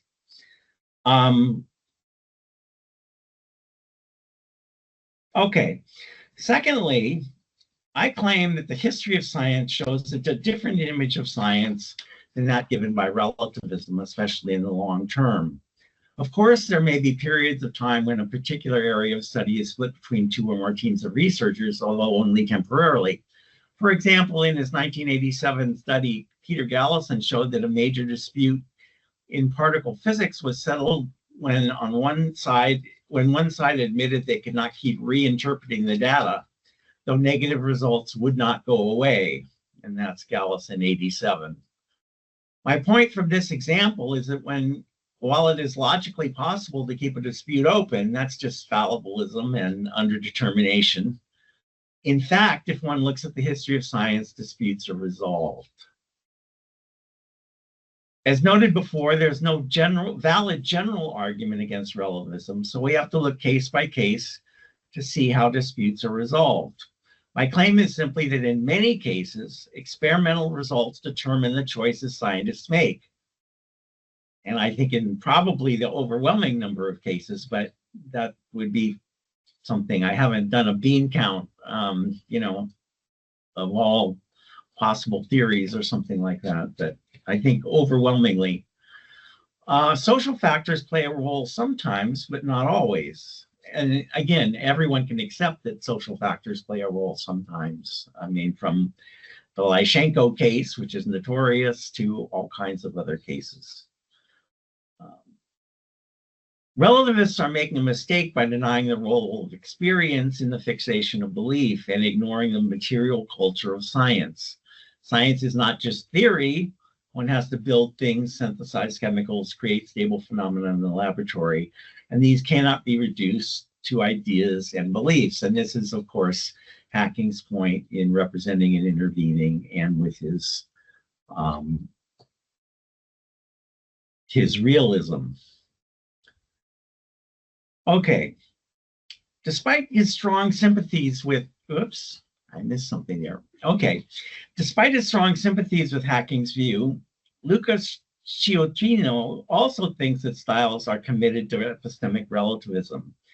The key points from his 2016 article are that Hacking's claims in many places styles of reasoning are self-authenticating, and that incommensurability between styles leaves Hacking open to relativism. Sciortino argues that Wittgenstein's form of life are more universal and therefore less open to the charge of relativism.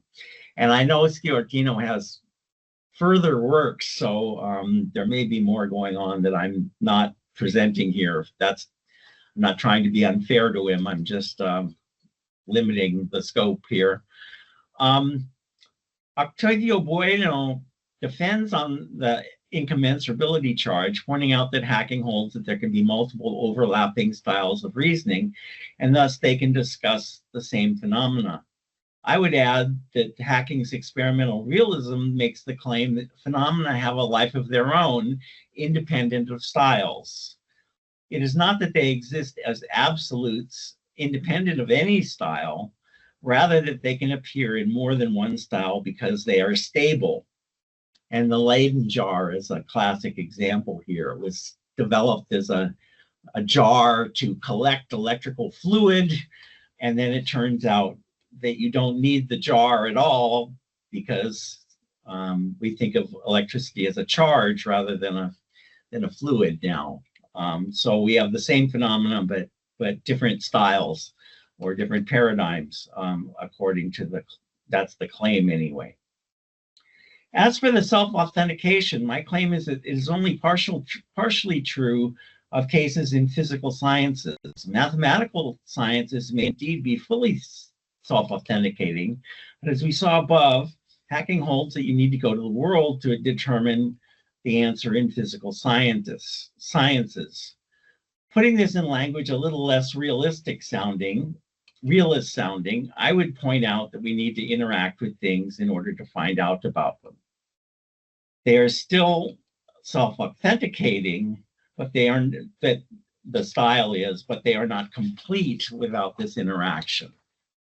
Okay, and I'll stop right there and say thank you. And at the end,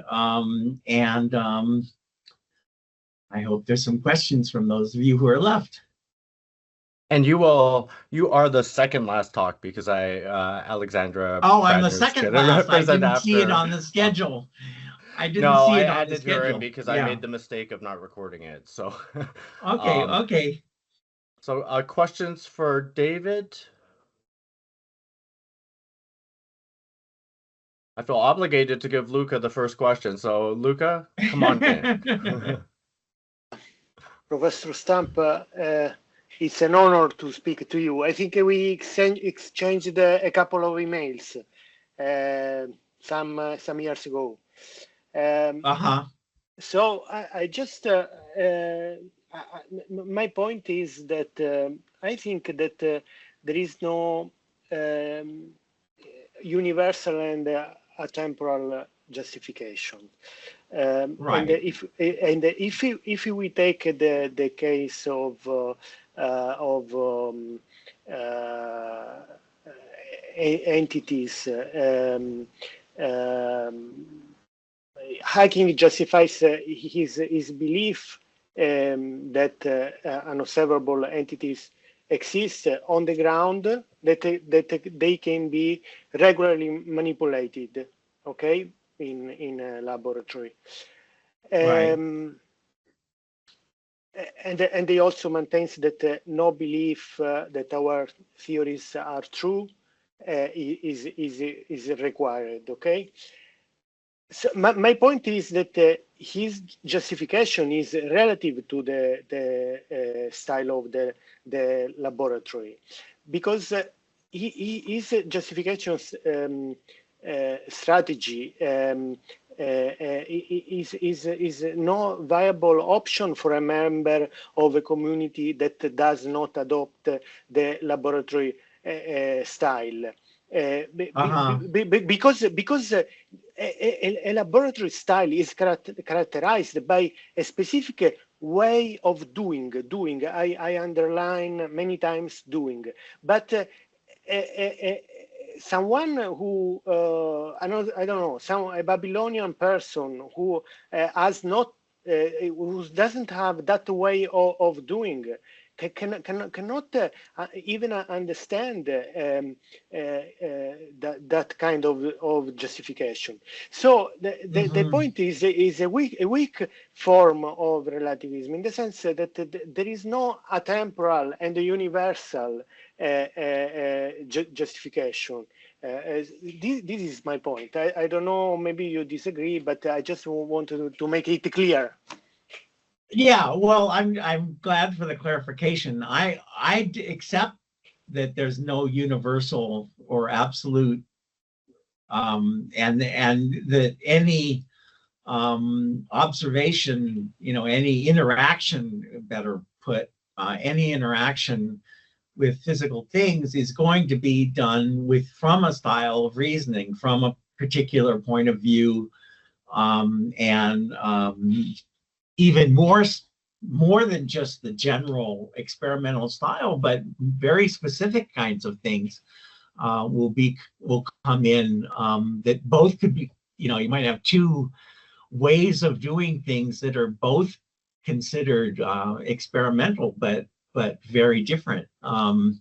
And so it'll always be from some point of view. There's no doubt about that. So I totally accept your view that there's no absolute or no, single place where you can look to find the answer. But, well, I guess I would say two things. One is, back to my first point, which is that this isn't what usually is called relativism by the two main schools that are claiming what relativism is. And secondly, I don't know, maybe we need another word or something, because we're both, I can accept that it's relative in some sense, that it's it depends on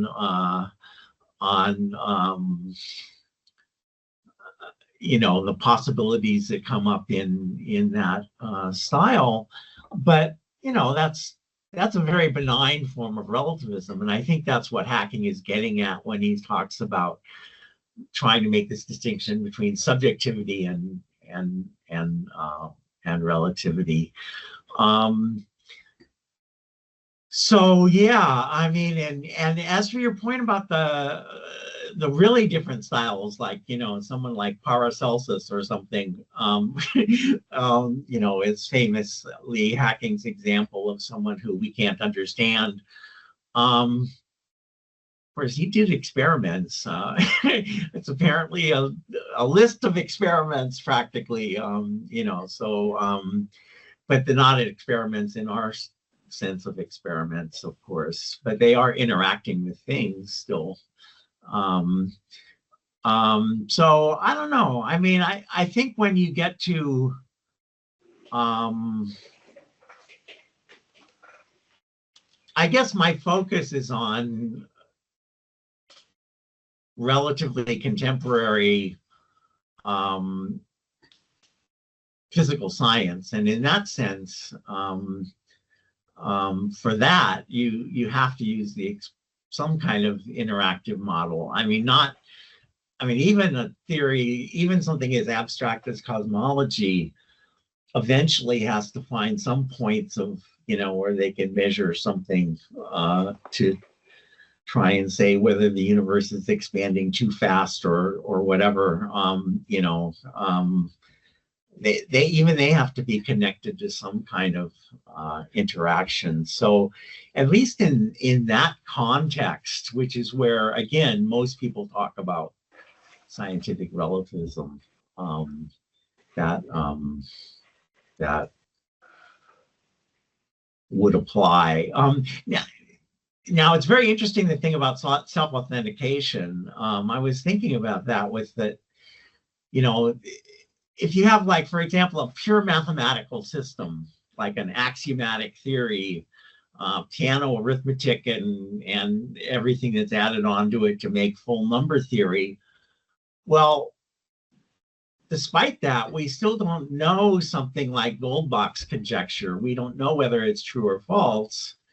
And in some sense, we would want to say the answer must be there. It must be built into the axioms in some sense, but we just haven't found the proof. It's a very complex thing because there's so many numbers.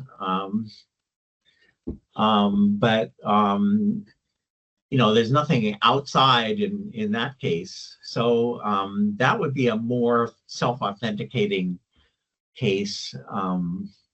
And then things in the social sciences may be more like that too. I don't know. I don't know a lot about social science. So, but anyway, so I think I certainly am agreeing that there's no absolute, and like, it's just a question of what we're going to call that kind of relative to the style. Okay. Yeah. All right, I'm going to go to Jack first, since he also talked about this topic, then we'll go to Jamie. Thanks for the talk. It was very interesting. I want to maybe just to understand a little bit how the realism part, the entity realism part, interacts with the anti-relativism part. Yeah.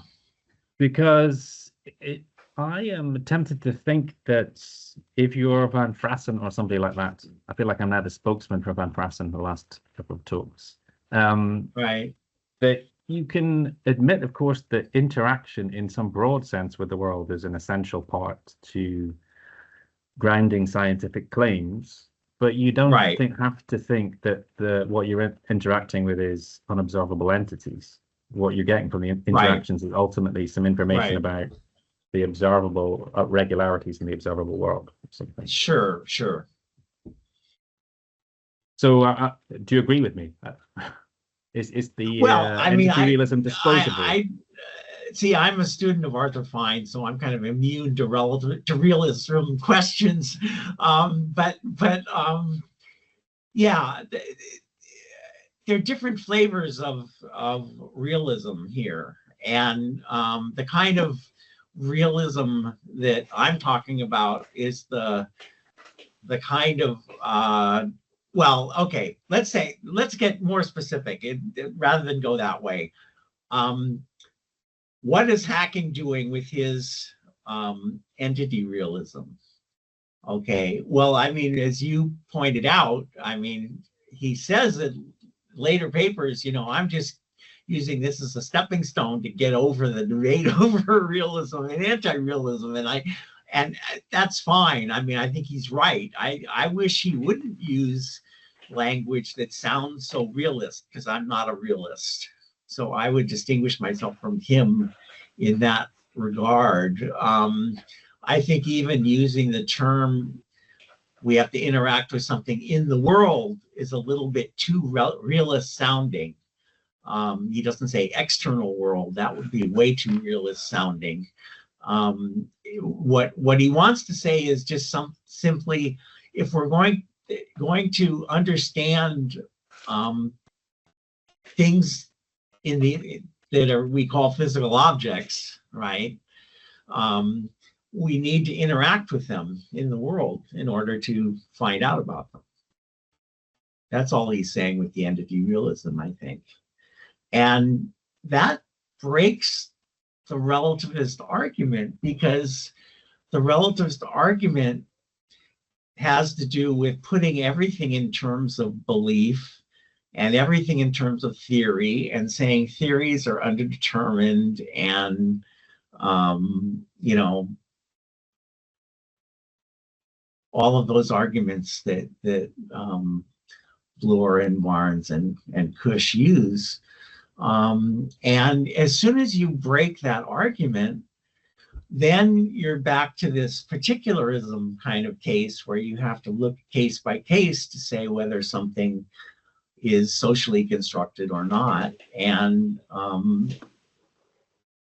sure, I'm willing to go at it, you know, empirically, historically, with them on that one. And I think you'll find that overwhelmingly science is not socially constructed. I mean, I have a lot of trouble with social construction just in general. I mean, I don't know what Bloor means when he says, you know, these are causal explanations. Well, I don't know what theory of mind he has, but the idea that somehow my belief is caused by the fact that I was born in Santa Monica and grew up in California or something like that, you know, I mean,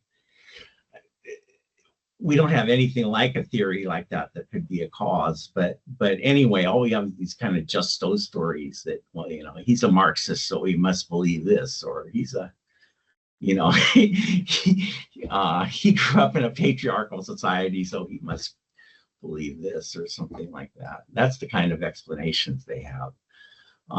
But anyway, the main point is breaking their universal argument from underdetermination for relativism. And that's where I think Hacking's entity realism plays a role, because first place, it takes us away from just thinking of everything in terms of theory, and it forces us to include the interaction with things.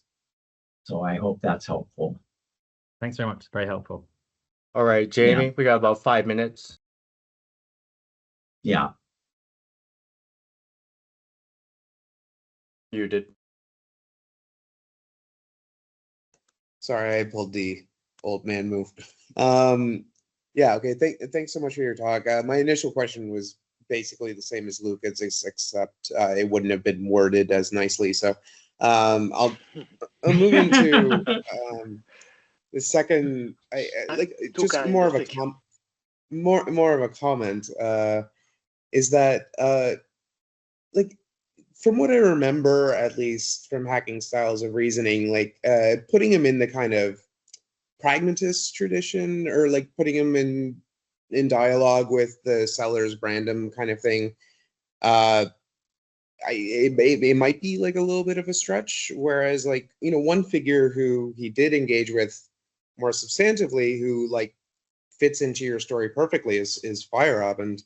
And right, so somebody who calls himself a relativist during the 70s, and then by the late 80s, 90s is repudiating relativism precisely on these very similar grounds, that the world or experience is kind of so abundant that it can't be captured, you know, by any particular view without kind of simplification. And so that there's kind of like this excess, there's more content than we know what to do with than would be suggested by this idea of these like closed, fixed entities that are supposed to be the things that things are relative to. So, and like Hacking in his review of Feyerabend's last book does kind of put some praise on that move in particular. So it might be kind of a dialogical partner that like Hacking was a little bit closer to, and like still might kind of tell the same sort of story. Well, I thank you for that. You're just picking up on what I've been working on lately, which is pragmatism more than Feyerabend. So, but I mean, that sounds exactly right. And I don't claim that Hacking is a pragmatist, especially since he himself, he's in Cheryl Mezak's collection, New Pragmatism. She was kind of dragged him into it because she was a colleague at University of Toronto. And he wrote a paper for her called Why I Am Not a Pragmatist, 5 Reasons and a Cause. So this is kind of like the objectivity paper he wrote for Jonathan and Flavia and Alan. Let's not talk about objectivity. It's just Ian being kind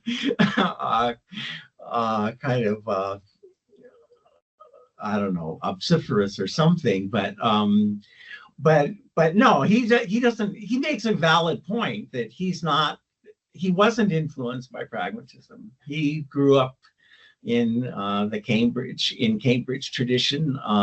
He's the ordinary language and later Wittgenstein kind of stuff is what influenced him early on, and then of course later Foucault and things like that.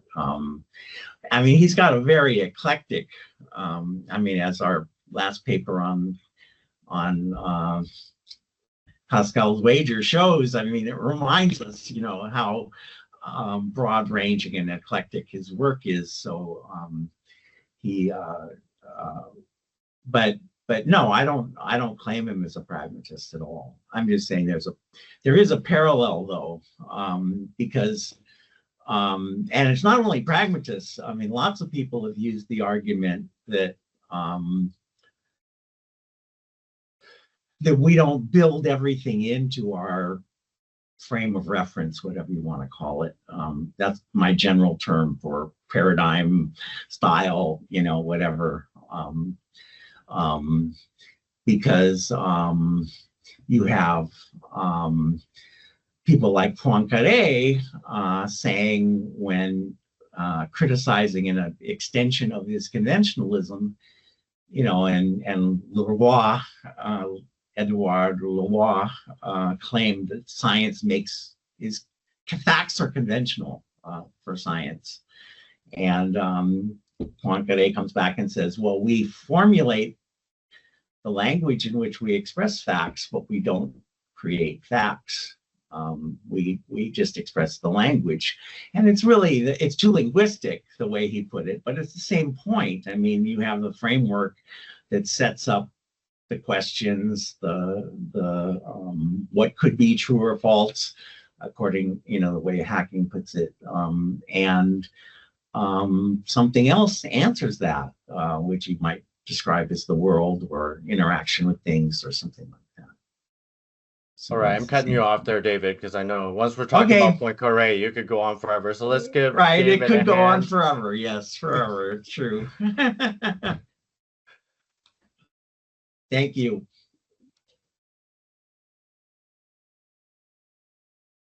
Okay, Alexandra, are you here? Yes. Wonderful. And just to put this in context, Alexandra, she gave this lovely talk on day 2 of the live conference at UT Dallas. It was a very provocative paper, pedagogical paper about teaching people like hacking, and actually it fits in quite nicely with David's talk, because she's talking a lot about conceptual schemes. So I asked, this is all due to my incompetence. I had forgotten to record that first thing. It was the first talk in the morning, but I asked Alexandra. She was gracious enough to come give an online presentation, which I'm excited to see, because you're obviously a very talented teacher. So I'll be excited to see how you do an online lecture. So this is Alexandra Bradner from Kenyon College, and I'll just pass it on to you. Okay, that said, I'm probably going to have the same problem as everyone getting my PowerPoint. So I have a PowerPoint on my desktop and I'm hitting share, and my choices are screen or window with a parenthesis 3, but you've been saying look for something that says PowerPoint. Jamie knows. So go on the share button and do entire screen. Okay. And yeah, okay, so that should give you that. And then just make sure that you're dragging the PowerPoint slide to be that screen there. Yeah. And now from beginning? Yeah. From I the mean, sorry, beginning. like that. Can everybody see that? Yeah. And then it advances. Yep. Okay, great. Okay. All right. So thank you for staying. And I really want to again thank the program committee for including a teaching paper. I think that's really new and fresh. I think it's progressive. I think it's inclusive. I hopeful it will be useful.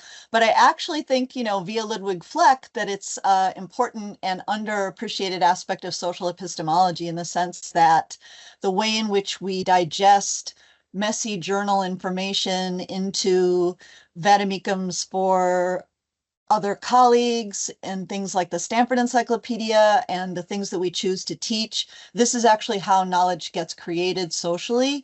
So I actually don't think that, you know, teaching talks are so irrelevant to our more scholarly talks. And I guess I also wanted to say thanks that in general, I think that philosophers are really talented teachers. We speak clearly, we think deeply, and we think about communication, and we're always talking to people. It's a discursive discipline. And I know from speaking with all of the conference participants in person on Tuesday and Wednesday how thoughtful everybody is about their teaching and attentive. So I don't really expect this talk to, you know, like lecture you. I hope it can be collaborative. I hope that at the end you can share some of the things that you do in your classes and that we can all learn from each other. So here's just a little outline. We're going to talk a little bit about why you would want to teach conceptual schemes, and then I'm going to give you some learner-centered activities that you can do, and then end with some thoughts of mine about the differences between the different kinds of conceptual schemes and how you might emphasize those differences in your teaching. So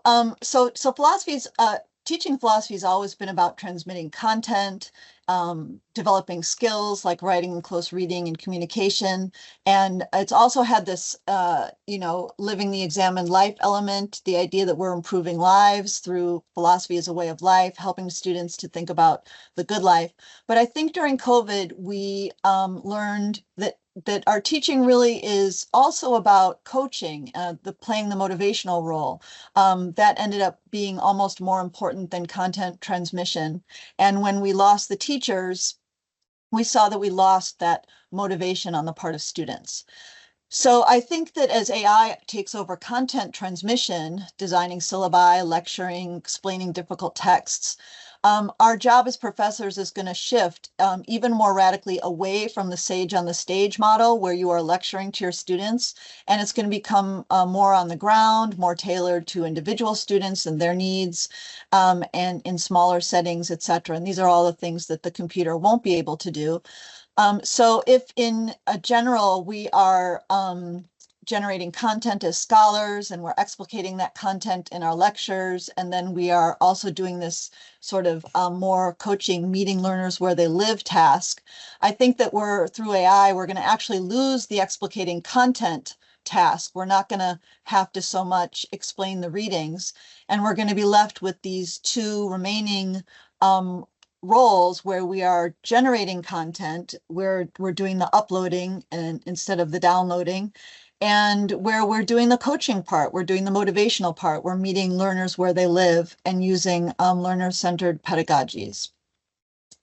So here's just some selections of the conceptual scheme literature, some of the things that you might include in a conceptual scheme module or in a conceptual scheme graduate seminar, or if you're looking to fill out your own historical understanding of conceptual schemes. And I think there are many reasons to teach conceptual schemes. So first of all, by teaching the scheme literature, you tend to clarify the case that you are working on.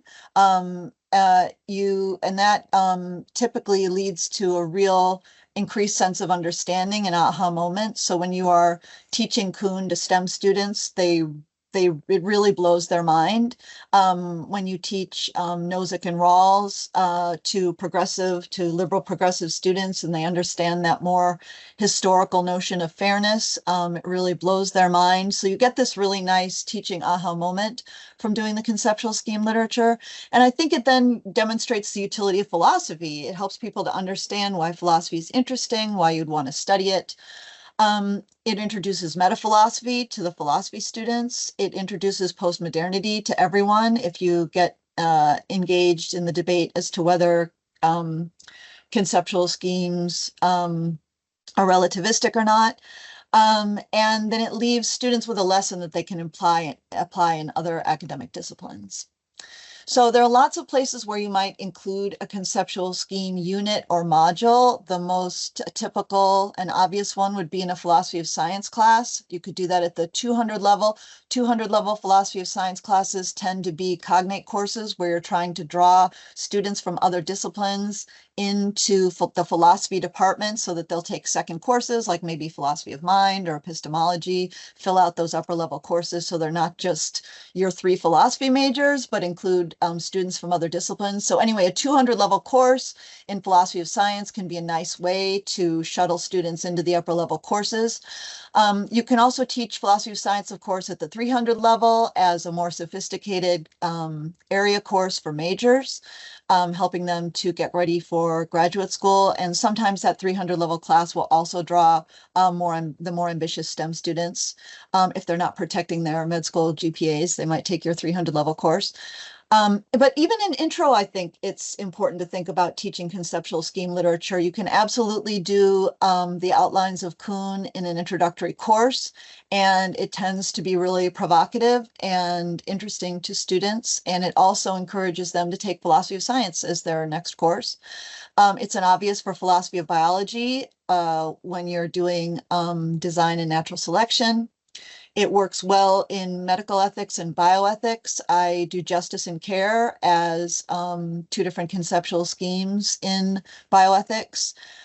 You can include it in a logic unit, and Watson-Hurley, that widely assigned logic text, has a chapter on scientific reasoning, which includes a 2 or 3 page discussion of Kuhn.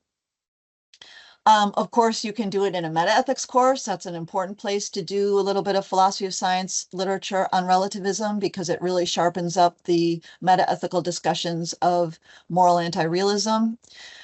You can do it in political philosophy, of course. You can talk about, socialism and representative democracy.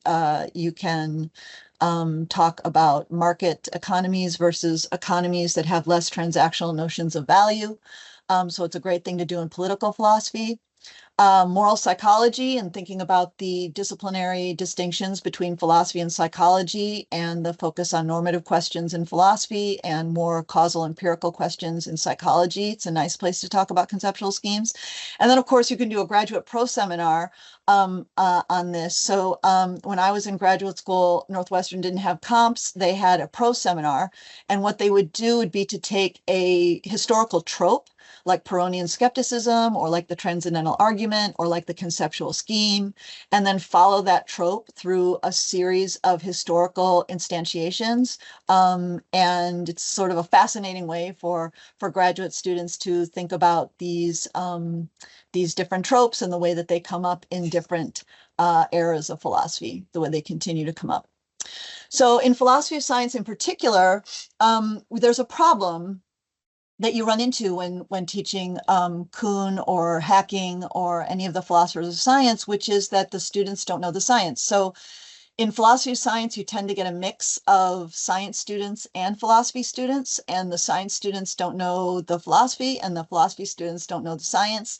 And it's your job to find a syllabus that is going to attract, meet, and serve both of those populations. And it's very difficult. So in a 200 level philosophy course, you can really count on no prerequisites. So nobody has logic, which means they can't read articles on explanation or the philosophy of law because they get scared of those formalisms that occur in those articles. They don't have philosophy of language, so they don't really even understand the idea of language representing reality to a layperson. That's not the way that they think, and I think that's in this conference, we've been having interesting discussions of the way in which entity realism leaves theory realism. And I mean, that is exactly the thing that lay people do not understand. What would be the difference between theory realism and entity realism? And what does it mean to say that truth is a linguistic notion, that truth is about a symbol or a language representing the real world? So anyway, that basic point is something that students don't understand. It makes this literature impossible to teach to students. And also, importantly, they don't have the STEM literacy. So all of these discussions of early chemistry and combustion and natural selection, I mean, your typical student just skips those sections of the reading because they see them and they feel like that they're automatically impenetrable. At the 300 level philosophy of science course, maybe you can count on people having logic and intro. So they know a little bit about philosophy, they know a little bit about logic, but I've been teaching for 30 years. And in my experience, it's still an uphill battle. There's no philosophy of language there. So you still have to give a very basic introductory lecture about representation. And teaching Davidson is impossible. Indeterminacy of translation, very difficult unless they've had a 300 level course in philosophy of language. So anyway, there's a prerequisite problem in teaching conceptual schemes with the way that the literature is written. We also have some more practical problems. There's the reading problem. So although Gen Z reads more actually than any previous generation, as it's been widely reported, they will do anything not to complete long or dense homework reading. So this is a willful resistance to reading in general. They like to watch things. So if you assign reading, the first thing that they'll do is do searches on YouTube to see if they can watch a video of it. And they'd rather watch a video of somebody giving a lecture on something than they would read a text. So if you ask your class, if you do like a little round robin and ask your students to read out loud and then explain what they've read, first of all, this is terrifying for them. And second of all, you will be floored at how many students cannot do that, cannot read 2 sentences and then explain to you what they just read. So, it's important as instructors that we understand the gaps between what we think is happening in our classes and what is actually happening in our classes. And I think if you do some investigation and try to sleuth out what's actually happening in your classes, you'll be very surprised. And then we also have the cognitive load problem. So this generation is managing political dysfunction, gun violence, race, gender, and discrimination and violence, employment uncertainty, just radical competition for work, the lack of secure work, so the precarity of the gig economy, and just the end of work idea in general. Basic needs are very expensive now: housing, education, and healthcare. We have the pandemic after effects, a little bit of a slowdown in people's learning, also some bad habits. The never enough achievement culture, the idea that, in light of the wealth gap, all the middle class has to race in order to get to those selective colleges and to get those good jobs. That's extraordinarily stressful. And the students that you have are coming out of that. I mean, I actually almost believe, I'm the mother of 2, older students. Like I have a junior in college and a junior in high school, and I actually feel like it's traumatizing. I mean, what we have to do to kids now in order to get them into selective colleges is actually traumatizing. I see the after effects of that in my classes, in the way that students handle stress or can't handle stress, and in the anxiousness they have about grades and achievement. They, of course, have those social media pressures where they are scared to say anything controversial in front of their peers, and just the amount of time that they spend on social media has destroyed their ability to attend to things for more than 15 minutes or so. And then we have the, the background terror of this is the end of the world with climate. So anyway, this generation is dealing with a lot. They're dealing with more than I ever had to deal with as Gen X.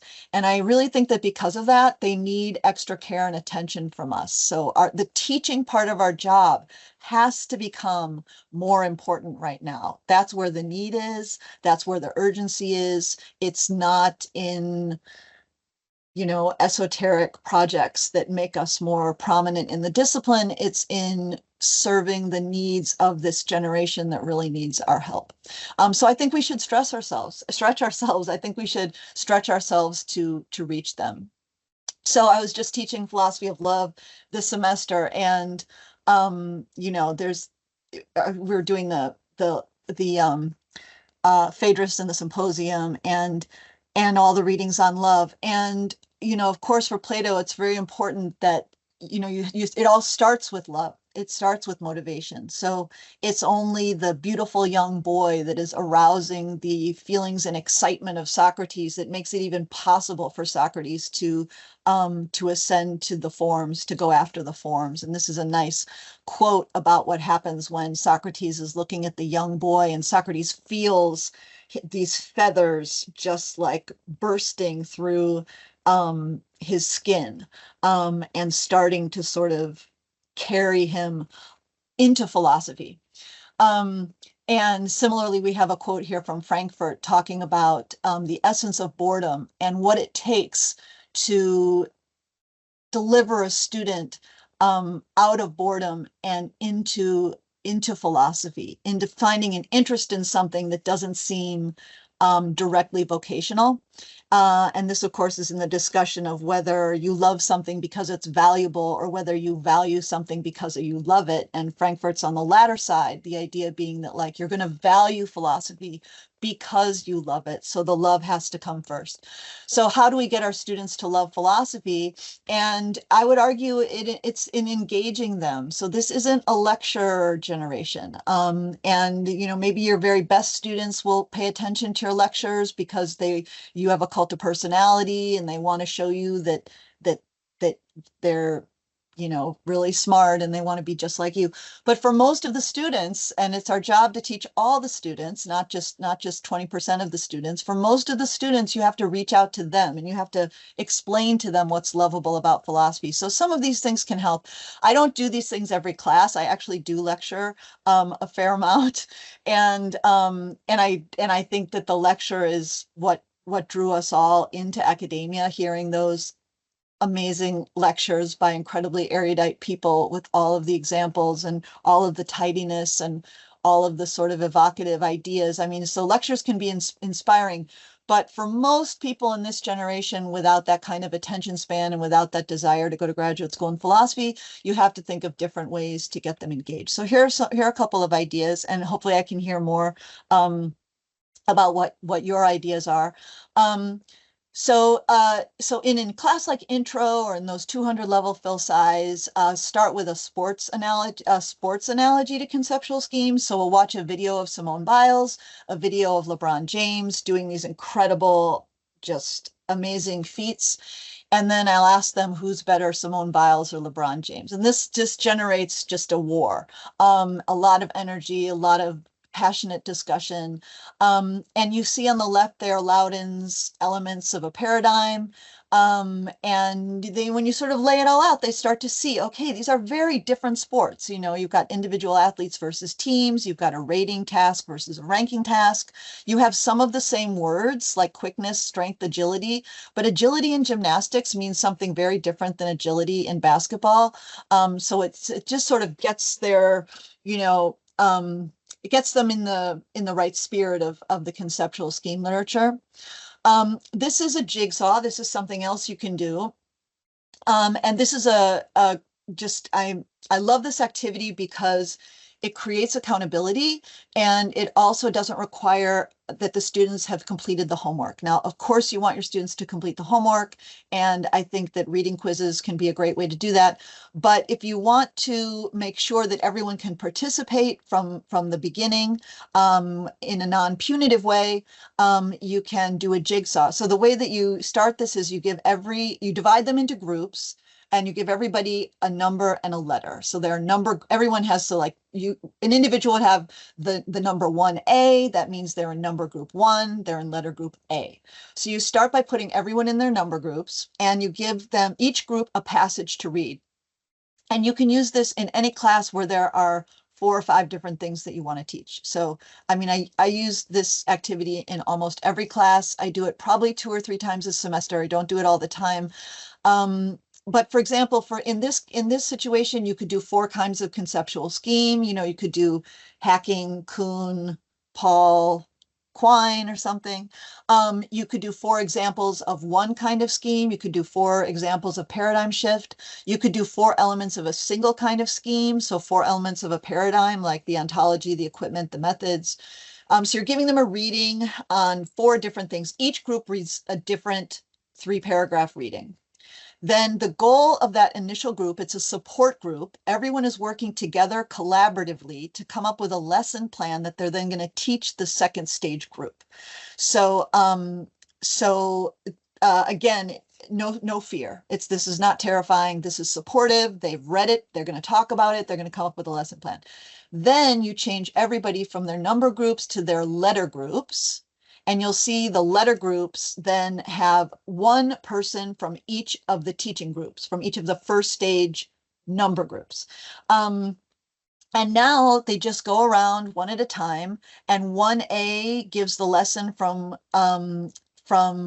group 1, 2A gives the lesson from group 2, 3A gives the lesson from group 3, 4A gives the lesson from group 4. So they each get a chance to speak.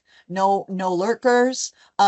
They feel some mastery over something. They feel some satisfaction, some accomplishment. They've learned something, and you've delivered a lot of content, 4 different ideas there. And all you're doing is kind of walking among the different groups and making sure that people are staying on task. So the jigsaw is a great technique you can use to anytime you have to talk about 4 or 5 different things. Another thing that I've done on Haraway and Vision. So Haraway's version of the conceptual scheme is more embodied, and it's very specific. So first, you want to think about an act of embodied vision. You know, you're looking into a microscope, or you're or a, I don't know, it could be an animal looking at something. And then you want to investigate the mechanics of that act. So what is going into that seeing, that kind of seeing? What's affecting your seeing? And then there's a next stage is you're going to have a ontological boundary negotiation with other people who maybe see in different ways or have different embodiments. So one way to actually reading Haraway is a lot more complicated than what I just summarized. So they do the reading, they're completely confused by it. What does this even mean? And you have them come into class, and you go outside, you ask them to find a location where they can sit by themselves and draw a map of the campus on a blank sheet of paper. And then ask them to draw a boundary on their map that circumscribes the heart of the campus. So that's them seeing something. Then they present their map to another small group, like 3 or 4 people. And of course, everybody in the group of 3 or 4 has different maps. A dancer might see the theater as the center of the campus. A lacrosse player might see the football field as the center of the campus. And they have to talk about why their maps are different and why their heart of the campus is different, why that concept is different for each of them. And then they have to write a new map altogether, negotiating the ontological boundary of the heart of the campus, coming out of their individual perspectives. So this is a great activity. It takes people outside. It really helps them to understand a text that is very complicated and gets people thinking, starting to think about the ways in which you might combine the perspectival aspects of conceptual schemes with the more social aspects, the public negotiation. For Kuhn, here's something you can do to talk about paradigms. So basically you're setting up two different worlds and having the worlds come together. So you have 3 or 4 people on each little team. Each little team learns about a different world. They're given the same objects, so they live in the same world. These objects are these little round discs you see on the right. So you tell one world, one team, that every individual shape has the same monetary value, 1 extra credit point, which gets, now they're immediately invested. Every student begins with a certain number of extra credit points, either 2 or 8, to kind of mirror wealth gaps. And then they can acquire shapes one at a time, Lockean style, mixing their labor with it by picking up a shape and giving it a little spin. And that's how you acquire shapes. You can also trade other students for your extra, you can trade the shapes for the extra credit points. And the goal is to try to amass as many shapes and points as you can. So you have the students kind of play that game for a while. Parallel at the same time, you've got another half of the class divided into teams doing this, which is you tell them they've got the same objects again, but a little different ontology. These shapes, you tell them, are building blocks. Each kind of shape has a different structural value. So these are no longer individuals, they're kinds. The kind is the primary ontological level, not the individual. So the swirly kind you see on the bottom is structurally the most sound. The yellow little one you see on the top is structurally the most flimsy.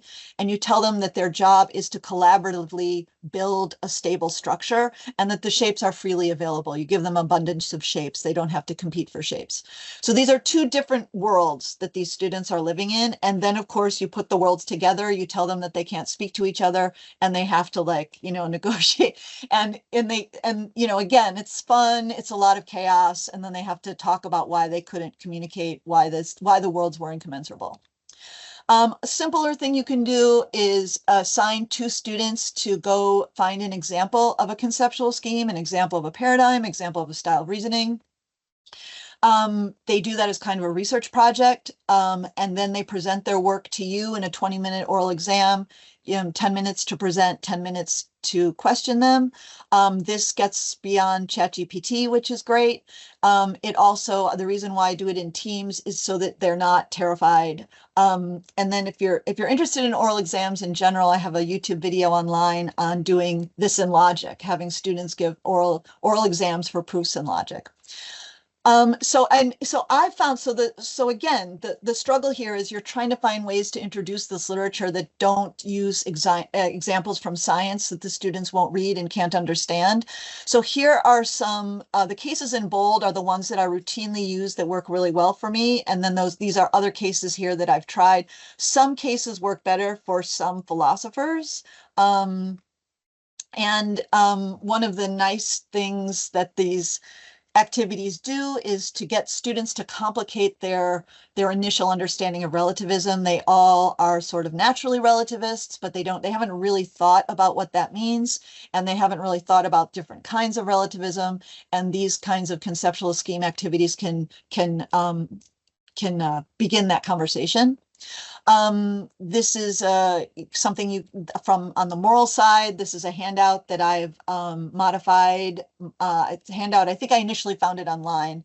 So I really think we should actually credit teaching materials because teaching materials really are the authored products of people who are mostly spend their lives teaching. So I should say this isn't. So initially I did get this online, and then I've sort of souped it up to my own. Into my own needs here, but this is sort of a map of relativisms on the moral side. So the point in general is that the conceptual scheme literature has lots of benefits, and that we really need to think about teaching our materials now in ways that will generate love. So when you're teaching these materials, I'll just end with the thought that we should be thinking about how the different scheme literatures are different from one another. And they are very different, and they all involve their own kind of emphases. And I think as an instructor, throughout the years, as I have taught these various conceptual schemes, it's helped me in my more scholarly moments think about really what these conceptual schemes are all about. So in the case of Wittgenstein, I think the focus is really on the emergence of normativity and how meaning might emerge from a more transactional kind of context rather than through a context where we're thinking about some kind of essence or reference. So that emergence of normativity through transaction is what I think is central to Wittgenstein. With Quine, I think you can use the actual examples in the text. Brick houses on Elm Street works just fine. And I think the focus there is on underdetermination of theory by observation, both through Hume and Popper, and then the ultimate contingency of core beliefs and the indeterminacy of translation between webs, and then Davidson's critique of that. And I actually think this literature is too difficult to teach to undergraduates. I think that people who are teaching it should really investigate how many people in their classes are really getting it. I think maybe in a 300 level history of analytic, maybe in a 300 level epistemology, maybe that works. But if you're teaching Quine in your 200 level philosophy of science, I'm not sure that it's really anchoring. If you want to do Brinton and Kuhn on revolutions, I think the focus there really is on the revolution. It's not on the idea of paradigm. It's on the idea of revolution, the idea of shifts and incommensurability. And I have a paper that walks through paradigm shifts between the justice view and the care view, and why those are incommensurable ways of approaching the treatment of different people. This is something that I use to talk about the idea that justification is internal to a conceptual scheme. This, I think, is one of the most aha moments in philosophy of science. It really enlivens the STEM students. It really excites people. And it's an important lesson for philosophers, I think, too. The idea that there is no data outside of theory. So it's two paradigms, and so you're looking at this picture, that's the data, the picture, but depending on whether you are looking at this from the perspective of a certain population of men in the 1970s or the perspective of a certain population of women in the 1970s. I used to just say men and women, but then my students, were very upset with the stereotyping and the binary way of looking at this. So that's the reason for the complicated language up there. But if you, and in many ways, maybe this isn't a good case to use, but it's just so nice and neat that I'm sad to get rid of it. But you're looking at this piece of data, and in paradigm one, the data is received as the mother is tired of calming down the infant. And in paradigm two, the data is received as the mother's content to cuddle the infant. And in the conceptual scheme, paradigm two, there's work and there's non-work. There's work and leisure. That's the classification scheme. That's the way of dividing up the world, work and leisure.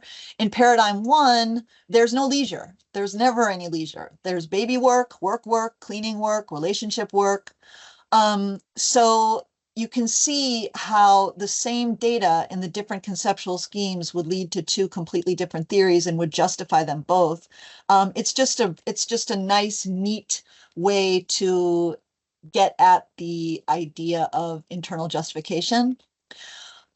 Fleck, if you're interested in a case with Fleck, just recently I wrote one out for this volume, Kuhn's Structure of Scientific Revolutions at 60.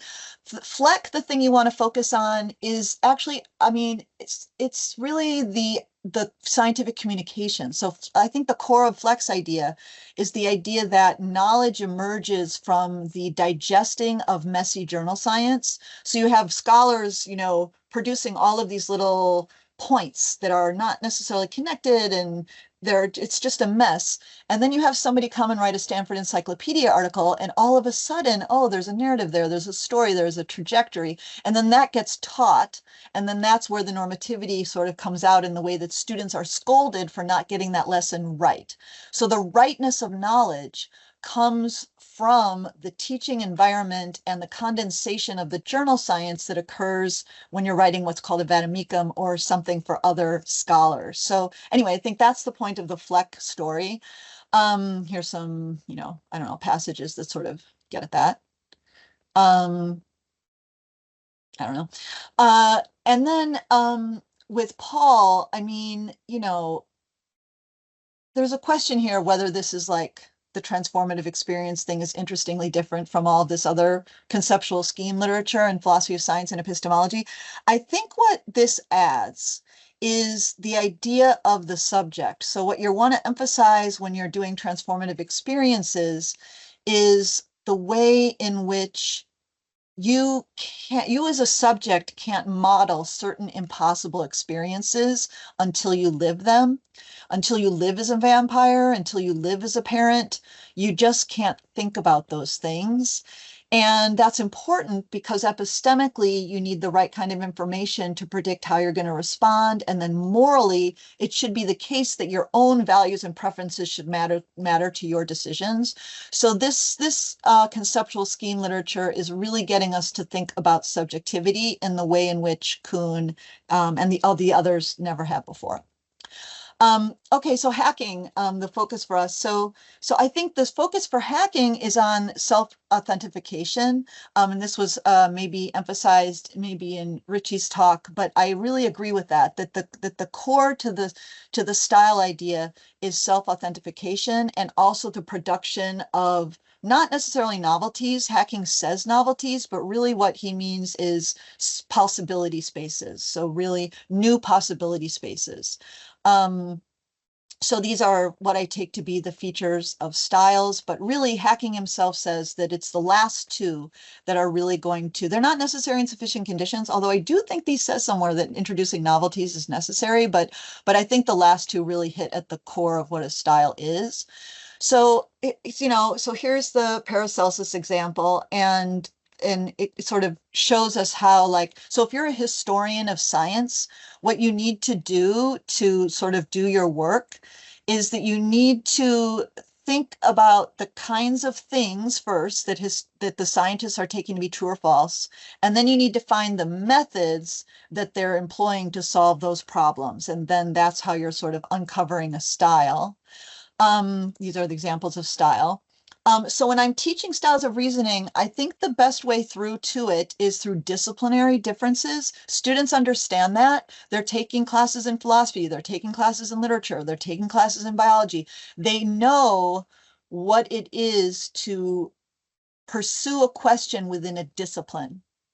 So a philosophical style of reasoning tries to get you to think about where in the chain of reasoning does the argument go wrong. So the debate you're having then is, does this text go wrong at this location or not? Or, which conclusion, does this conclusion follow or not? Those are the kinds of puzzles you have, the kinds of debates you have, the kinds of questions you have, the kinds of things that can be true or false. If you're in a literature class, you're trying to come up with interpretations that the text could support. So it's a more representative activity. You've got this symbol, this text, and you've got this symbol, what you think about it, your interpretation, and you're trying to think, does that match the real world, which is the text? The text is the constraint on your interpretation of it. So your question is, which interpretation is most faithful to the text? Which interpretation represents? So these are very different methods, very different puzzles, etc. So the reason why I think academic disciplines exemplify the two most important features of hacking styles is that disciplinary modes of going on, Wittgensteinian word, the disciplinary mode of going on identifies kinds of problems, the problems that are going to arise when you're going on in a particular way. And how do disciplines do that? Well, they hone in on certain topics. Okay, how do they do that? because disciplinary methodologies establish possibility spaces of permissible within the discipline alternatives. So they establish contrast classes of possibilities, all of which are true or false, but among which you're going to find the true one. You're going to look for the favored one. So disciplines do that work of identifying possibility spaces. And then they have this self-authentication situation where once those possibility spaces are established, then you're looking for relevance relations or, relevance relation answer pairs that are going to cleave or parse that topic, that are going to separate that topic as the right one, as opposed to all the other wrong ones that are possible, but wrong. And it's only certain, because you've got that contrast class already specified, it's only going to be certain kinds of relevance relations that are going to serve that role. And so that's what self-authentication is. It's the way, it's that double insulating of like, the method identifies the topic that's up for grabs. And once you've got a clear topic that's up for grabs, it's only certain kinds of answers and certain ways of answering it that are going to be satisfying and that are going to be appropriate. And that's self-authentication. So I do think that the disciplines are the right way to talk about hacking. So anyway, if you're interested in thinking about pedagogy and in this kind of stuff, please check out the AAPT. This is a amazing organization. We have a 50th anniversary conference coming up next summer. And then also, if you have an idea for a teaching book, I'm editing a new series for Bloomsbury. It's going to be the first series of books on teaching philosophy. So think about that. And that's it. Thanks. Well, thank you so much, Alexandra, and thank you for your graciousness in correcting my error. I thought I really love all these kinds of techniques you talk about. This jigsaw, I was just thinking I teach paradigms. I mean, that's a great way to do disciplinary matrices, right? So go right to the postscript, read it. And like right now, I have some kind of activity where I do that, but I think the jigsaw is a much more effective way of doing it. So I thought, I wasn't equipped at the live conference to have this stuff. I can share with you some of my kind of conceptual scheme type activities. Right. So when I start off, I just tell them right away, here's the kind of model of so this is a 300 level history and philosophy of science course, and it's I get philosophers in there, but lots of STEM students, historians, it's cross-listed in history. So I just tell them right away, here's the kind of theory, change is characterized by the continual replacement of incompatible theoretical systems. And I say, consider the development of various following fields, answer some kind of questions which most closely fit this description, describe a revolution, try to identify two different theoretical systems which least fit, and what features of the development don't fit the story of scientific change. And so and of course, I invite them, talk about other bring up other kinds of fields that you're more familiar with, because I'm getting a lot of STEM students. Often they'll be keen to talk about things or and of course I go outside of science, right? Let's think about paradigms a bit broadly, think about them conceptual schemes, they seem to affect us. This is just a warm up, before I do the kind of theory lateness of observation, 5-minute talk to your neighbor. Can you think of an example where someone's theoretical assumptions affect the way they perceive something? So afterwards I let them talk. They give interesting examples, politics, etc. The examples I give are, I say, think of an example where two people are seeing the same event and they actually perceive something different, right? For incommensurability of perception, I use, atheism versus religious views. So someone sees some accident, some woman falls down, slips on the ice. Like someone will say, oh, atheist will be that's a unlucky. A religious person might see more meaning in it, say there was some kind of purpose for it. I like you suggested, I talk about sports, right? Especially sports referee calls. Like you can think about two fans of opposing teams, they can be looking at that same replay and obviously disagree on whether it was a foul or not. I talk about romantic relationships and romantic arguments, how you can be talking about the exact same event, but very different kinds of perceptions of it. Um, Last one I'll show you. This is for kind of getting more into critical stuff about Kuhn's kind of non-cumulative theory of revolutions. And one thing, critical issue I kind of frame is, whether scientists in competing paradigms are actually just interpreting the data differently versus perceiving a different world. So this is kind of the metaphysical incommensurability. And so I just do an activity where, again, I kind of open them up. I say, come up with examples that support or don't support Kuhn's kind of account. Do you think are we really perceiving different worlds, or is there an argument for saying we interpret data differently? And of course, if you're interpreting data differently, there's an argument for saying science is cumulative. So I wanted to show you those and get you to consult on them, because I think you have so many nice ideas. I think that looks great. And I mean, what's great about it is farming, art, literature, education. So you're just giving lots of ways for all students to participate in thinking about those things. And then I also think what's great about this is you're getting them to think about whether Kuhn's view is just for justificatory things like science. Like, so is the idea of paradigm shift just for activities where we're trying to justify or confirm things, or is the literature appropriate to map onto other kinds of things like farming or art where we're not trying to prove or justify things. And getting them also to think about this issue of what they want to use the conceptual scheme literature to do is to argue that, like, for some kind of form of cultural relativism or something. But, it's not that LeBron is good and Simone is bad, or that LeBron is good and, it's not, in other words, like, they can both be good, one can be good, one can be bad, but like internal to the scheme, there certainly is an idea of what makes a good basketball player. So the idea that, like, post-modernity is about the loss of constraint. I think that philosophers of science have a lot to say about that. That's good for them to hear, and your activities definitely bring that out, because you're asking them really directly, like, which of them fit Kuhn's story, which of them don't fit Kuhn's story. Yeah, I love that question 4. I appreciate the feedback. I feel very vindicated. I think me and Jamie, we would both kind of agree that Simone Biles is better than LeBron James. That was going to be the first thing that I said. Like, that's not even, I don't know who could possibly argue against that, but anyways. John, did you mind if I jumped in? Or? Yeah, no, please. Okay, cool.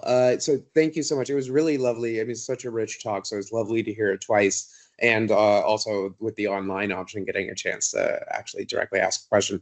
Before saying so, I want to mention I got a text from Kareem Khalifa during the talk, and he says hi.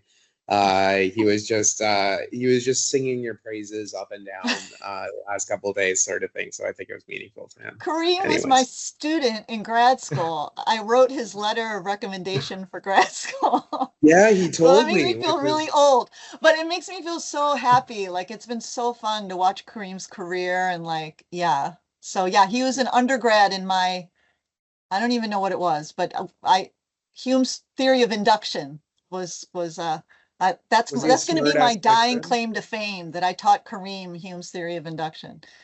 That's a good mark to have, I think. And I at some point I want to make sure I get all the dirt of what he was like when he was a kid. But on the content, I actually didn't really have so much of a question, but I wanted to kind of give you just like more data on kind of my experiences teaching. So I've taught the conceptual scheme stuff more abstractly with intro to metaphysics and epistemology kind of class. And interestingly, like when I taught an introduction to philosophy class, I did not conceptual schemes, but cultural relativism. And one thing that was interesting is, I didn't realize this until listening to your talk, that I had reversed the order of how I talked about it. So in the epistemology and metaphysics stuff, this comes in about halfway through the course, and we're talking, you know, about the Davidson kind of stuff, and then move towards examples. Whereas with the cultural relativism stuff, we started with examples and then moved to the more abstract discussion. And what I thought was really interesting was that with the cultural relativism stuff, I started with an example of a bunch of West African immigrants towards the US, and they were being, I can find the videos if you want, but they were basically trying to acclimatize themselves to American life, and they were kind of making mistakes by American norms. And the video is kind of following them around, trying to watch them struggle to understand why Americans do the things that they do.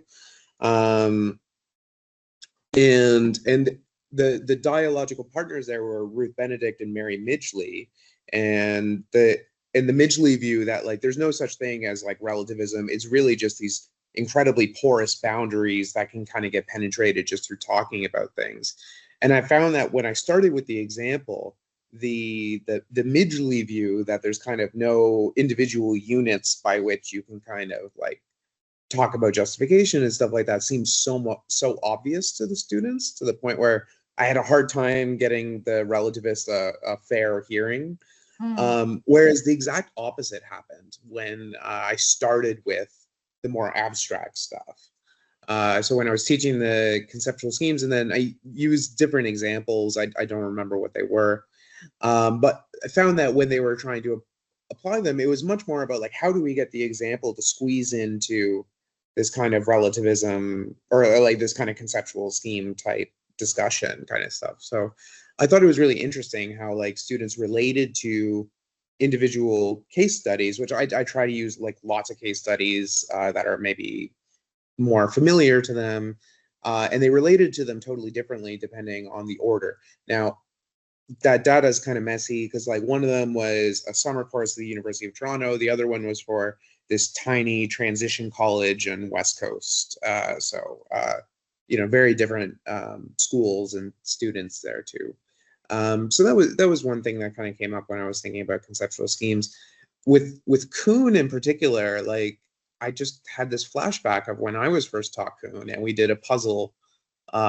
We did so literally what they were we went into small groups and we were given puzzles, but the pieces could not form the picture that you were supposed to make, like by design, but you weren't told that ahead of time. So the whole thing was like us trying to like piece together these puzzles that in principle cannot be fully pieced together.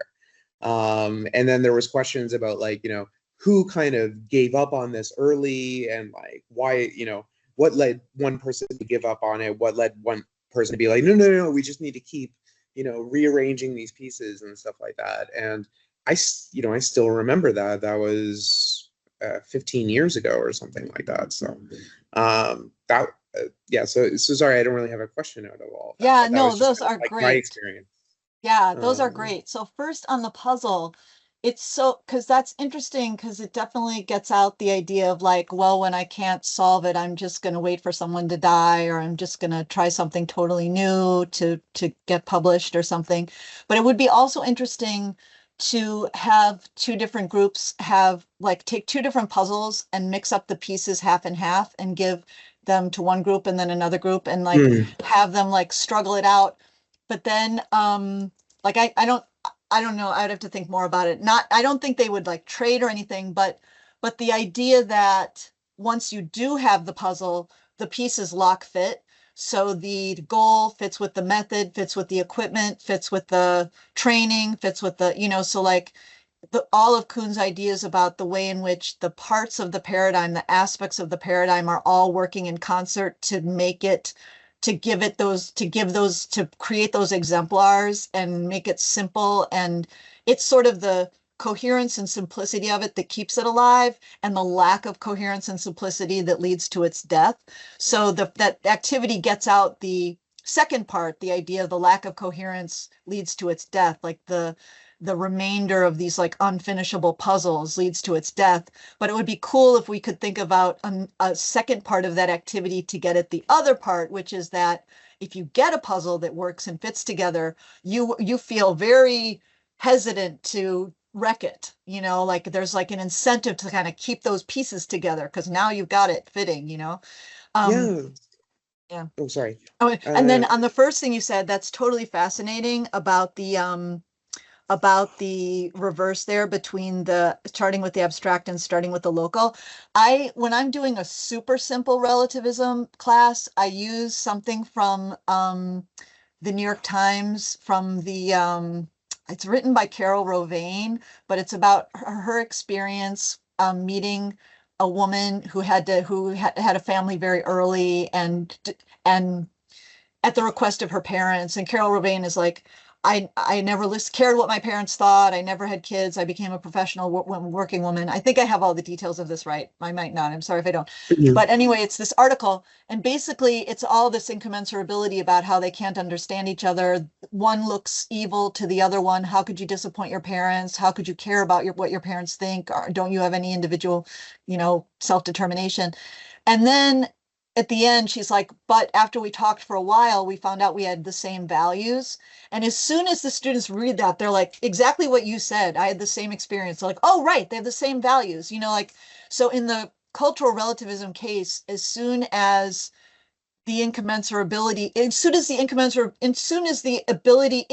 to understand the other person is explained by something like, oh, they're manifesting the same values in different ways, all the students are satisfied, and then that's the end of the class. Like, you can't get them back into relativism after that. Mm-hmm. And then in the other case you were talking about, I wonder, like, what's so important in the metaphysics and epistemology realm is underdetermination and Hansen, and like the idea, both the Hansen lesson, but also underdetermination, and also the idea that you can describe the same ontological thing in many different ways.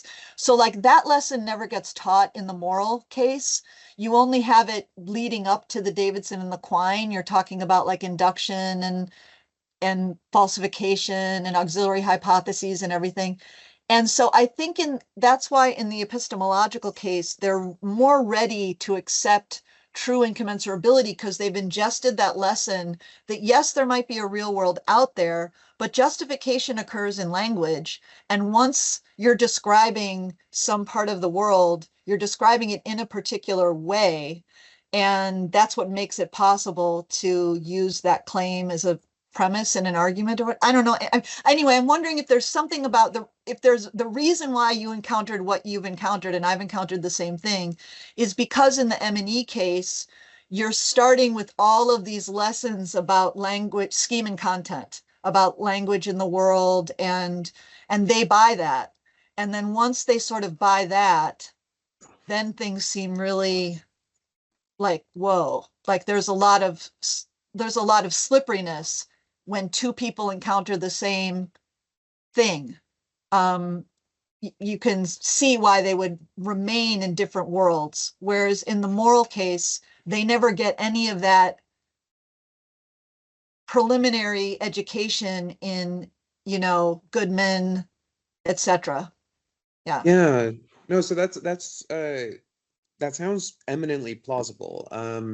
So the epistemology that had been done earlier in the cultural relativism course was like James and voluntarism and this kind of stuff. Like we didn't really get into, justification, language, representation, and all that kind of stuff. So that definitely sounds plausible, and I'll have to chew on that a little bit. The puzzle thing, I actually think worked pretty well with both sides of the coin. Because the puzzles were decently intricate. They were like 50 pieces. And you can start off by putting a lot of them together. And you do start being like, oh, I'm starting to make the picture on the box. Like it makes sense. And then if you look at like, the colors and the shapes of all the puzzle pieces, it looks like something that you'll be eventually able to kind of all put together. So at the beginning, there's kind of this like, oh, that goes there, that goes there. Okay, we're getting this bigger picture. Like I'm getting this part of the puzzle done. I'm getting that part of the puzzle. And it's just a matter of time that we'll eventually get it. And then there's the couple of pieces that just don't fit. And like, I remember it being so brilliant, like that it was like they didn't fit, but in ways that like you could try to make it look like it fit in a different part of the puzzle kind of thing. So it was really, I don't know if like a Kuhnian designed those puzzles, but like it was. That's great. That is a great idea. All right, I think I'm gonna cut us all off because, like David, I think we could go on forever. So, and I thought it was kind of fitting. Your talk fit in very well with the talks today because I thought, well, what if Jack Ritchie and David Stump and Luca Sciortino got in a room and did the kind of styles activity you have with self-authenticating. I think that would have been really interesting. But thank you again, Alexandra, for being gracious enough to do your talk twice and get extra feedback, I guess. So well, thank you both for organizing this. It's been just amazing. And honestly, the structure of it was the best conference I've ever been to, like the day in between and had you seen that before or did you come up with that? I've never seen that. I run it for the first time last year with the Paulo conference. So we're kind of coming down to a model. Of course, it's kind of empirically based on how many submissions we got, because I think our online days were a bit shorter. But I think we had it was maybe perfect. Yeah, no, I thought it was okay because I attended every talk. I'm not too burnt out from it. I mean, it's tiring, of course, but I think it's getting around. So it's been a few years I'm kind of experimental like Matt was and Dewey and just trying to get it right. So yeah, I appreciate the feedback. Yeah, it was great.